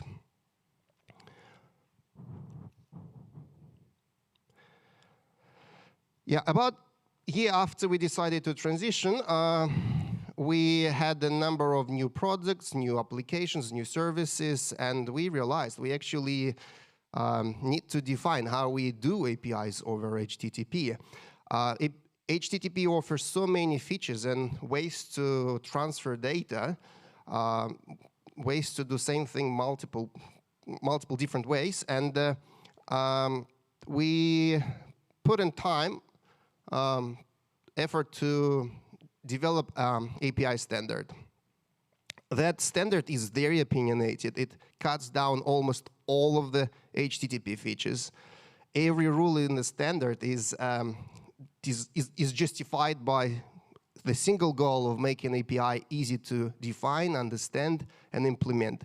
At the end of the day, from an API call, you need only 3 things. It is name, input type, and output type, including for error cases. This is 2 samples of the compliant requests and responses. So a few, just very briefly, it is always post request. It's the data always in the body. It is always an object, even if it's an empty object. It is always 200 status code response. For error cases, it is in the range of 400, but application actually ignores that and relies on the structured error data returned back. So there are many other rules, and we made it open source, and I will publish the link on Discord later,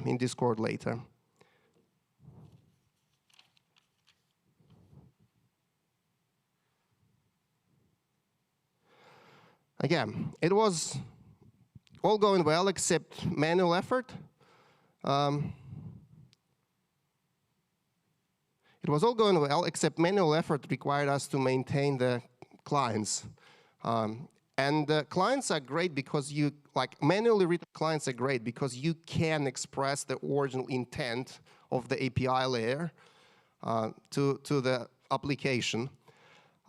And I done it before partly multiple times, and it worked well. But partly was moving fast, like way too fast. We had data changes every day. We had API endpoints every day. And the issue was that type mismatches between the manual written code and the server side started spreading all over the places. And we started looking for the solution. The reality is that OpenAPI is, is the only choice in the open source to describe API over HTTP.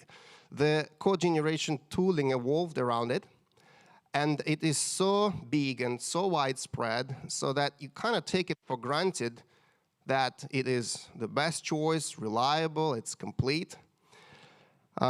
And yeah, who is familiar with OpenAPI? Great. And who actually generated clients of it? Oh, nearly the same. Okay. So it's all started promising, and every issue and limitation we faced was perceived minor and acceptable, something what we could work around. And here I refer to the problems, not specifically to the OpenAPI, but to the ecosystem of things. It is including the code generation tools, and we tried about 3 or 4 different tools. So some of the problems we faced, so limitations. So that is global namespace. It means that we were forced to define unique names across multiple crates for those types which are exposed. No generic support. This type name, I captured, it's a real type name from our code base. I captured about 2 years ago, I think. That was produced by the code generation tool, like quite easy and short, right, to understand. Some other issues, like no named structures, no structured data enum variants, no partial struct support. We had the bad developers experience. We needed to duplicate routes for the server and for the documentation. There were hidden implicit overrides for the default third attributes, which we didn't expect. more importantly, the tools cause the loss of the intent and clarity of the original API design. That same thing I'm referring to as the name of API call, input data and output data. And the worst thing, that the clients were actually not always compatible, and the 100% trusted compatibility is what we wanted to achieve at the first place. So we ended up with a number of nasty workarounds. So we used 2 different clients for 2 different API endpoints on the same API server. We given up bits of our API standard. We started patching with scripting the produced code. And finally, we've fallen back to write some of the clients for some of the API endpoints manually again. And the wider the tool is known and spread, it's harder to believe that you encounter and expect the problems like this. And I started thinking surely that's shouldn't be that difficult to have a code generation tool which is complete and correct and easy to use. So I tried writing myself, and I also looked at what existing tools do and where they were falling off, what edge cases, and I realized that it is actually very difficult job, extremely difficult job to generate code of the open API specification. And there are 3 reasons for this. The first reason that there is actually significant loss of information from the type system, from the Rust, to the open API specification. I'm not sure, maybe Rust, very rich type system, pushed the boundaries there, and maybe other languages work better here. The second was the need for the code generation tools to account for all of the features of HTTP, but yet we were only interested in 3 things: name of an API endpoint, input type, and output type. And the data types in the open API specification are actually not described or defined. They are constrained by validation rules. And the real challenge for the code generation tools is to actually trying to find or infer this type, which would be not too restrictive and not too broaden to fit these validations. Most of the tools do it by best effort pattern matching, trying to guess what was the actual original type in the code, what led to producing this open API specification input. It's actually more of the JSON schema, less of the open API, because it uses JSON schema. So that, for example, this constraint and this foundation is not reliable in a generic case. For example, is number or is not a number, or is number and is not a number, is valid input from the open API specification, and most comprehensive tool would need to handle all of these cases. So that led me to conclude that the open API specification is actually a poor architectural foundation for code generation tools.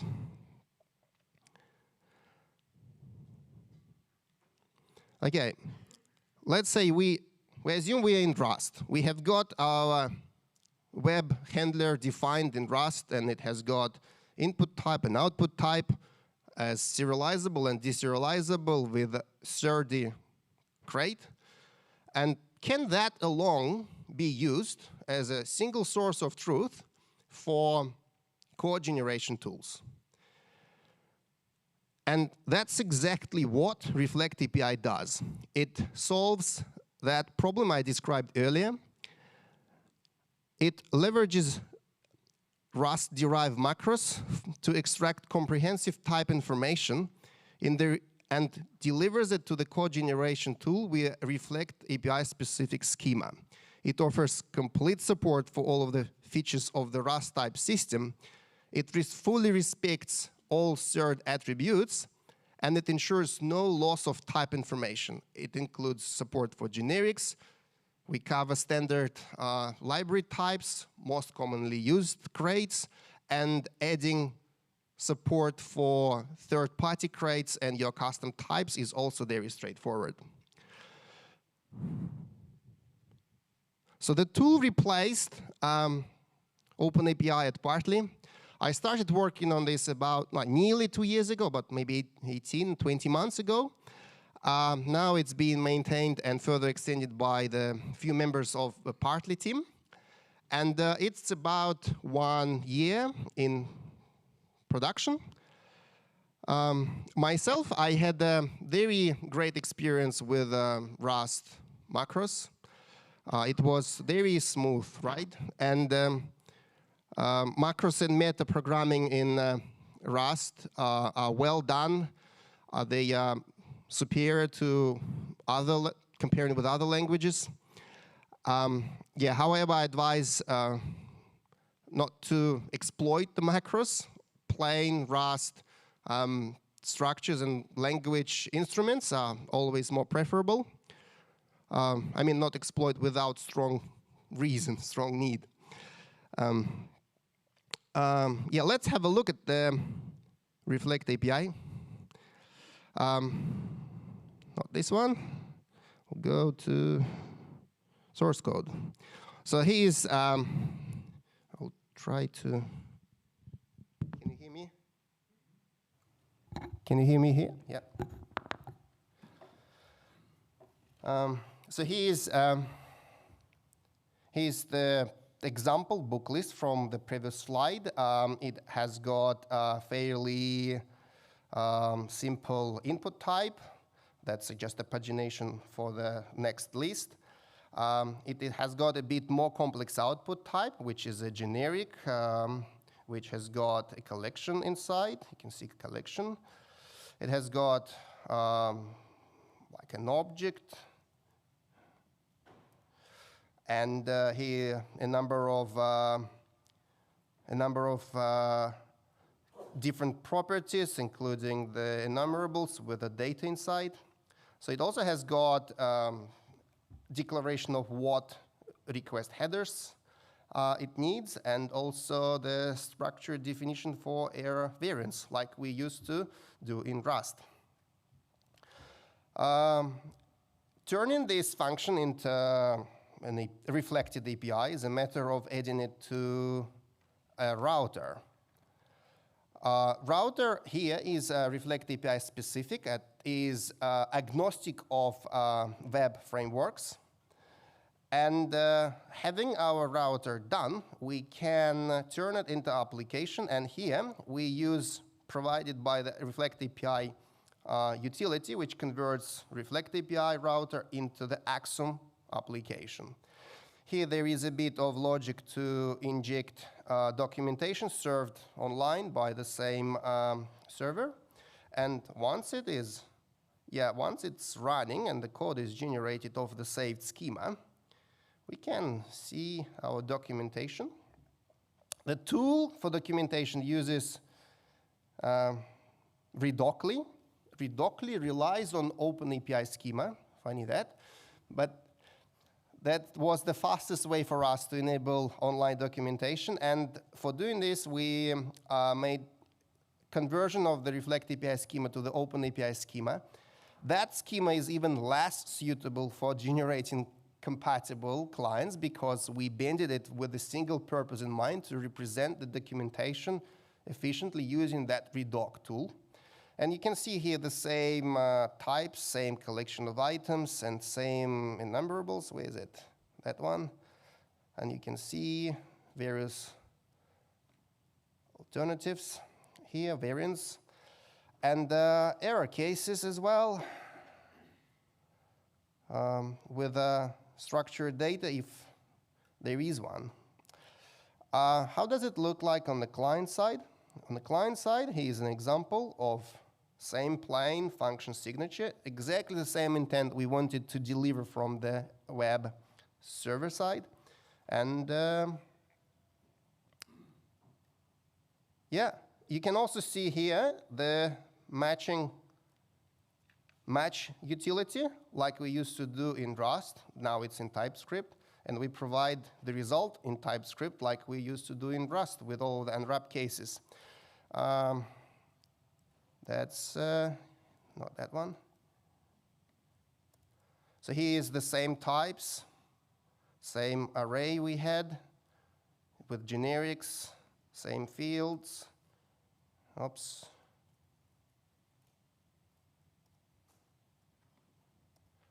So that's the book, same enumerable, very, very close match. So let's go back and summarize a little bit.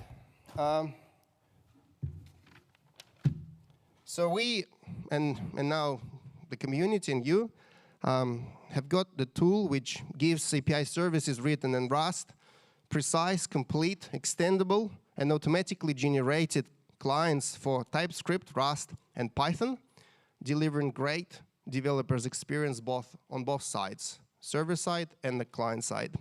Here's some feedback I captured from the partly engineering team, and here is the future potential roadmap, and I'm particularly interested in asynchronous notifications from the server to the client. That's all. Hope it was interesting, and if you have got questions about me partly or Reflect API, I just make sure you find me and we have a chat. Yeah, I'm interested in to hear your thoughts and answer your questions you might have.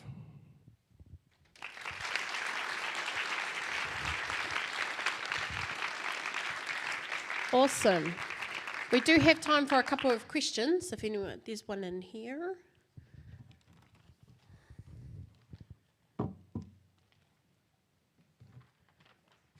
Hello. I was just hoping you could talk a little bit more about the specific decisions that you made when you implemented result types in TypeScript, moving them from Rust to TypeScript, how you approached that. You mean the signature of the result type? I think the most logical and proven way would be to replicate it as is. So we provide like a class with similar methods. Results, I consider results handling and error handling in Rust is well done, and that was very logical and reasonable just to bring it as is. Obviously, there are language constraints, but we have got very similar syntax. Yeah, does it answer your question? Is there anyone else? No? All right, we're going to move on. Thank you so much. Another round of applause.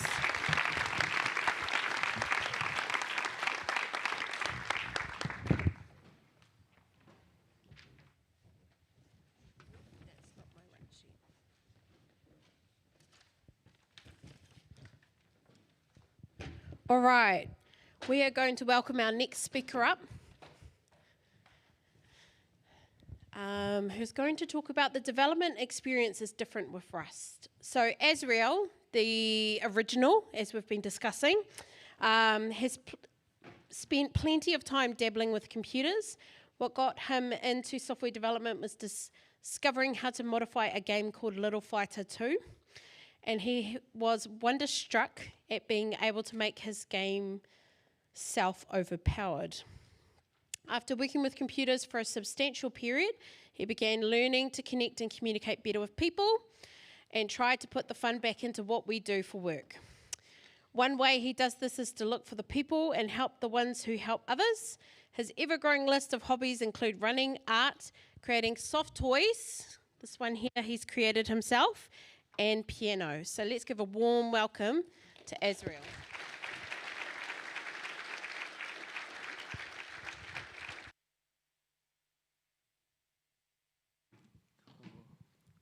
Hello, we're live. Cool.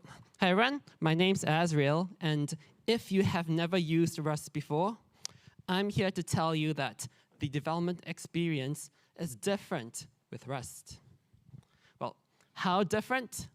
Well, let's talk about learning Rust, right? So when you first try to learn Rust and do something like this, assign a number to a variable and increment it, immediately you get a compilation error. Now, you don't have to read this. You'll do plenty of that later. The point is, when you are learning Rust, even for something simple, Rust is going to tell you no. And you learn about mutability, and you try to append to a string, and again, Rust tells you no. You learn the difference between strings and slices, and you try to append to a string within the collection. Still, Rust says no. You learn move semantics, and when you put something into a collection, you have to take it out before you can use it. And are we there yet? No.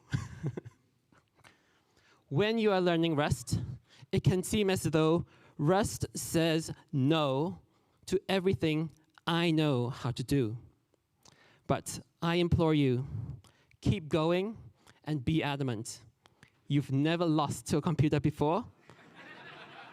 Don't start now. Cool. And consider this perspective. Software that doesn't compile is invalid and therefore incorrect. Software that does compile is valid, but not necessarily correct.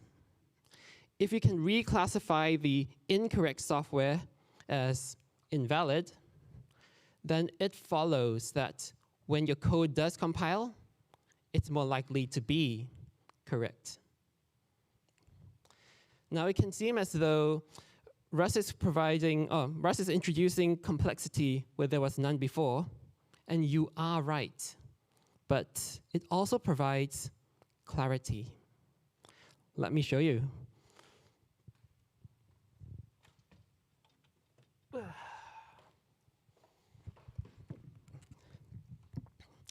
Are these equal?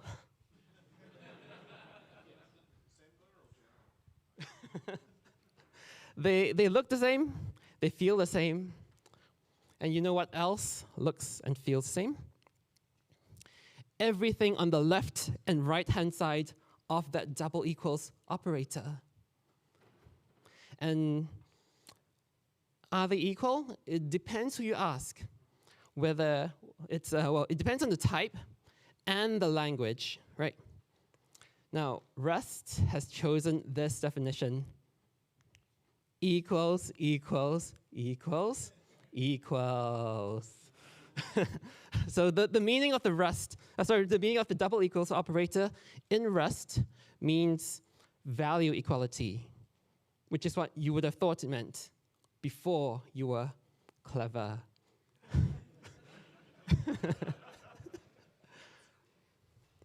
Now, errors, right?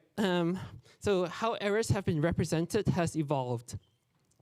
Initially, we had sentinel values, which is where we take one particular value from our return type to mean error. And examples here, for an integer, you might use -1. For a success return object, you might use null to mean error. For an error return object, you might use non-null to return error, to mean error, which is just that much more mental effort. And we rely on the caller of our function to diverge the success and failure code paths. Now, if we didn't want to rely on the caller, we have exceptions, where the success and failure code paths are kept separate with compiler support. It's ambiguous, though, as to which line throws the exception. So if you were to be caught in a traffic jam, and your friend asks you, were you in the bus or the cab when the traffic jam happened? It's going to be really weird if you say, I don't know. Like, how can you not know? In real life, we know where we came from. So how do we not know in code, right? Sometimes I think people mistake our tolerance for pain as intelligence.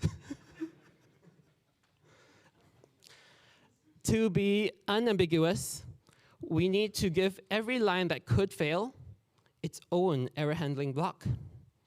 And when we have multiple lines in a try block, without IDE highlighting, we cannot tell which of these lines actually throws the exception. And when we are defining errors, conventionally, we should define one file, multiple constructors per error type. And that's quite a bit of a chore when there are 10 of them, right? So we've made some progress, but can we do better, right? So we can communicate success failure. We have some compiler support, but it's still some work to do. Yes, yes, we can. So this is how Rust has chosen to do it. So for a followable function, we use the result type as the return type, and you pass in your error type as the second type parameter.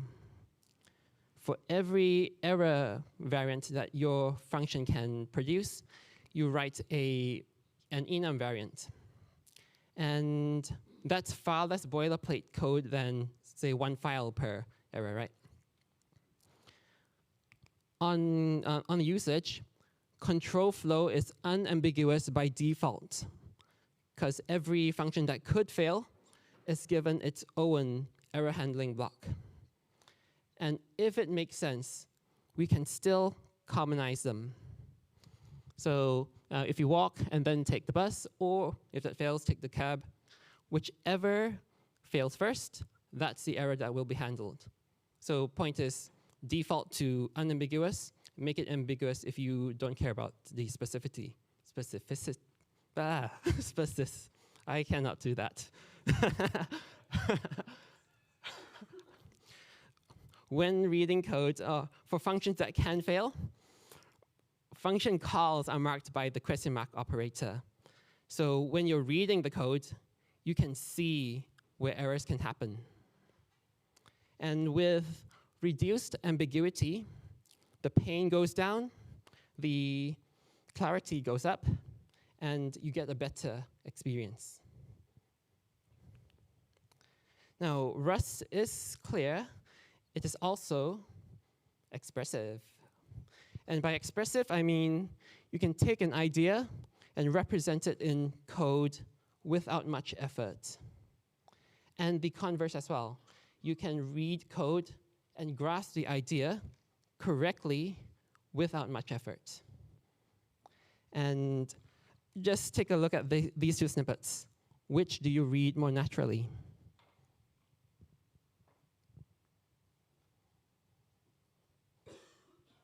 Gotta be number 2, right? I'll tell you why. It's because when you go out and you buy a coffee, the barista doesn't say that's $5, cents 50. They're gonna say it's $5, 50 cents. In Rust, it's possible to define behavior over existing types and create API like the second snippet. And why is this useful? Well, imagine you are writing a little bit of code to take some markdown, parse it, render it, and write to disk. If you were to inline all these function calls, it'll look like this. So you read from the center out, and your eyes go left, right, to look for the arguments, right? We can break that over multiple lines, and we get this. Bit better.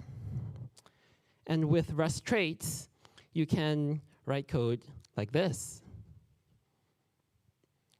So there's something about that empty space and alignment that makes it more readable, right?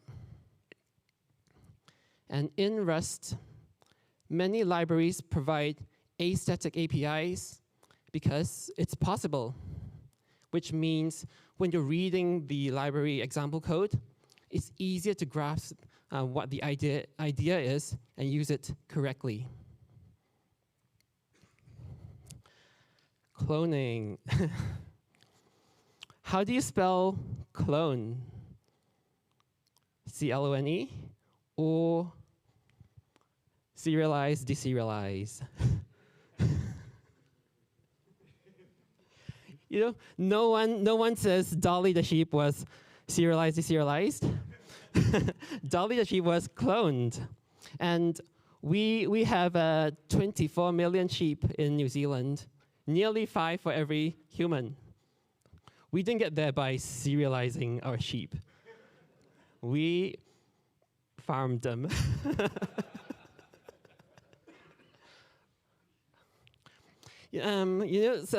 Software, or anything really, it's harder to understand when the expression of the idea is far away from the idea itself. So it's also really sad when the recommended answer to cloning is take this bit of memory, transform it into a different format, do the reverse transformation, and that's your clone. Why not just copy, paste?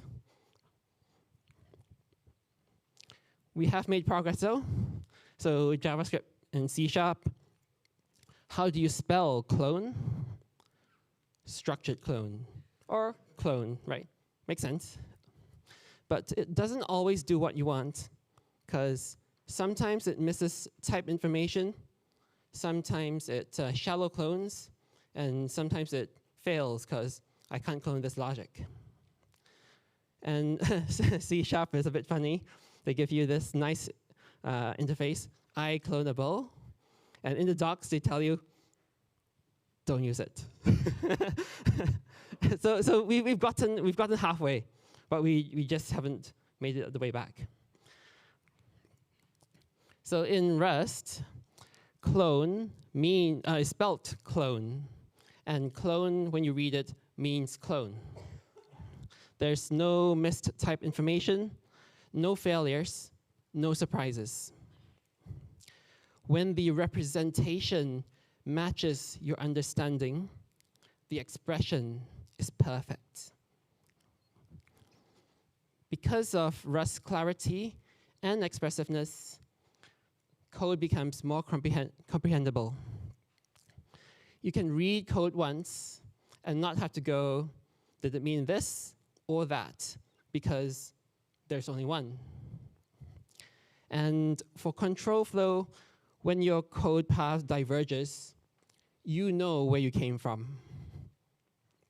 And when you want to say something, there's a word for it.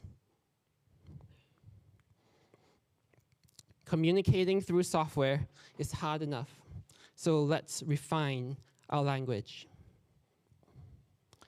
Now, we work on code, we work with tools. And Rust ships with a number of good standard tools. And there is one for each purpose. It's really nice to be able to, when I want to code, I can just code and not have to download and learn the new tool of the day, right? Anyway, Cargo is a Rust package manager. And it's got really nice UX, because I can tell it, run my application, and it will download the right Rust version if you need it, dependencies, compile the application, and then run it. And it's cancelable and idempotent as well. So that means when it's running, I can tell it stop and rerun the same command, and it will pick up where it left off. And it's got support for workspaces, so I can manage, or you can manage, multiple packages in the same repository. And if you need to override a dependency, that's easy as well. So you can test your whole project with a patched version of a dependency without much effort. So that means everything that you kind of need to do can be done in a supported way. Don't have to patch weird stuff, right? Rust ships with a linter called Clippy. And Clippy, it teaches you how to write code or Rust code in the idiomatic way. So it can make your code more readable, and in some cases, how to avoid bugs. So it improves your code, and it doesn't even use AI. It's really nice to be taught how to be eloquent with Rust at a digestible pace. So in pull requests, more of our attention can be focused on what we're writing than on our ability to speak the language. There are many, many more tools written by the community. And these are generally easy to set up and integrate into your build pipeline. And what's really nice about all this tooling is you can generally run cargo install tool name, and it just works. And I'm using Windows, right? You don't get an obscure error message, which plus some keywords becomes the unique identifier to a Stack Overflow question whose solution doesn't work on my computer. Safety. So not the kind you're thinking about, but psychological safety. Here's an interesting observation about my project dependencies. Most of them have a version of 0 point something point something.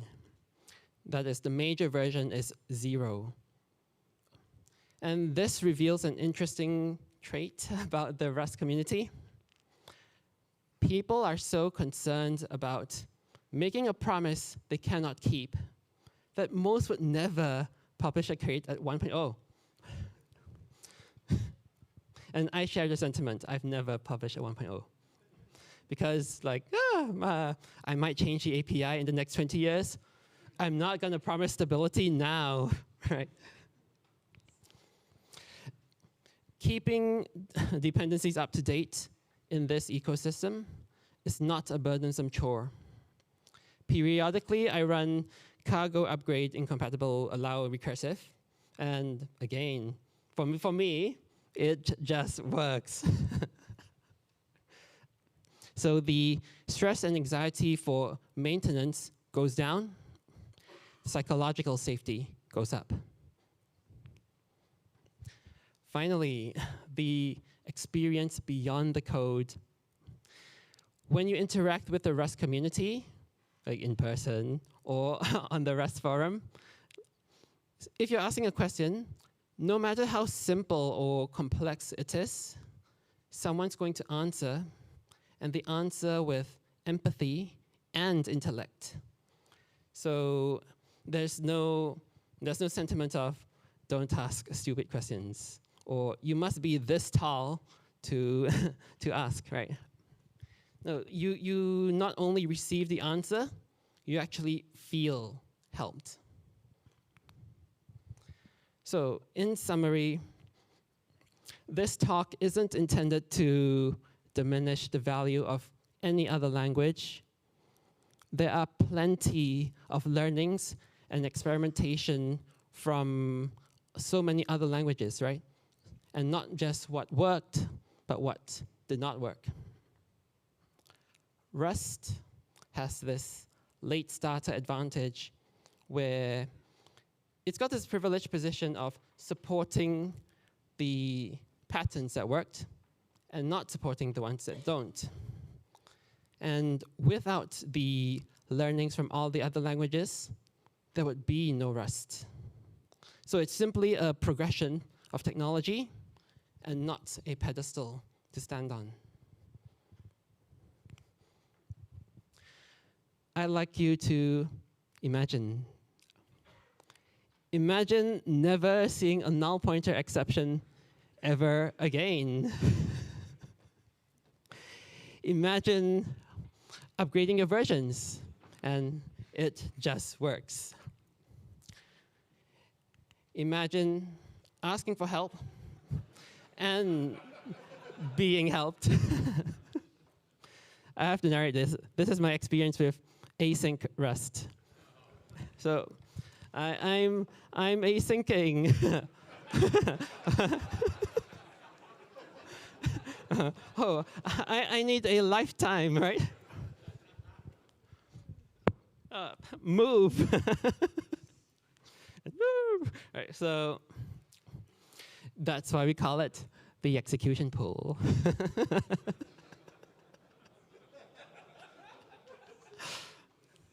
If you haven't tried Rust, give it a go and enjoy the experience. Peace.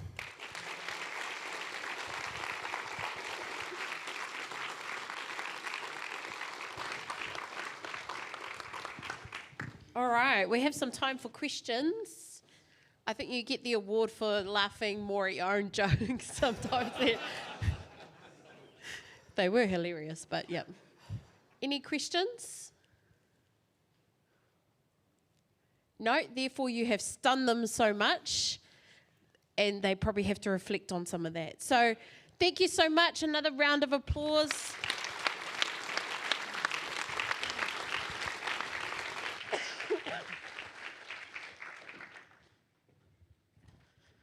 All right, we're running ahead of time. Metafano, this is great. Love it. We have our next speaker coming up, Steve, who left his bio to me, which is a little bit dangerous, but that's all right. Full trust, yeah.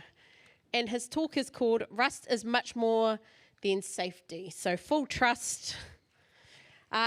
So Steve is an Aquarian who, and I did ask before actually suggesting and putting that out there. He is really into Rust, video games, tennis, has no pets, so don't expect any pet photos, sorry.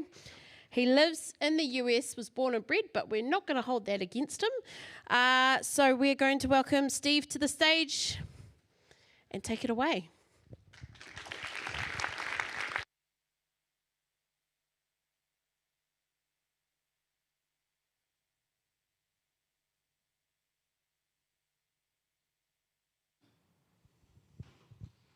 Cool. See, the trust was totally deserved. That was a great bio. Thank you so much. Hi, everybody. I'm Steve. Before I begin, just for my own curiosity, how many of you have been using Rust for a year or less? Okay, what about 5 years or less? Cool. What about more than 5 years? Awesome. That's like pretty evenly split. I'm so happy to be here. I'm so glad Tim put on this event. He told me about it a long time ago, and he's been putting on so much work. So we get a quick round of applause for Tim for putting on such a great thing.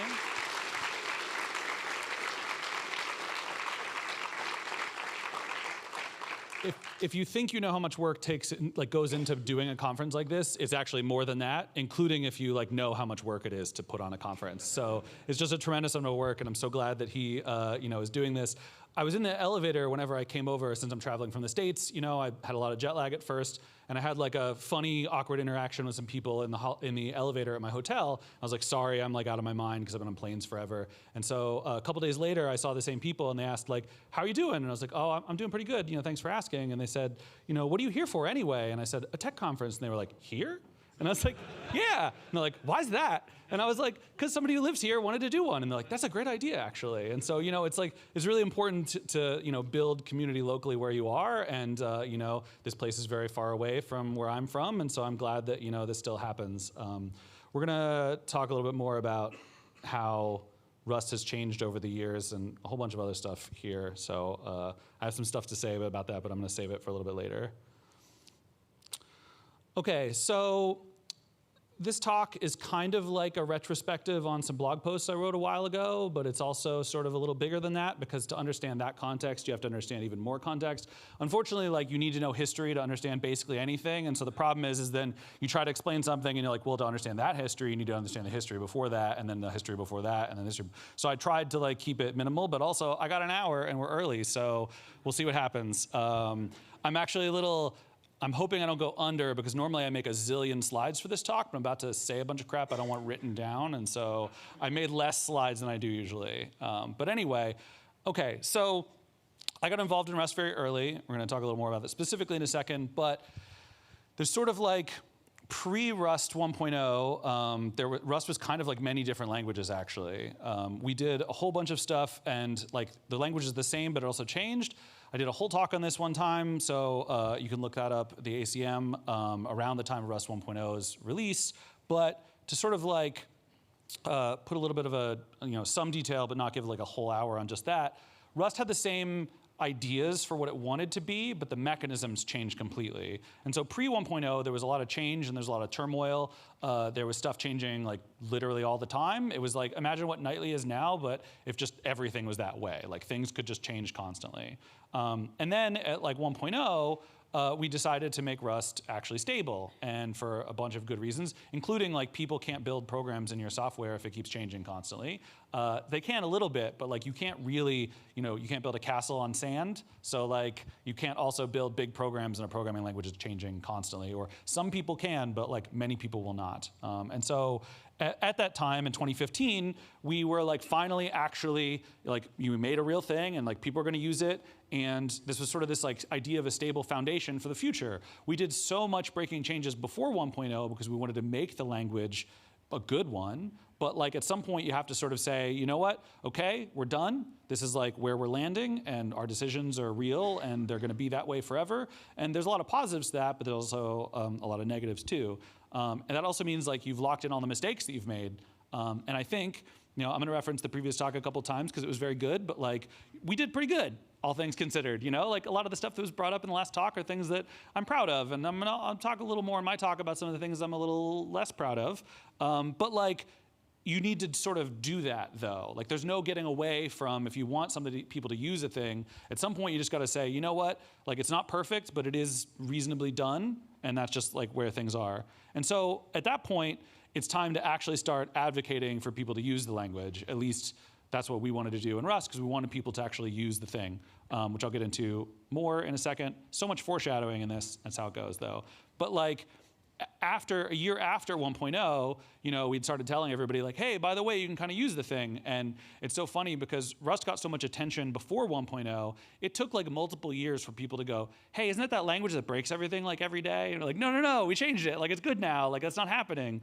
And then people would be like, well, a lot of people are still using Nightly because they're still using all the stuff that's breaking all the time. And we're like, we know, but like it's going down over time. And like there was like at 1.0, we didn't have like custom derived macros. Like Serde, to use Serde, you had to use Nightly Rust, to give you just like an idea if you weren't around back then. So like a lot of people were still, even though we say like, it's stable now, it was like, but literally everyone uses Nightly, and it's like, yeah, it's like you're trying. But that was the whole idea, is that we would, stabilize the stuff we were sure about, and then slowly over time add on to that. And so the early years was a large amount of like, okay, what are people actually using, and then how can we make that stable so that people are actually willing to use this thing to build real software. And so in about 2016, it was, we were doing it. Like things were happening, people were starting to use stuff, but we still needed to sort of like decide how we were going to talk about Rust like publicly.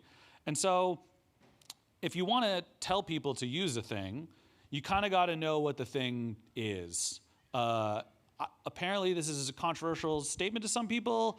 We're not going to talk about that though. But like, the important part is you kind of got to decide like what things you want to focus on, what attributes you want to like talk about, how you want to share this with people, because like the first version of, well, the first edition of the second version of the book, which is the first one that got printed and therefore is the first, was like 460 pages, and I didn't even include a lot of stuff. So like, there's a lot to Rust. You can't, somebody says like, hey, what's this Rust thing? You can't be like, please go read this 460 page book, even though many of you did, and I'm so thankful for that, because it took a lot to write. But like, you gotta have an elevator pitch. I'm from America, we startups, I don't know, whatever.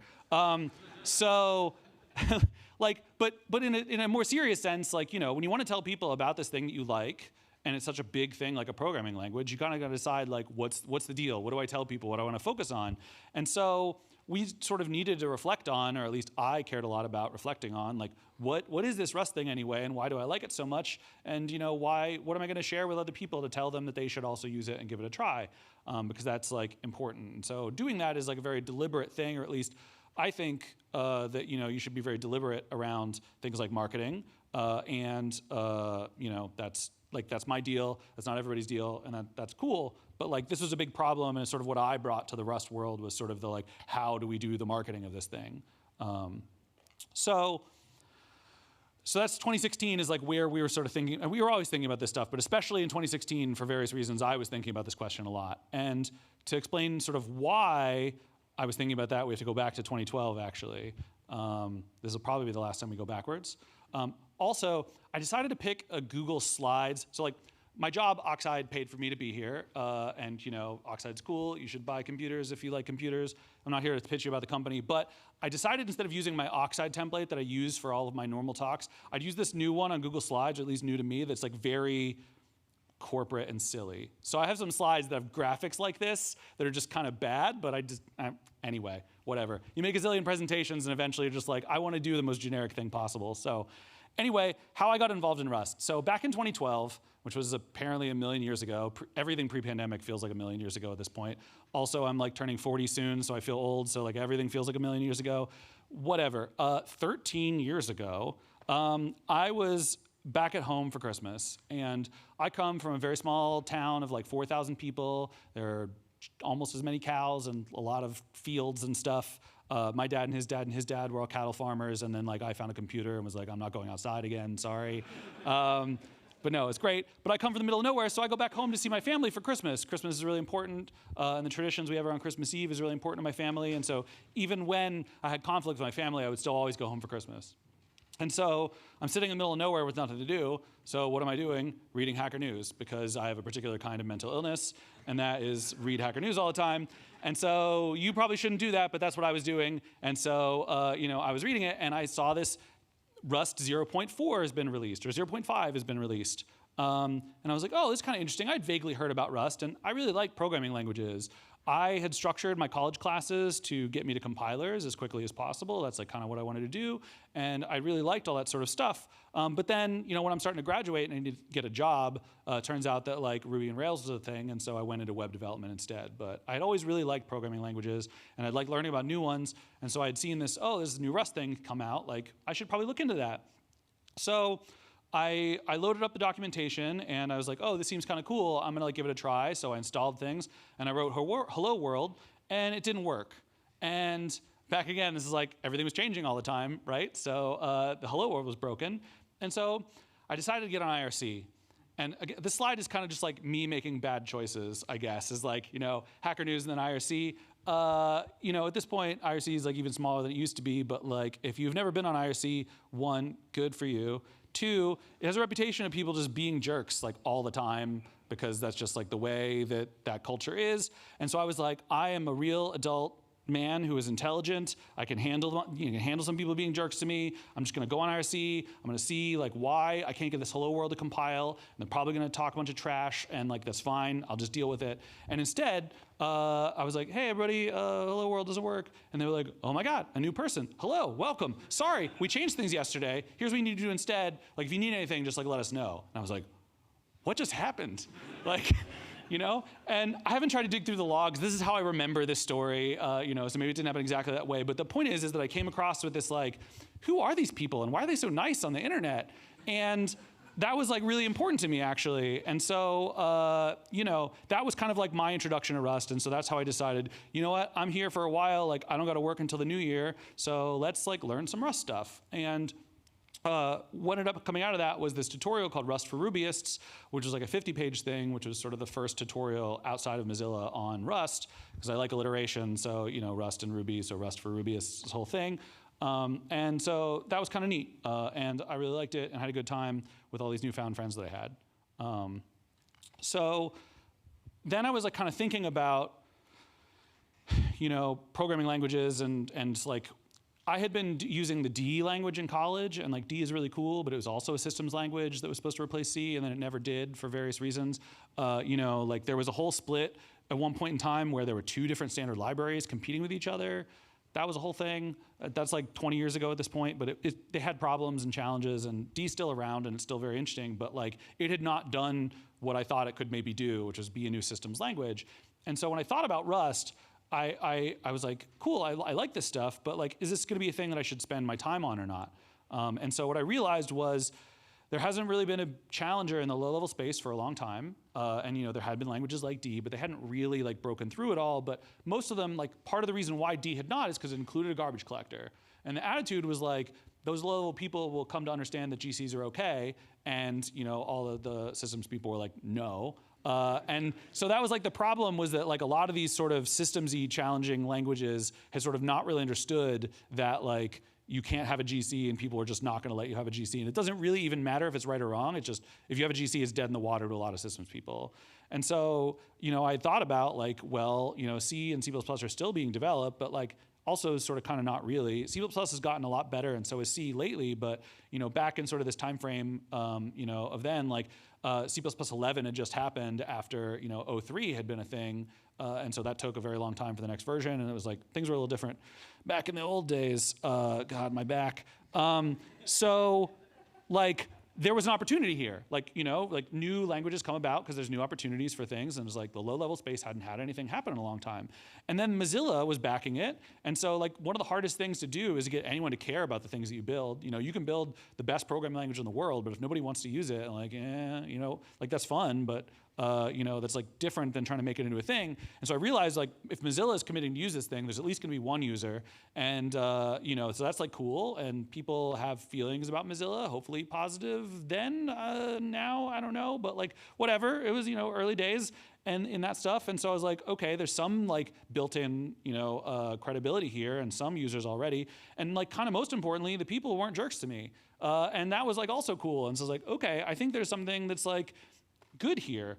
And this last one's really important because like a couple months after this had happened and I sort of had realized this nice thing about Rust, I got on Twitter, and that was bad because I was a jerk. And I don't want to go over this particular situation in depth because it involves another person who does not deserve to have this be drug up all this time. But basically, like, I was a dick about someone's software project on the internet. I started talking some trash on Twitter about it, and I was wrong, and it was bad. I should have done that. And like, then the internet was like, hey, Steve, you're being a fucking asshole. And I was like, yeah, you're right, actually, and I'm sorry. But I was like trying to think about like why I was this way. And it's because of this, like, well, there's many reasons why. One is because just like, I'm kind of a jerk sometimes. But two, it was also because of a bunch of other factors. And it's so funny because I also want to really emphasize that like this isn't necessarily like, and then I became a wonderful good person. I'm not actually still a good person at all times. Literally 9 days ago, I was on Hacker News, and this story came up about Playwright. These people were, I don't know if you ever used Playwright to automate tests before, but I'm using Playwright to modify this, like, to do this thing, and it's a giant pain in the butt. It's also great, but it also sucks because just automating browser testing is inherently hard, and it's inherently brittle, and it's very frustrating, but it's also very useful. And so this blog post, they were talking about the dark ages of a web automated testing that started in 2011, and I was like, my God, I'm old. And so I was like, there's a ton of this stuff before Chrome even existed. And like, back in my day, we used Selenium and we hated it. Because like, Selenium was also kind of a pain, and it was also a big problem. And like, it was also frustrating. And so I was trying to make a joke and not really be a jerk. And then the Selenium guy's like, hey man, what's up? I'm here. And I was like, oh, I'm being a jerk on the internet. But then I was like, this is a great example of how I'm not saying that I'm a perfect good person. I can put this in my presentation next week. So I'm kind of glad I was accidentally a jerk. But anyway, the point is that like, this is very mild criticism, and it was like kind of silly, and I apologized, and whatever. But this time before, I was just being a jerk, and it was not good criticism. Like, ultimately, criticism is hard. And the last talk, I think I did a great job of walking through like criticizing other languages while talking about Rust being good, while not like devolving into the kinds of criticism that happens on places like Hacker News and Twitter, now known as X, I guess. But like, there's like a really, I think the ultimate struggle of this talk is I'm gonna talk a lot of trash. I'm also going to say some good things too, but like there's a weird balance where to move things forward, you have to be able to point out when stuff is good and when stuff is bad, and so criticism is necessary. But also there's like a way and a time and a context to be critical that doesn't mean that you get to like be a jerk about it. And sometimes that's contextual and it's really hard, especially on the internet, and especially when you're talking to people all over the world who have different like cultural backgrounds than you do. You know, like we can argue forever if Linus is a jerk because he hasn't gone to therapy or because he's Finnish, right? Like that's just like a whole thing people like do all the time. Now he went to therapy and he actually isn't as much of a jerk anymore, and it's like really great. And like I wish I could go to every single person that ever posted on Hacker News for the last 20 years and be like, see, you just needed to go to therapy. Therapy's great. It's also not a solution. Regardless, the point is that like we got to criticize things, but we got to be careful about how we do it because it's like important. But it also, you know, there are other people at the ends of things, and like I was really harsh on somebody's project, and they had a bad day because of it, and that sucks actually. And so I'm gonna try to like talk about other people being jerks, and then hopefully that's like better. So the situation that happened, like I did a lot of retrospection about like why am I such an asshole, and I came to the conclusion that, of course, it wasn't me, it was everybody else, which is like sort of true, but sort of not true. But the point is this is about Rails. So I have a Ruby tattoo on my arm, like I said. I kind of like after college, I went and I did, you know, Rails stuff, and I really liked Rails. And I built some apps in it, and then I started working on Rails itself. And the Ruby community was great, and I still have lots of friends that do Ruby stuff, and it's totally cool. But also, there's lots of problems. And the big problem there, and this is a thing I've like thought for a long time and I've said on like smaller things, so I'm gonna be a little weird about this because criticizing people in public is hard, but like Rails is a BDFL-based project, which means David, he gets to say what happens. And like a weird thing is that the rest of us in the Ruby world deluded ourselves into believing it was still a traditional open source project. Like I thought I could like influence the direction of Rails, and then I got mad when David wouldn't listen to me, and then I'm like, he said forever that like it's his project and he does what he wants. And so like that interplay is very frustrating. And part of that problem, and this is, you know, only sort of, it got better and then it got way worse effectively, is like when you have a BDFL-based project, you know, if your DFL isn't very B, there are problems. And so David is the kind of person who is not afraid to talk a lot of trash. And so I found myself hanging out in, you know, group chats with these people, you know, not just David, but like a lot of the Rails people. And it was totally common to, you know, talk a lot of trash on people's projects. And so what had happened was, like, part of the reason why I was an asshole in public is because we were being assholes in private, and then I was the only one that posted it in public.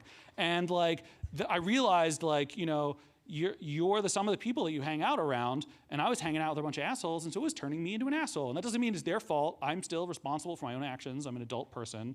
But like, that also means that if I'm in a bad crowd, I should probably like leave. And so this was like a big problem because I had invested the last, I don't know, 6, 7, 8 years of my life going to every Ruby conference ever and doing all this open source work, and all my friends are in Ruby. And like, what am I gonna do now that I kind of don't really want to be around Rails anymore? And then I remembered how nice all the people were in Rust. And so that was like a really big thing for me. And so Rails was really great, like in the sense of, you know, it deserves all of the fame it ever got. Like if you weren't doing web applications way back in the day, like the 15-minute blog video that launched Rails was like amazing. It would take 2 days to set up your project for a web app because nobody had the idea of like generate the files that make sense to begin with. It was like write them all out by hand. And I was like, whoa, you know, back where we were using sticks and rocks to make our computers work. And so Rails got really popular. But the thing is that also it wasn't. And I made these graphs this morning. I didn't plan them out this way, but they came out so perfectly. It feels like, I was like, man, it's gonna feel like I made this up. Anyway, the point is that Rails got, you know, massively popular and was hugely influential, but it's basically been declining ever since. And you know, that's sort of natural, like in many things, you hit a peak, but I don't think that it had to happen this way. Like it could have continued to last, but there was a big problem that happened with Rails. And like, I think that you can pretty much directly link this decline to these cultural problems in the community that sort of stem directly from leadership and how everything else kind of like works out. And I'm sorry to my Ruby friends because I love you all, but also there are also issues. And Node.js was happening. And this is like the big problem and like what happened with Rails and what I don't want to see happen to Rust. And it's, you know, we'll see if it does or does not over time. But like Node.js happened, and everybody got real excited about using it instead of Rails at the time. Because it was like, holy crap, I can use JavaScript on the server and also on the client. It's super fast, you know, everything's great. And so there sort of became this like chip on the block mentality amongst a lot of Rails people, like, well, JavaScript's stupid and you don't need JavaScript and like it's garbage anyway and like yada, yada, yada. And so that sort of like led to this like lack of paying attention to what made Node good and interesting. Node was fast and Ruby's pretty darn slow. Why is that? We could have learned from that. Instead, we're busy talking a bunch of trash. And so Node kind of like went on this rise, and as it continued to go on this rise, Rails sort of continued to fall, because instead of learning from what was making Node great and what people liked about it, David dug in his heels and was like, JavaScript sucks. And it's no coincidence that the project I was talking trash on is a JavaScript project, and I don't think it's a coincidence, conveniently because it fits the story so well, that happened here, at that moment. This is the time that happened. And like, I think that's because of all this sort of like cultural thing that was going on, and that was like making people sort of realizing they were becoming irrelevant, and that made people be more jerks. So anyway, like there's like a thing here that I think is important, and I've said this to people in private in the past about Rust, that like, one of the reasons that I think that this matters is not just because it's a good thing to be a good person and not be a jerk. Like that's also true and would be true disregarding things. But if you want to look at it in like I want to be a jerk and like, but like I also want my programming language to succeed. Like I think that like building this kind of contemptful community also causes you to miss out on new improvements that other people are doing, because you get blinded by your hatred and you're not able to see like what is good about those things, then adopt them into your own thing. And so I think it's like not just a problem sort of like ethically or morally, but also from a pure technology standpoint, like being a jerk all the time means you build bad tech. So this is what I said, but I made a slide about it instead of going forward. And so I decided to jump into Rust full time, and I was going to do better this time. You don't get to redo things. And the thing that I didn't sort of put on the earlier slide, but I also realized is that IRC room had like 50 people in it. Like there was probably this many people, less than this many people in that room at the time. And so it's still weird because sometimes I forget that like I can go halfway across the world and have an even bigger room of people who know what Rust is, at this point. And so like, I was like, here's an opportunity to sort of like help build a community in a way that I want it to be, instead of the way, like there's no chance you're changing Rails at this point because it's been there forever and David's clearly in charge, and like I can't, make Ruby better, but maybe I could make Rust into a thing. And so that was like a significant part of me joining Rust. And the way that a lot of things are in Rust is because I'm trying to like make up for being a jerk in my past. So you're welcome. I don't know. Anyway, so to get back to this topic of like, is Rust more than safety? For me, it was always more than safety, because the reasons that I joined were largely community-based, and to some degree, like I wanted to get back into low-level programming again, and kind of like I saw an opportunity for a language to become big. And so like the safety thing was like kind of minor. Like it's important in the sense that it was like Rust universal, like it's the reason that Rust was gonna be one of those things, but like it was always more than that for me. And so some ways in which this was kind of expressed in early Rust culture is like not doing contempt. So we had like a very explicit like don't trash talk things. Like the position of the Rust project was not that C++ sucks and you shouldn't use it because it's a pile of hot garbage. It was like Rust is cool and you should use it because it's good. And I think that's really important. And we try to learn from different things in other languages and ecosystems and fold those things back in. So like Cargo largely owes a lot of its inspiration to both Bundler from Ruby and NPM from NPM from Node, because like that's like good things and they had improved stuff, and so we wanted to like take those things.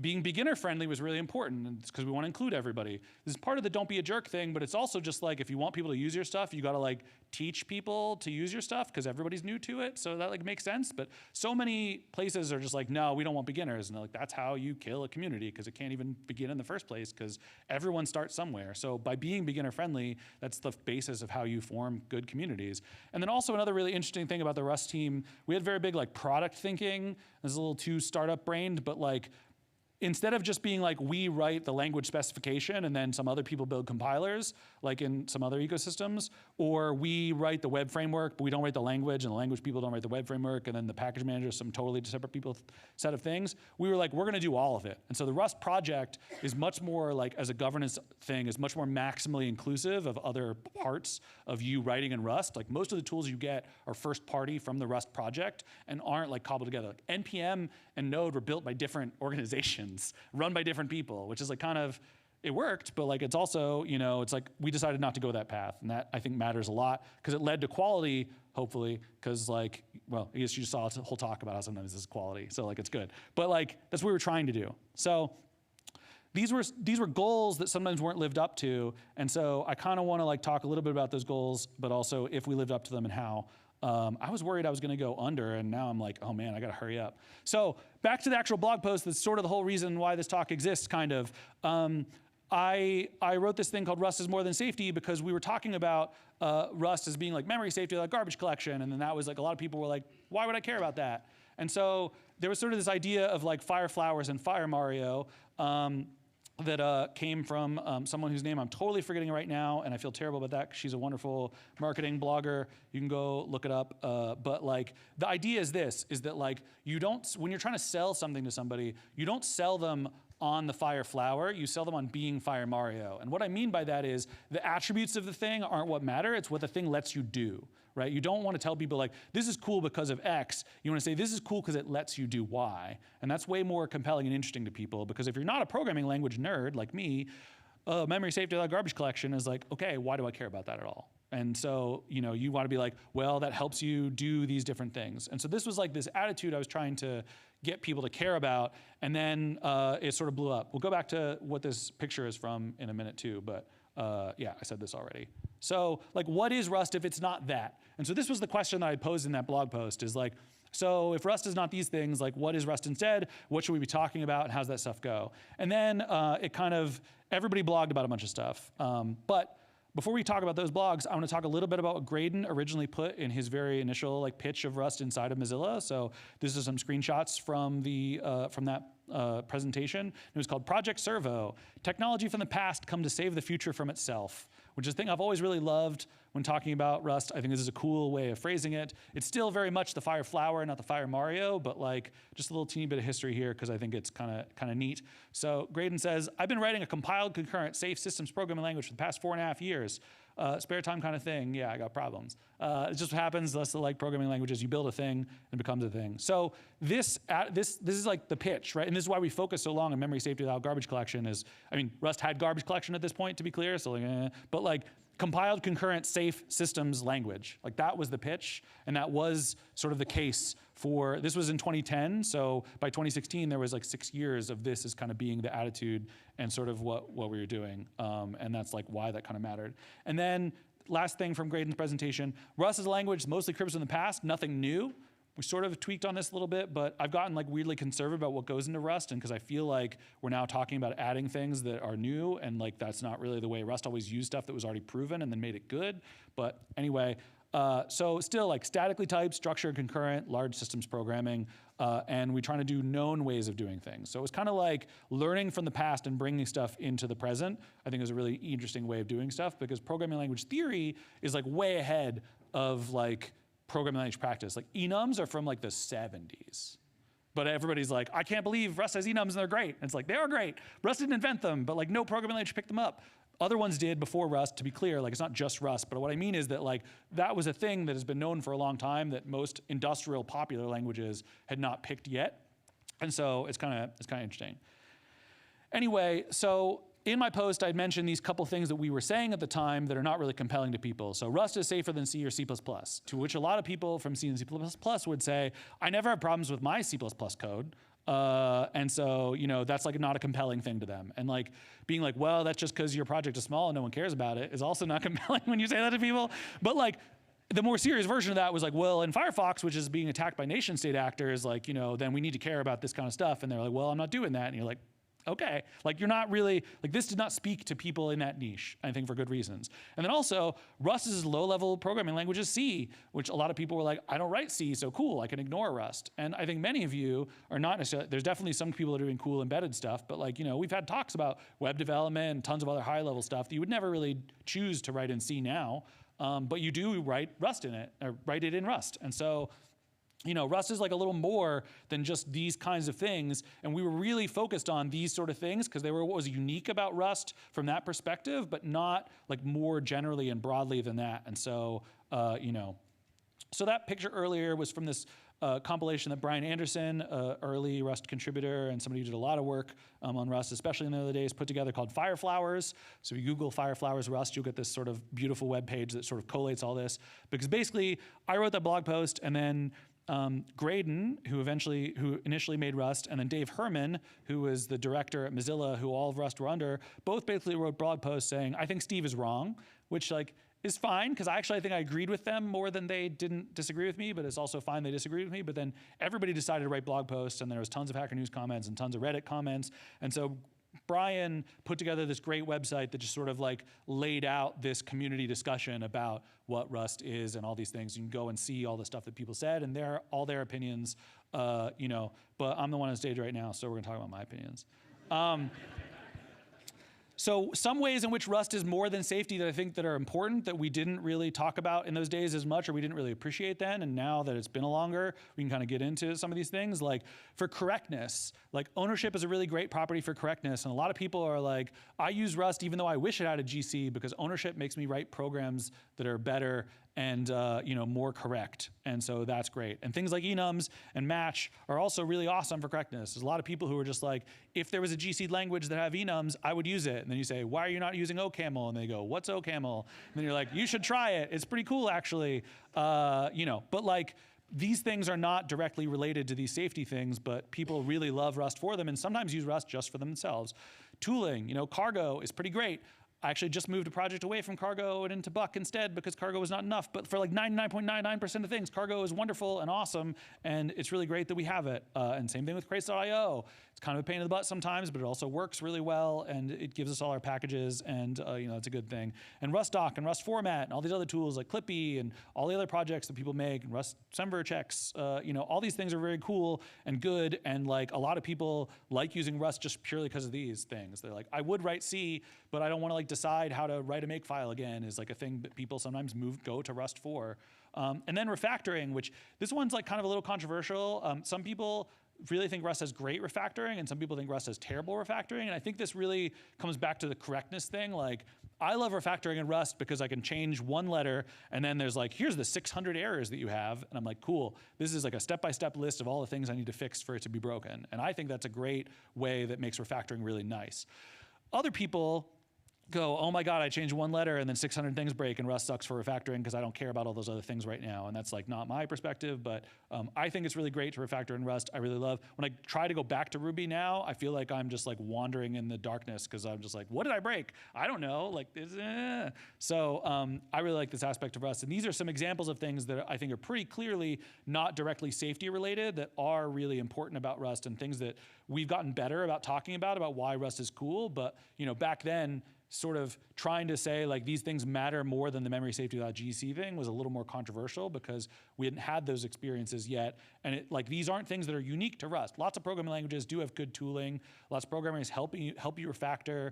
Other languages have enums, but so it felt like we had to focus on this specific thing that was unique about Rust. But it turns out people don't care about what's unique. They just care about what it lets you do and what the experience is. And Rust had a pretty darn good experience overall.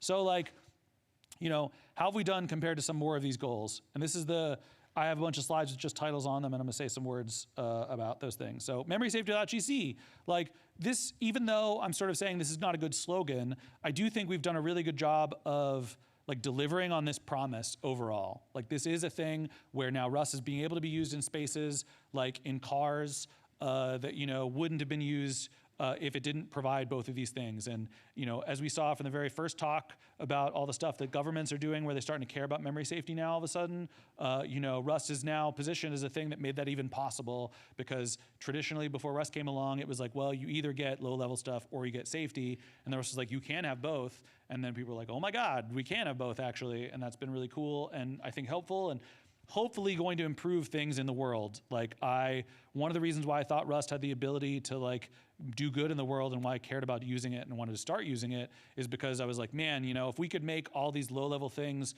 work better, people get hacked less, people would get their information stolen less, all those kinds of things are really important. God, we put so many computers in cars nowadays. I'm definitely gonna get run over by a car walking around in Austin. You think the US is car-brained, the South is even more so, and Austin even more so.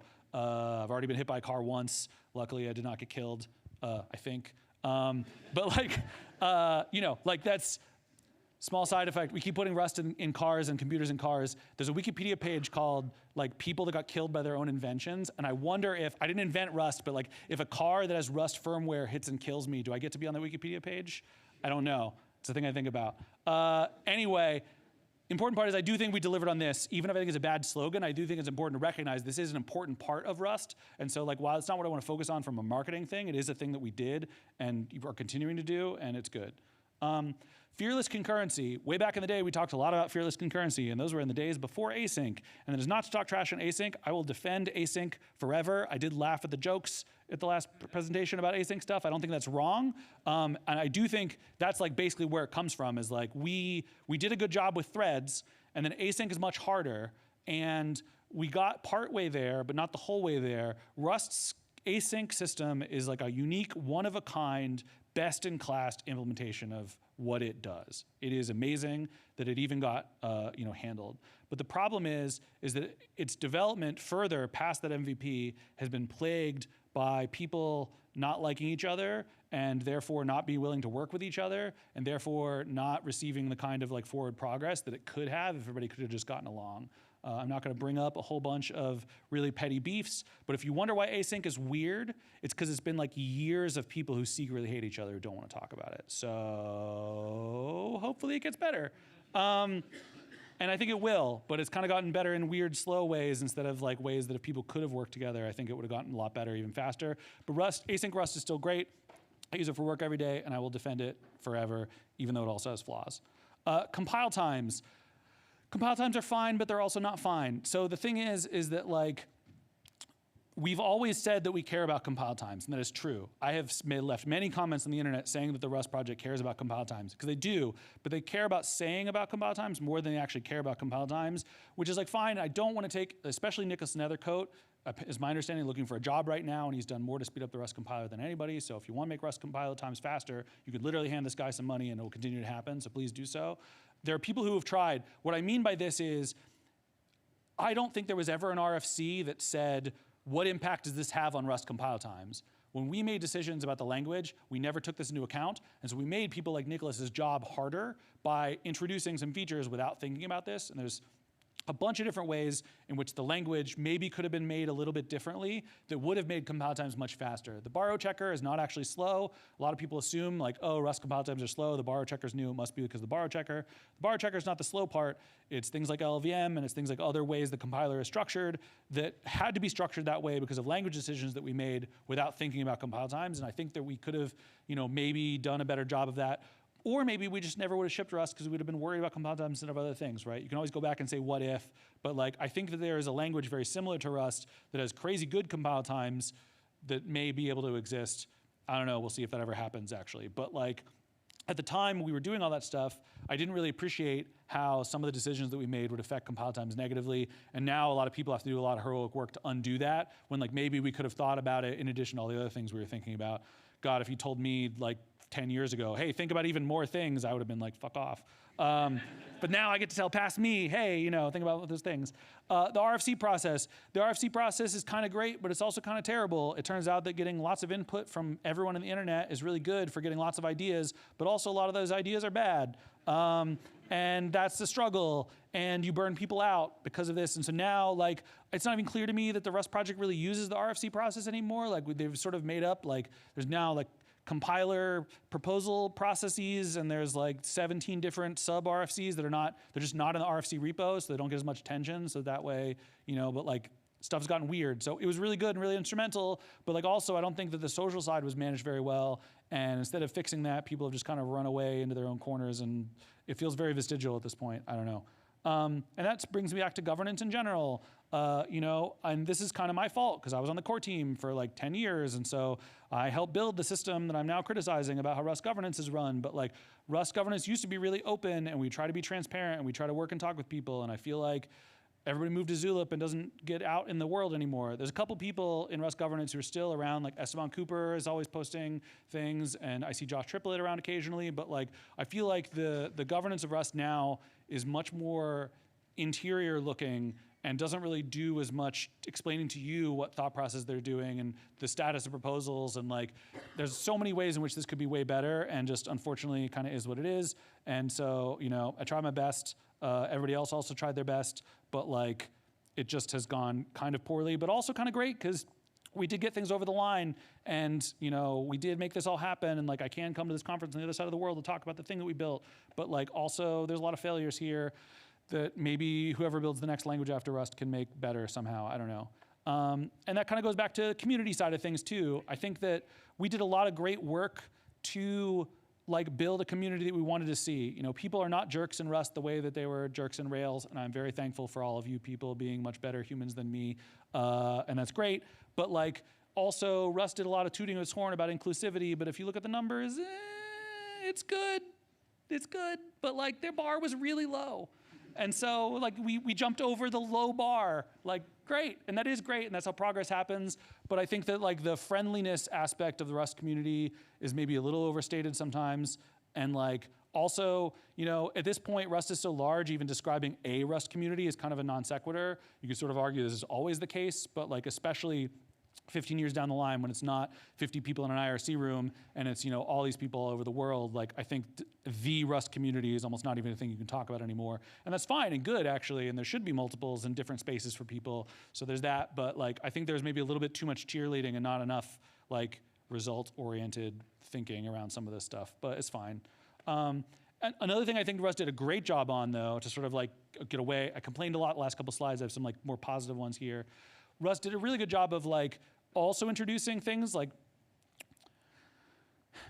there's currently like a criticism being levied against Rust by people in some other programming language communities that Rust is way too focused on memory safety and does not care about other kinds of memory safety, or of other kinds of safety. And they're like, well, Rust doesn't address other kinds of safety, and so therefore it's totally useless. And I don't think that makes a lot of sense, because while Rust does focus a lot on memory safety, there are also a lot of things that do help with other kinds of safety, and that, I mean, things like enums and match, being able to like help that your business logic is actually doing the things that you say that you want, you're covering all the cases you want. There are those kind of things, but also, I think it's really underappreciated, like because Rust's inclusivity and bringing people that were not from systems programming backgrounds into systems programming, like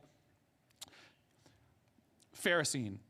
Okay, the compiler that's used, the fork of Rust, that's barely a fork of Rust, that's being safety qualified so that you can like build things like cars with Rust software in them. It was much easier for Ferrocene to become like safety certified than it was for other compiler vendors, because the way that Rust is itself developed is closer to a safety critical development process than many other things are. Like this is a blog post I've been meaning to write, but I don't want everybody on the internet to be mad at me. That happens often enough. And when I get enough tolerance for it, then I write up one of those blog posts, and you know, I haven't quite got back there yet. We'll see. Again, my particular form of mental illness. But like, people talk about like, you know, Rust has tier 1 supported platforms and then tier 2 supported platforms. Oh, only 2 or 3 platforms are tier 1, so like, can you even use it on those other things? If you look at GCC's testing page, it says we should think about maybe running the tests on every commit. Not like in Rust, we like actively, like Boars does a tremendous amount of work to make sure that the Rust project, you know, works well, but we like run so many tests on every single commit. And that's why the compiler is generally of such high quality, is because people put in tons of effort to even, you know, making Boars be able to run in the first place, but also running those tests, but also like the social practice of including running those tests and everything means that the Rust compiler is tested in a totally different way. Like GCC and Clang's testing strategy is basically like, we cut preview releases and then everybody tries it and every Linux distro compiles all their software and then we get bug reports and then we fix them. Like, it's totally different. I'm not saying that that's inherently bad. I am saying it's different.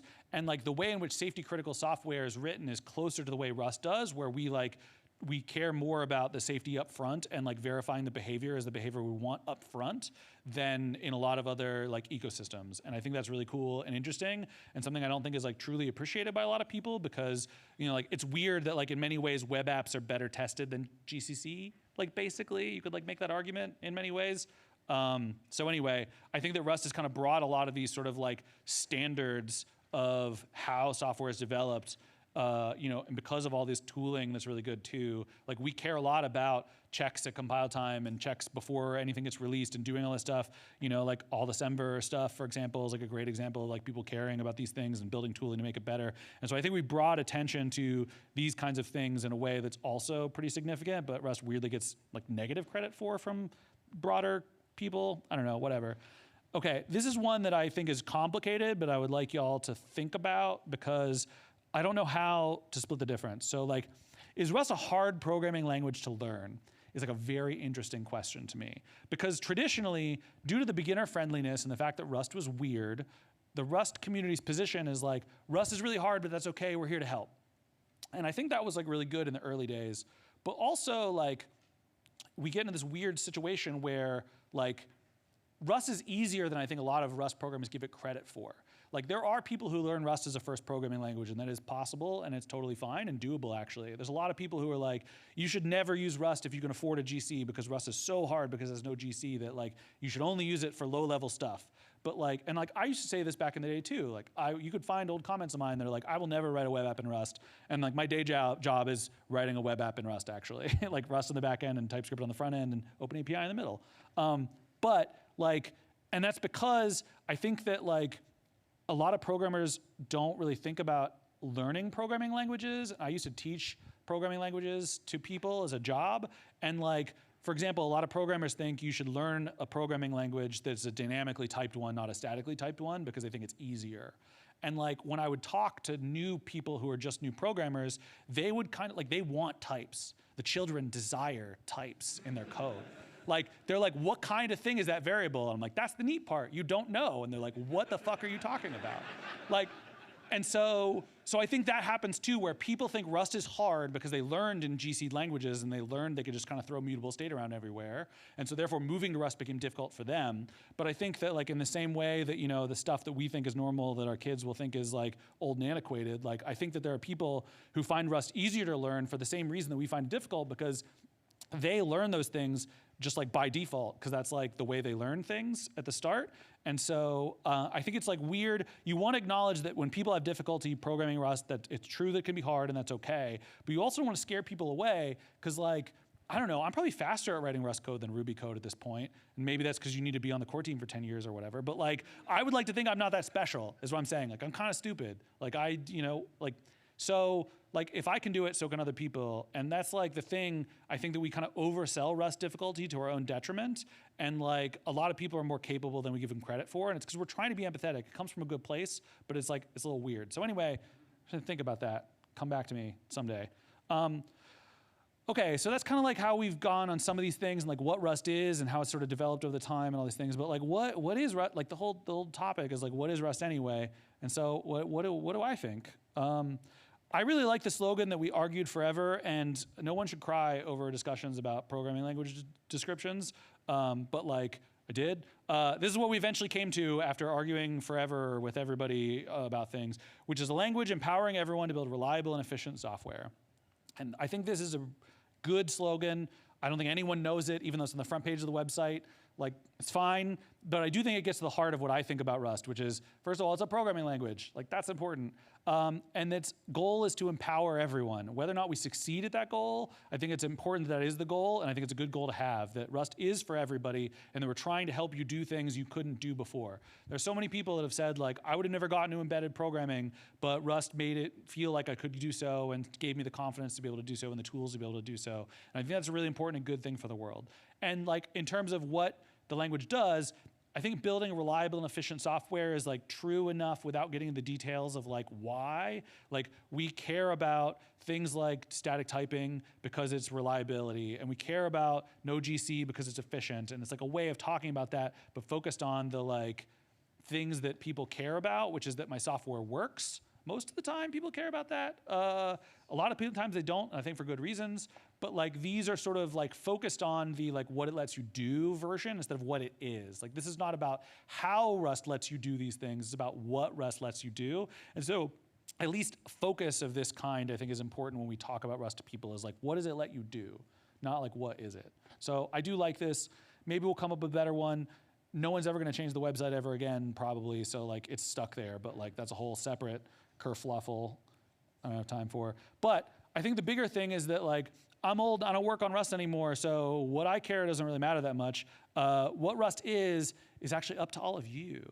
Like, you're the ones going out there and talking to people and, you know, sharing things. I've talked to so many of you over the last couple days that are like, I'm not using Rust at work, but I'm trying to. Or like, you know, I'm using Rust for fun stuff, but like, I'm trying to like get other people to use it too. And so really like, you know, there's no top down, like, it doesn't really matter what I say up here. Like, what Rust is, like, my opinion is kind of irrelevant. It's really about what you think about what Rust is and what you want to emphasize. And so I guess, you know, sort of the subtitle of this talk is like, what was true in 2016 is true in 2026. I think that like focusing on what Rust lets you do and sharing with people why you like using the language and what it empowers you to do is what's actually important.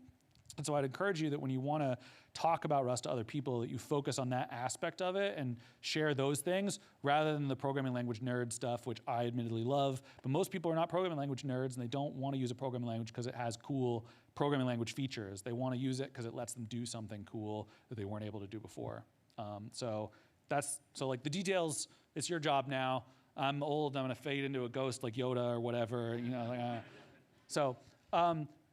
At the end of the Fireflowers webpage, you'll see this great you know, thing about all the blog posts that many of the people wrote about this thing. And someone eventually said, well, Rust is mostly blog posts, actually. And then somebody else said, you know, Rust is literally Haskell. And then everybody like just was like, you know, okay, whatever. Because it's true, you can argue forever about what this is. Everybody has their own opinions. And you know, that's cool and good, and that's how we move the world forward. But so I'm here to share with you some of those things, of what I think about how good of a job we've done, what we've done less of a good job at, and all those kind of things. But yeah, like really Rust is what you're all gonna make with it and continue to like go forward.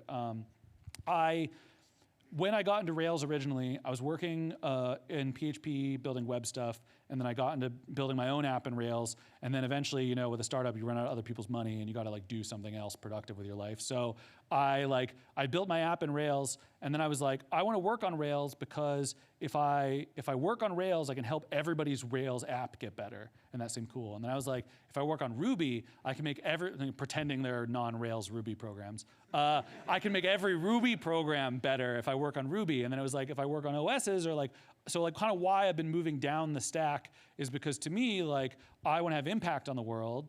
And so like by going further down and working on things that are further down, you kind of like make a positive thing happen everywhere like above you. And so, you know, like on some level, this is kind of like what I wanted is for my opinion to be irrelevant, to be all of your opinions, because like you can all write way more code and do way much better in the world as a group than I could ever do individually. And so that was really important and meaningful to me. And so I'm glad you're all here, I guess is what I'm saying. And thank you for all the stuff that you do, because that's like that's like the point, and that's why I devoted 10 plus years of my life to a programming language, is because I wanted you all to be able to do something cool. So that's great.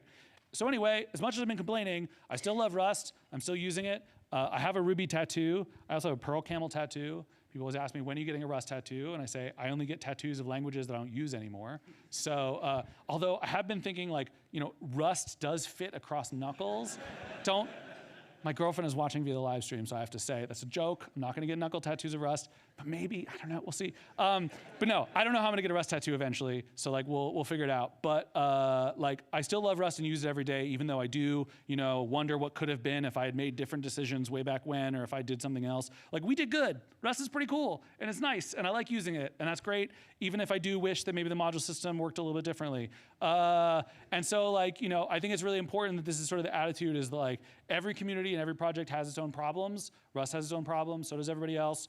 And you know, we tried to learn from that past and do better, and I think that we have done better, but you know, that's how progress works, is that like we're also not perfect, and whatever comes after Rust, hopefully they will do even better along all these things than we did when we were working on Rust for so long. So anyway, thank you so much again for having me, and thanks for being here and listening to me talk forever.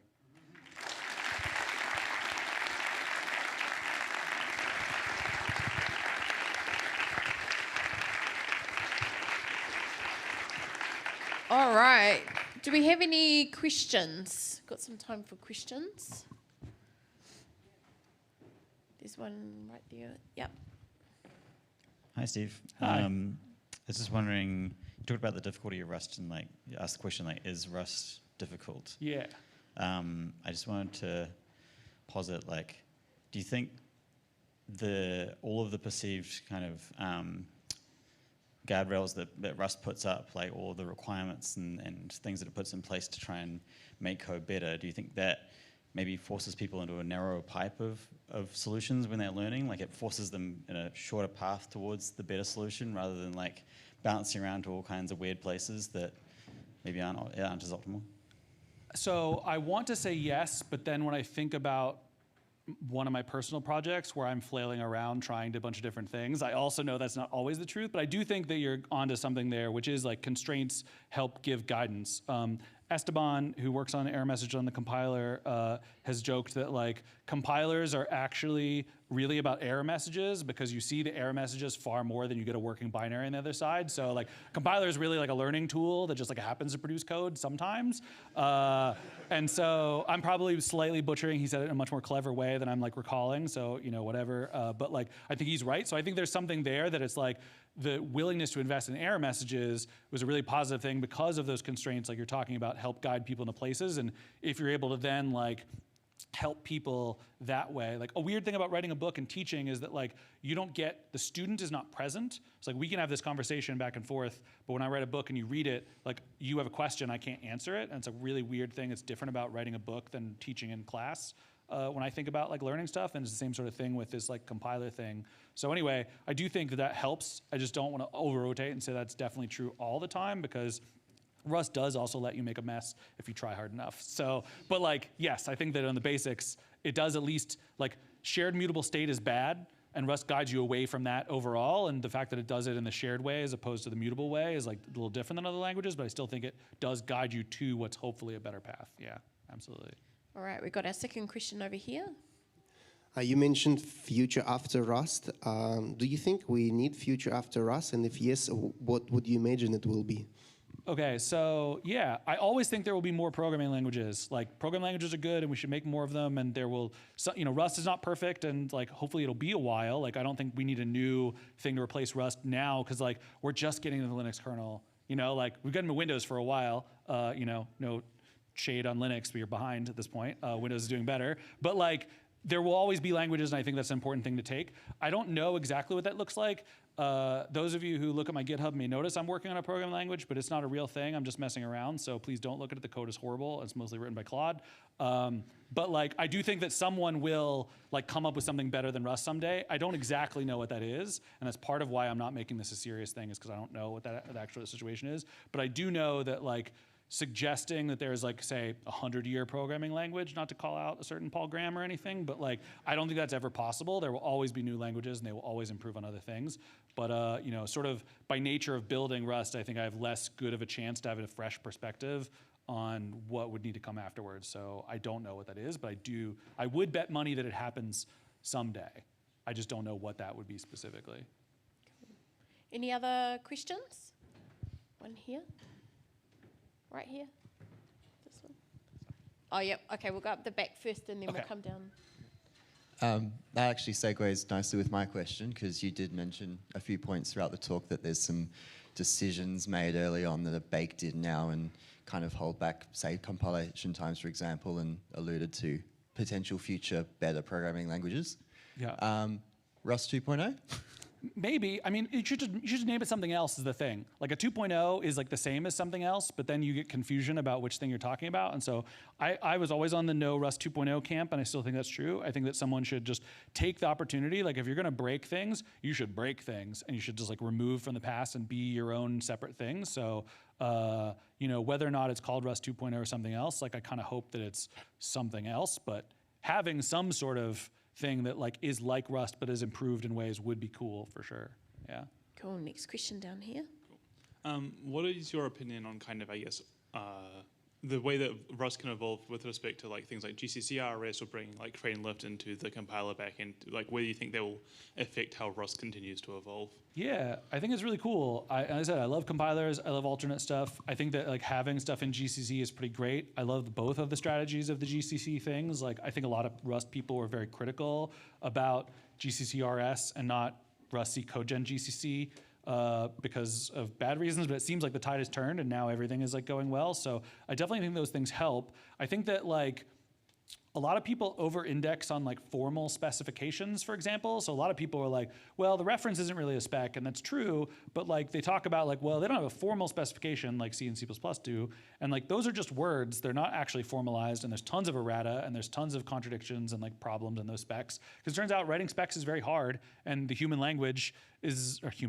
English language is like not precise enough to really like make a spec work. And so I think that those things are going to help shake out corners of where like we don't really know what the answer is, like all the stuff Ralph is doing with a lot of the lower level stuff. So I definitely think it will be helpful for sort of nailing things down, and I'm excited to see how it goes in general. I'm a super big pro of all of those projects, definitely.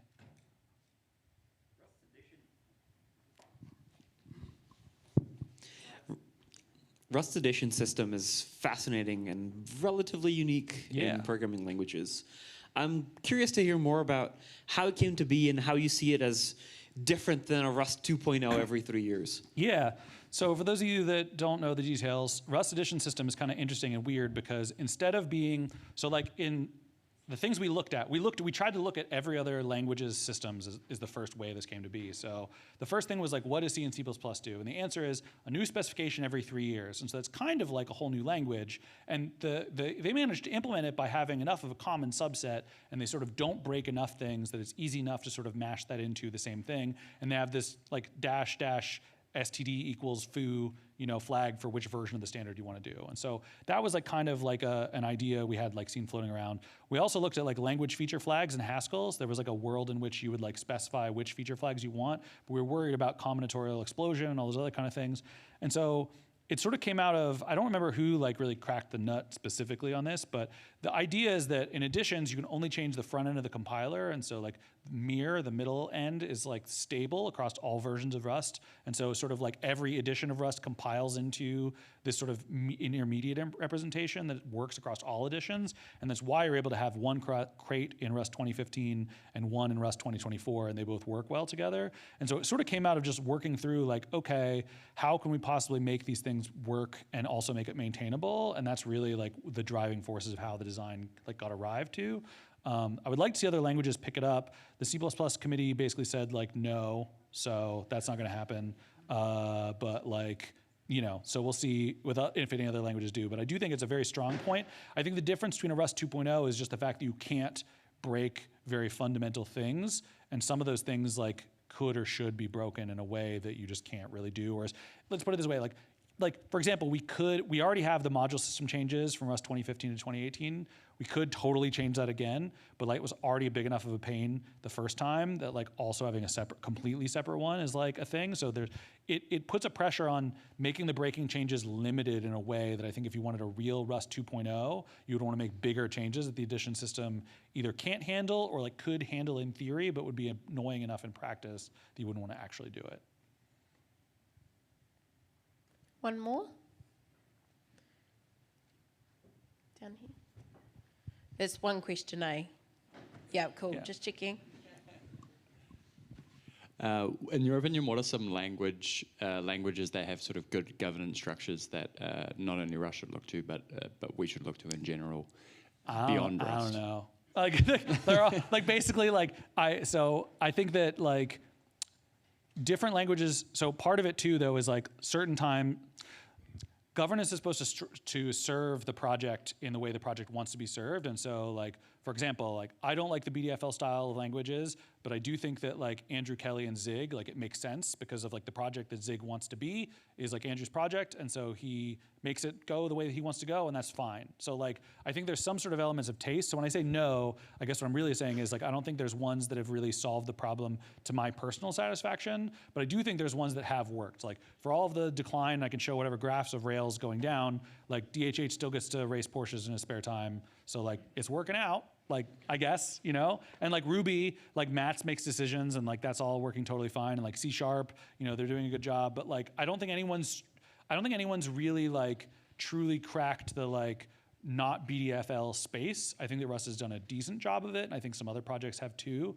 But I don't think there's really any open source governance that I would say is really healthy. Maybe that's too big of a downer for the end of the final question. But like, there's a reason that people burn out in open source, and I used to be a big advocate of getting people, all right, last thing. There's a really good Tumblr post, okay? And it says like, my friend kept saying that coyotes kept eating his pet cats, and then he would go to the like animal shelter and get another pet cat, and the coyotes kept eating them, and it was frustrating to him. And I said, it sounds like you're kind of just feeding shelter cats to coyotes, and he started crying.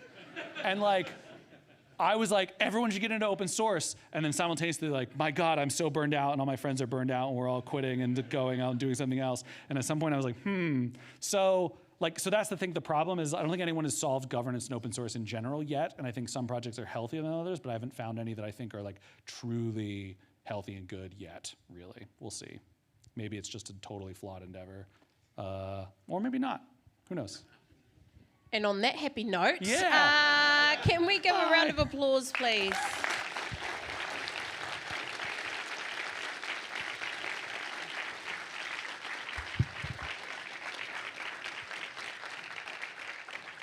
I'm wondering during that talk whether we should add to your bio as well, like zombie, ? Yeah. You know, you're not sure if you're dead from being run over by a car that is powered by Rust. Good to know. All right. You've made it, Etefano. We're at the end, but you can't leave yet, okay? And the doors are locked, so we're just going to chuck some stuff up. So hopefully this is going to come up. Yay, reflection. Part of what we like to do within TL Māori is to think, you know, especially in Hui, is to go through actually how people are feeling, what's the vibe, all those types of things before we wrap up stuff. We can't individually go around and do that because we will be here a long time. So what I'm hoping is we're going to stand up, move around, make sure the blood's flowing to your brain. But then I would like you to talk to someone around your vicinity that you have not met this conference, and you're going to ask these 3 questions to each other. So I'm going to give you about 4 minutes each side. What was your favorite speaker and why? What was your aha moment? And what was the most meaningful connection that you made at this conference? All right? So we're going to give it a go. And you're going to be excited, okay? Yeah. Bring the vibes.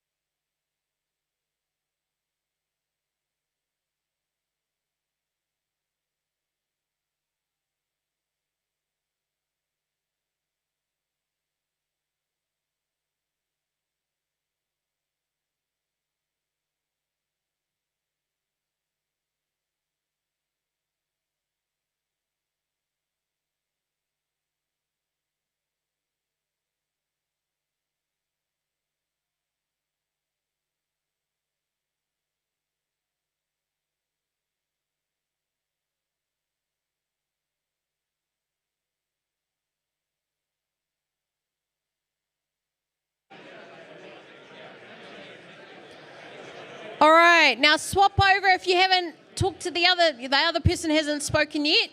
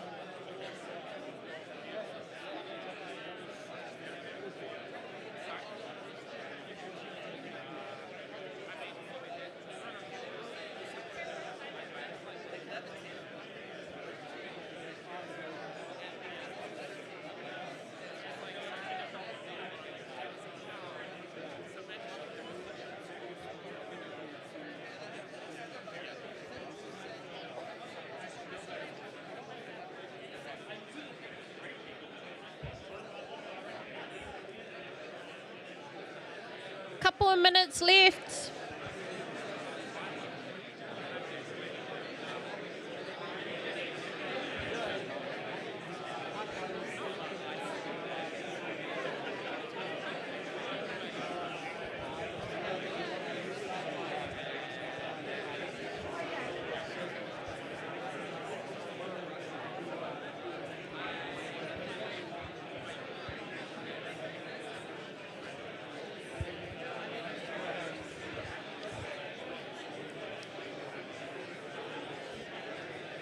About 60 seconds left.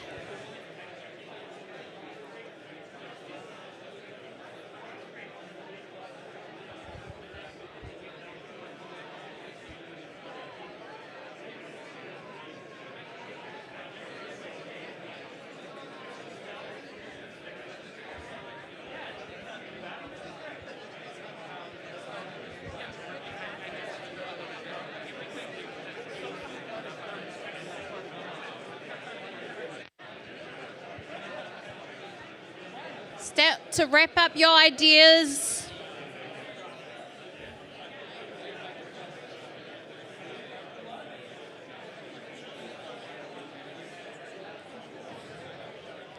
All right.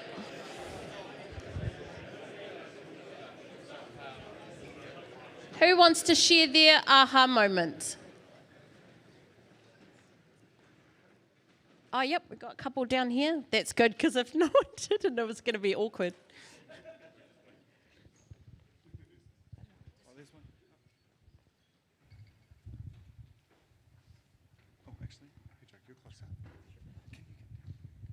Thank you.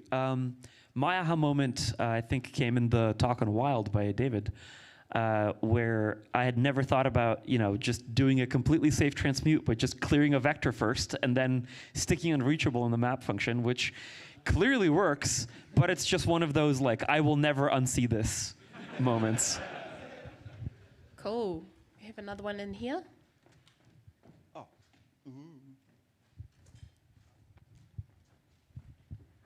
Just keep your hands up if you're wanting to share. Yeah. Yep.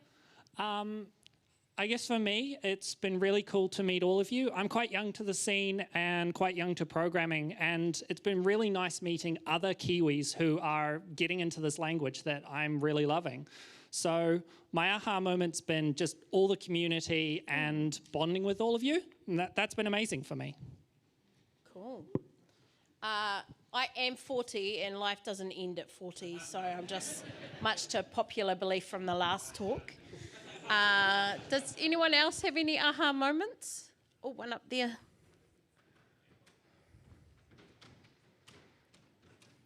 Does anyone want to share an interpretive dance? Their aha moments? No? My one was just from, I think it was Elias, said about Hiram's law. It was something I'd never heard of before, but it explains everything I've ever heard in my career, that any observable behavior eventually becomes dependent on. All software acts like this. It just explains so much of our industry. Awesome. Anyone else? Does anyone want to share their most meaningful connection? No, we're all a little bit shy to share, because you guys were talking quite a lot before. No? Okay. So then, as we come to the end of this incredible event, Rust Forge 2025, I want to take a moment to reflect on what we've shared together. Over the past 2 days, we've explored the power of Rust, not just as a programming language, but as a movement, one that's shaping the future of safe, fast, and reliable systems. Like Tipul Terena, which was the plant that I shared earlier this morning, we talked lots over these past couple of days about the symbiotic relationship between Rust and many other programming languages, even supported by the last speaker. You know, it's not about dissing each other, it's about how we can help whakamana or to support each other. We've heard from inspiring speakers, tackling hard problems, celebrating creative solutions, had the mildest rave ever, and broke a few demos along the way. I stole that joke from Discord as well, if you didn't see that. That's not my own material. But what is also key has been the conversations happening here, reminding us that Rust isn't just about code, it's about people. There are a lot of thank yous that we need to get through, and some are on my phone, so just bear with me as I open it up. We want to start with a massive ngā mihi, or a thank you to all of our speakers that are in the front. We really appreciate your time to get here, whether it was in a car, a plane, train, or if some people walked to get here. We realise that we are not necessarily in a major part of the world next to everyone else. We are on the other side of the world. So we want to thank you so much for coming. So if we can just have our speakers stand up and we give them a big round of applause.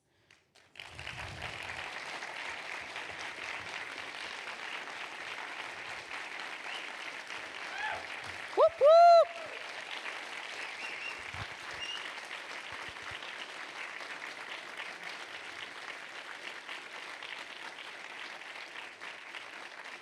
Thank you, because literally without you, we wouldn't have content. So, and it would be a very boring event if it was just my commentary.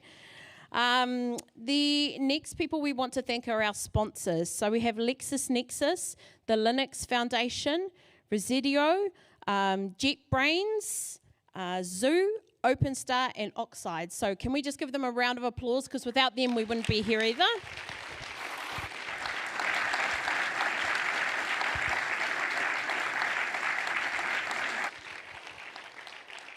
We also want to thank the Wellington venues at Wellington, New Zealand for all their support and the many papers that they helped us print out over the past week or so.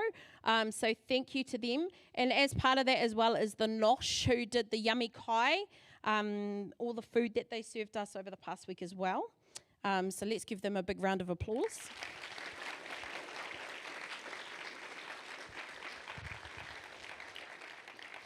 We also want to thank the Streamliner team at the back for all the technology and support they provided us. So Alex and Ben, thank you very much.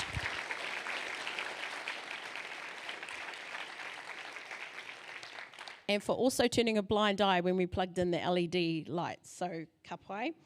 Well, not a blind eye, just pretending it didn't exist. A massive ngā mihi to all the volunteers as well. And I have a list here. So that is Olivia, Hayden, Simon, Ryan, Beth, Anna, and Ben. So thank you very much. Let's give them a warm round of applause.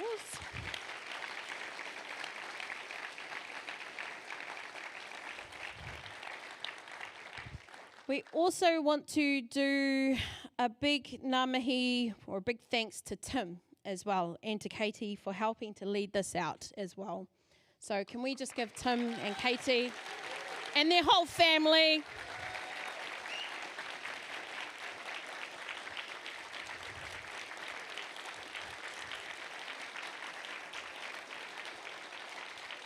because let's be honest, when you do events like this, it's not just yourself, it's your whole family, it's all your friends that you pull in at the last minute and all that come, I was going to say come down with you, but come to you to these events to help you. The last, but especially not the least, is to thank yourselves. So the community that makes Rust what it is.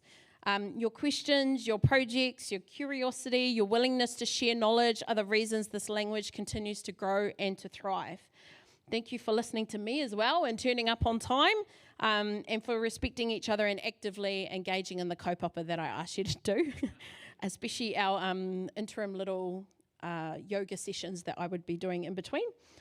The other thing that we just wanted to let you know is we have booked some space at bin 44. Now that's the bar that's pretty much across the square here. And so that is for us to head over, enjoy some post-conference beverages. There's no bar tab, but it's just there unofficially if we want to catch up and just share a few last beverages of your choice before we leave. It is an unofficial event, so we will remind you, though, that it is important to uphold the code of conduct, though. Finally, as you head home or log off, if you've been joining in with us virtually, thank you very much. I encourage you to carry this energy with you, to keep contributing, to keep mentoring, to keep experimenting, and keep making Rust not just a tool, but a way to build a better, safer, more inclusive future for software. But while we are building, hopefully you will take away from your experience here in Aotearoa how we think about the world and how we live in it. In Te Ao Māori, the world of Māori, we talk about whakapapa. Can I just chuck this up? We talk about whakapapa, manaaki, and aroha. So let me rephrase this to say this. How will you ensure the foundations you build are strong, safe, and inclusive, so that we can provide manaaki and aroha to others to bring everyone up with us, because no one should be left behind. Thank you again for being part of this journey. Safe travels, happy coding, and until next time, let's change the world with Rust. Thank you for having me forge Rust. I appreciate your comments and support of me as your MC. So tēnā koutou, tēnā koutou, tēnā koutou katoa, and I am now going to welcome Tim to the stage. Kia ora, kia ora. No. We need to say thanks. Amber, can we please say thank you to Amber Craig.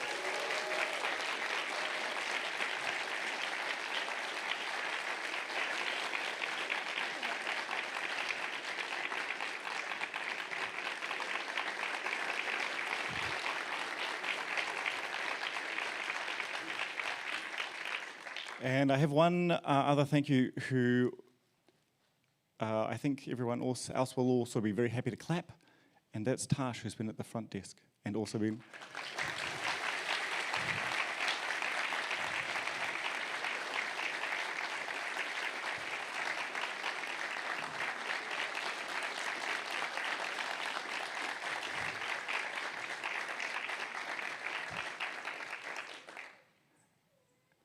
Wow.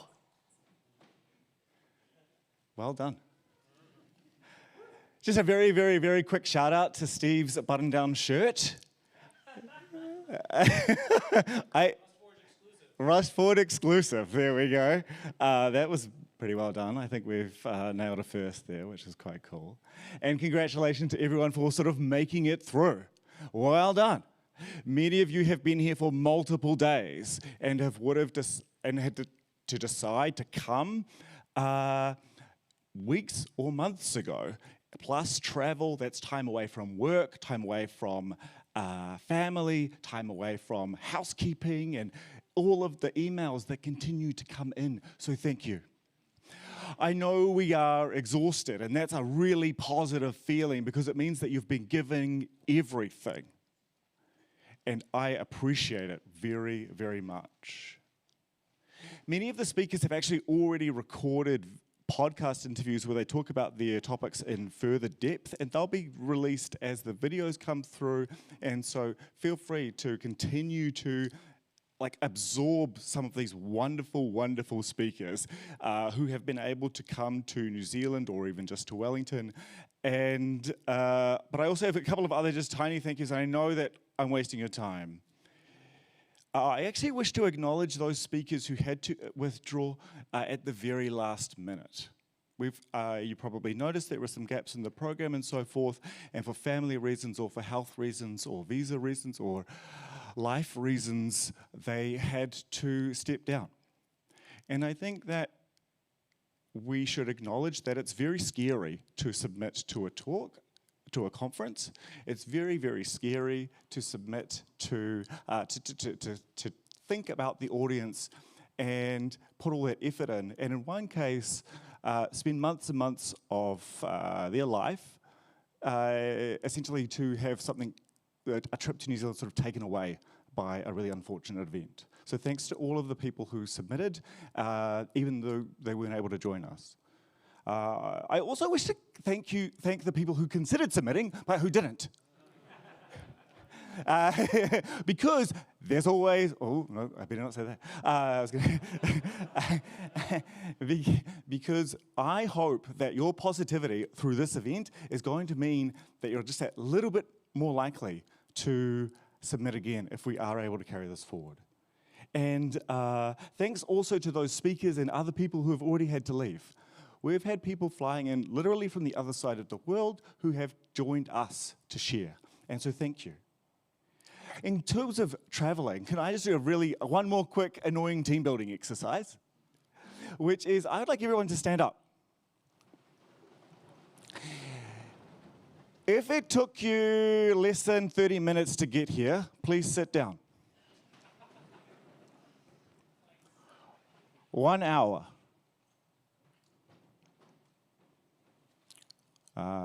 3 hours.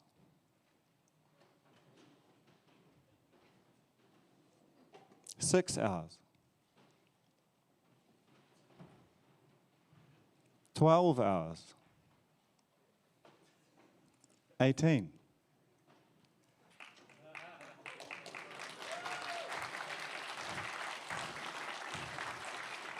24. I'm going to have to start including 48. And more children. So RustForge was created for many reasons, but the main one was that I kept on hearing developers saying that it was really hard to find a Rust job. And it was really, and I also hit the same, sort of the opposite story from businesses. Oh, look, it's really hard to find developers.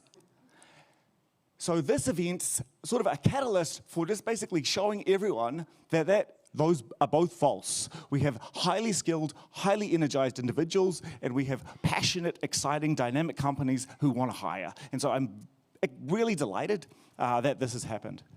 The other reason was that I was pretty convinced that it would be possible to develop a conference that was delightful. And I think we've done a pretty good job.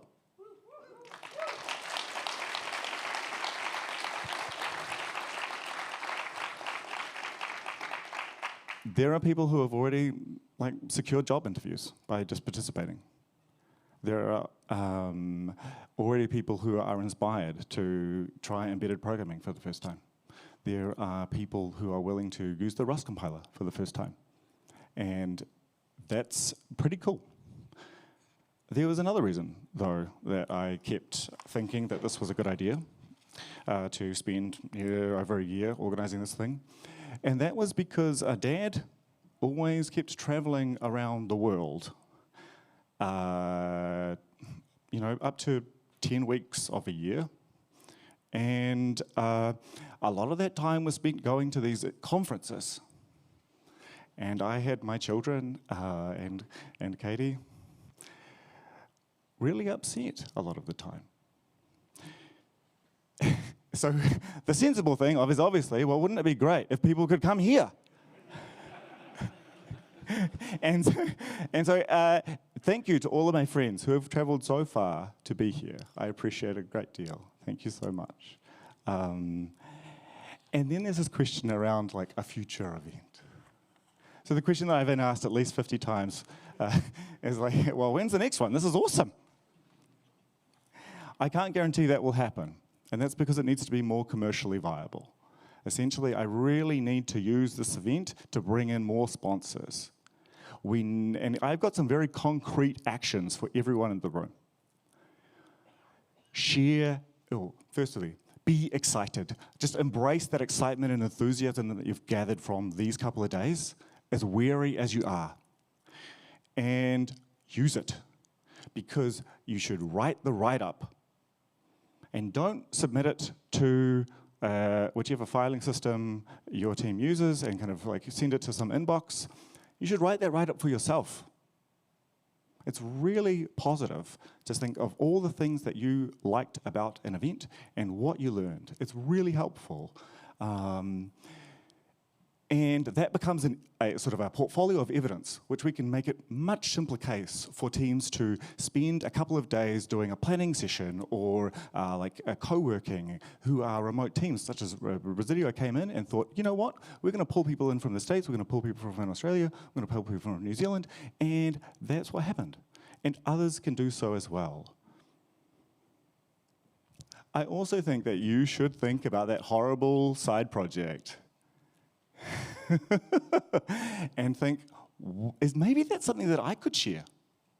Because one of the things that has been most delightful about RustForge for me has been seeing all these tiny projects and seeing all these little bits and pieces on the side and seeing how excited everyone is to feed off each other. And if a 30% project, if there's something in sort of your drawer that exists, please feel free to shake it off and warm it up for some future event. I am just so happy that everyone has been able to trust this event. I hope that I have honored the trust by creating something really special for everyone, and I think that this is an event that could carry forward for Australia, New Zealand, and beyond, and show the world that this region is actually a really wonderful place and we have something special. And so I was just so happy that Amber could come and be our MC, because there is nowhere else in the world that could have happened. So lastly, thank you to you all.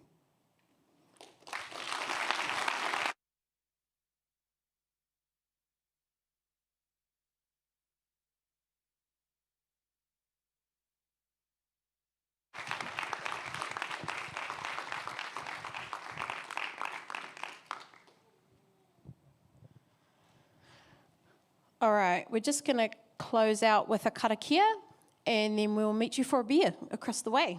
Ka pai? Can we just chuck the words up? Helps if I plug it in. It's obviously beer time.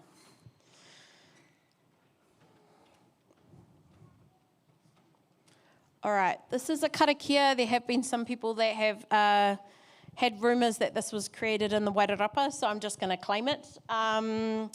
But this is a sort of a clearing and a cleansing karakia that will help you as you're leaving here, to defocus you and to go back into the normal world. Whakataka te hau ki te uru, whakataka te hau ki te tonga, kia mā kina kina ki uta, kia mā taratara ki tai. E hiaki ana te atukura, he tio, he huka, he hauhu, tihei mauri ora. Ka pai. You're done. That's it. It's a whānau. We're through. So thank you very much. And a big round of applause for everyone.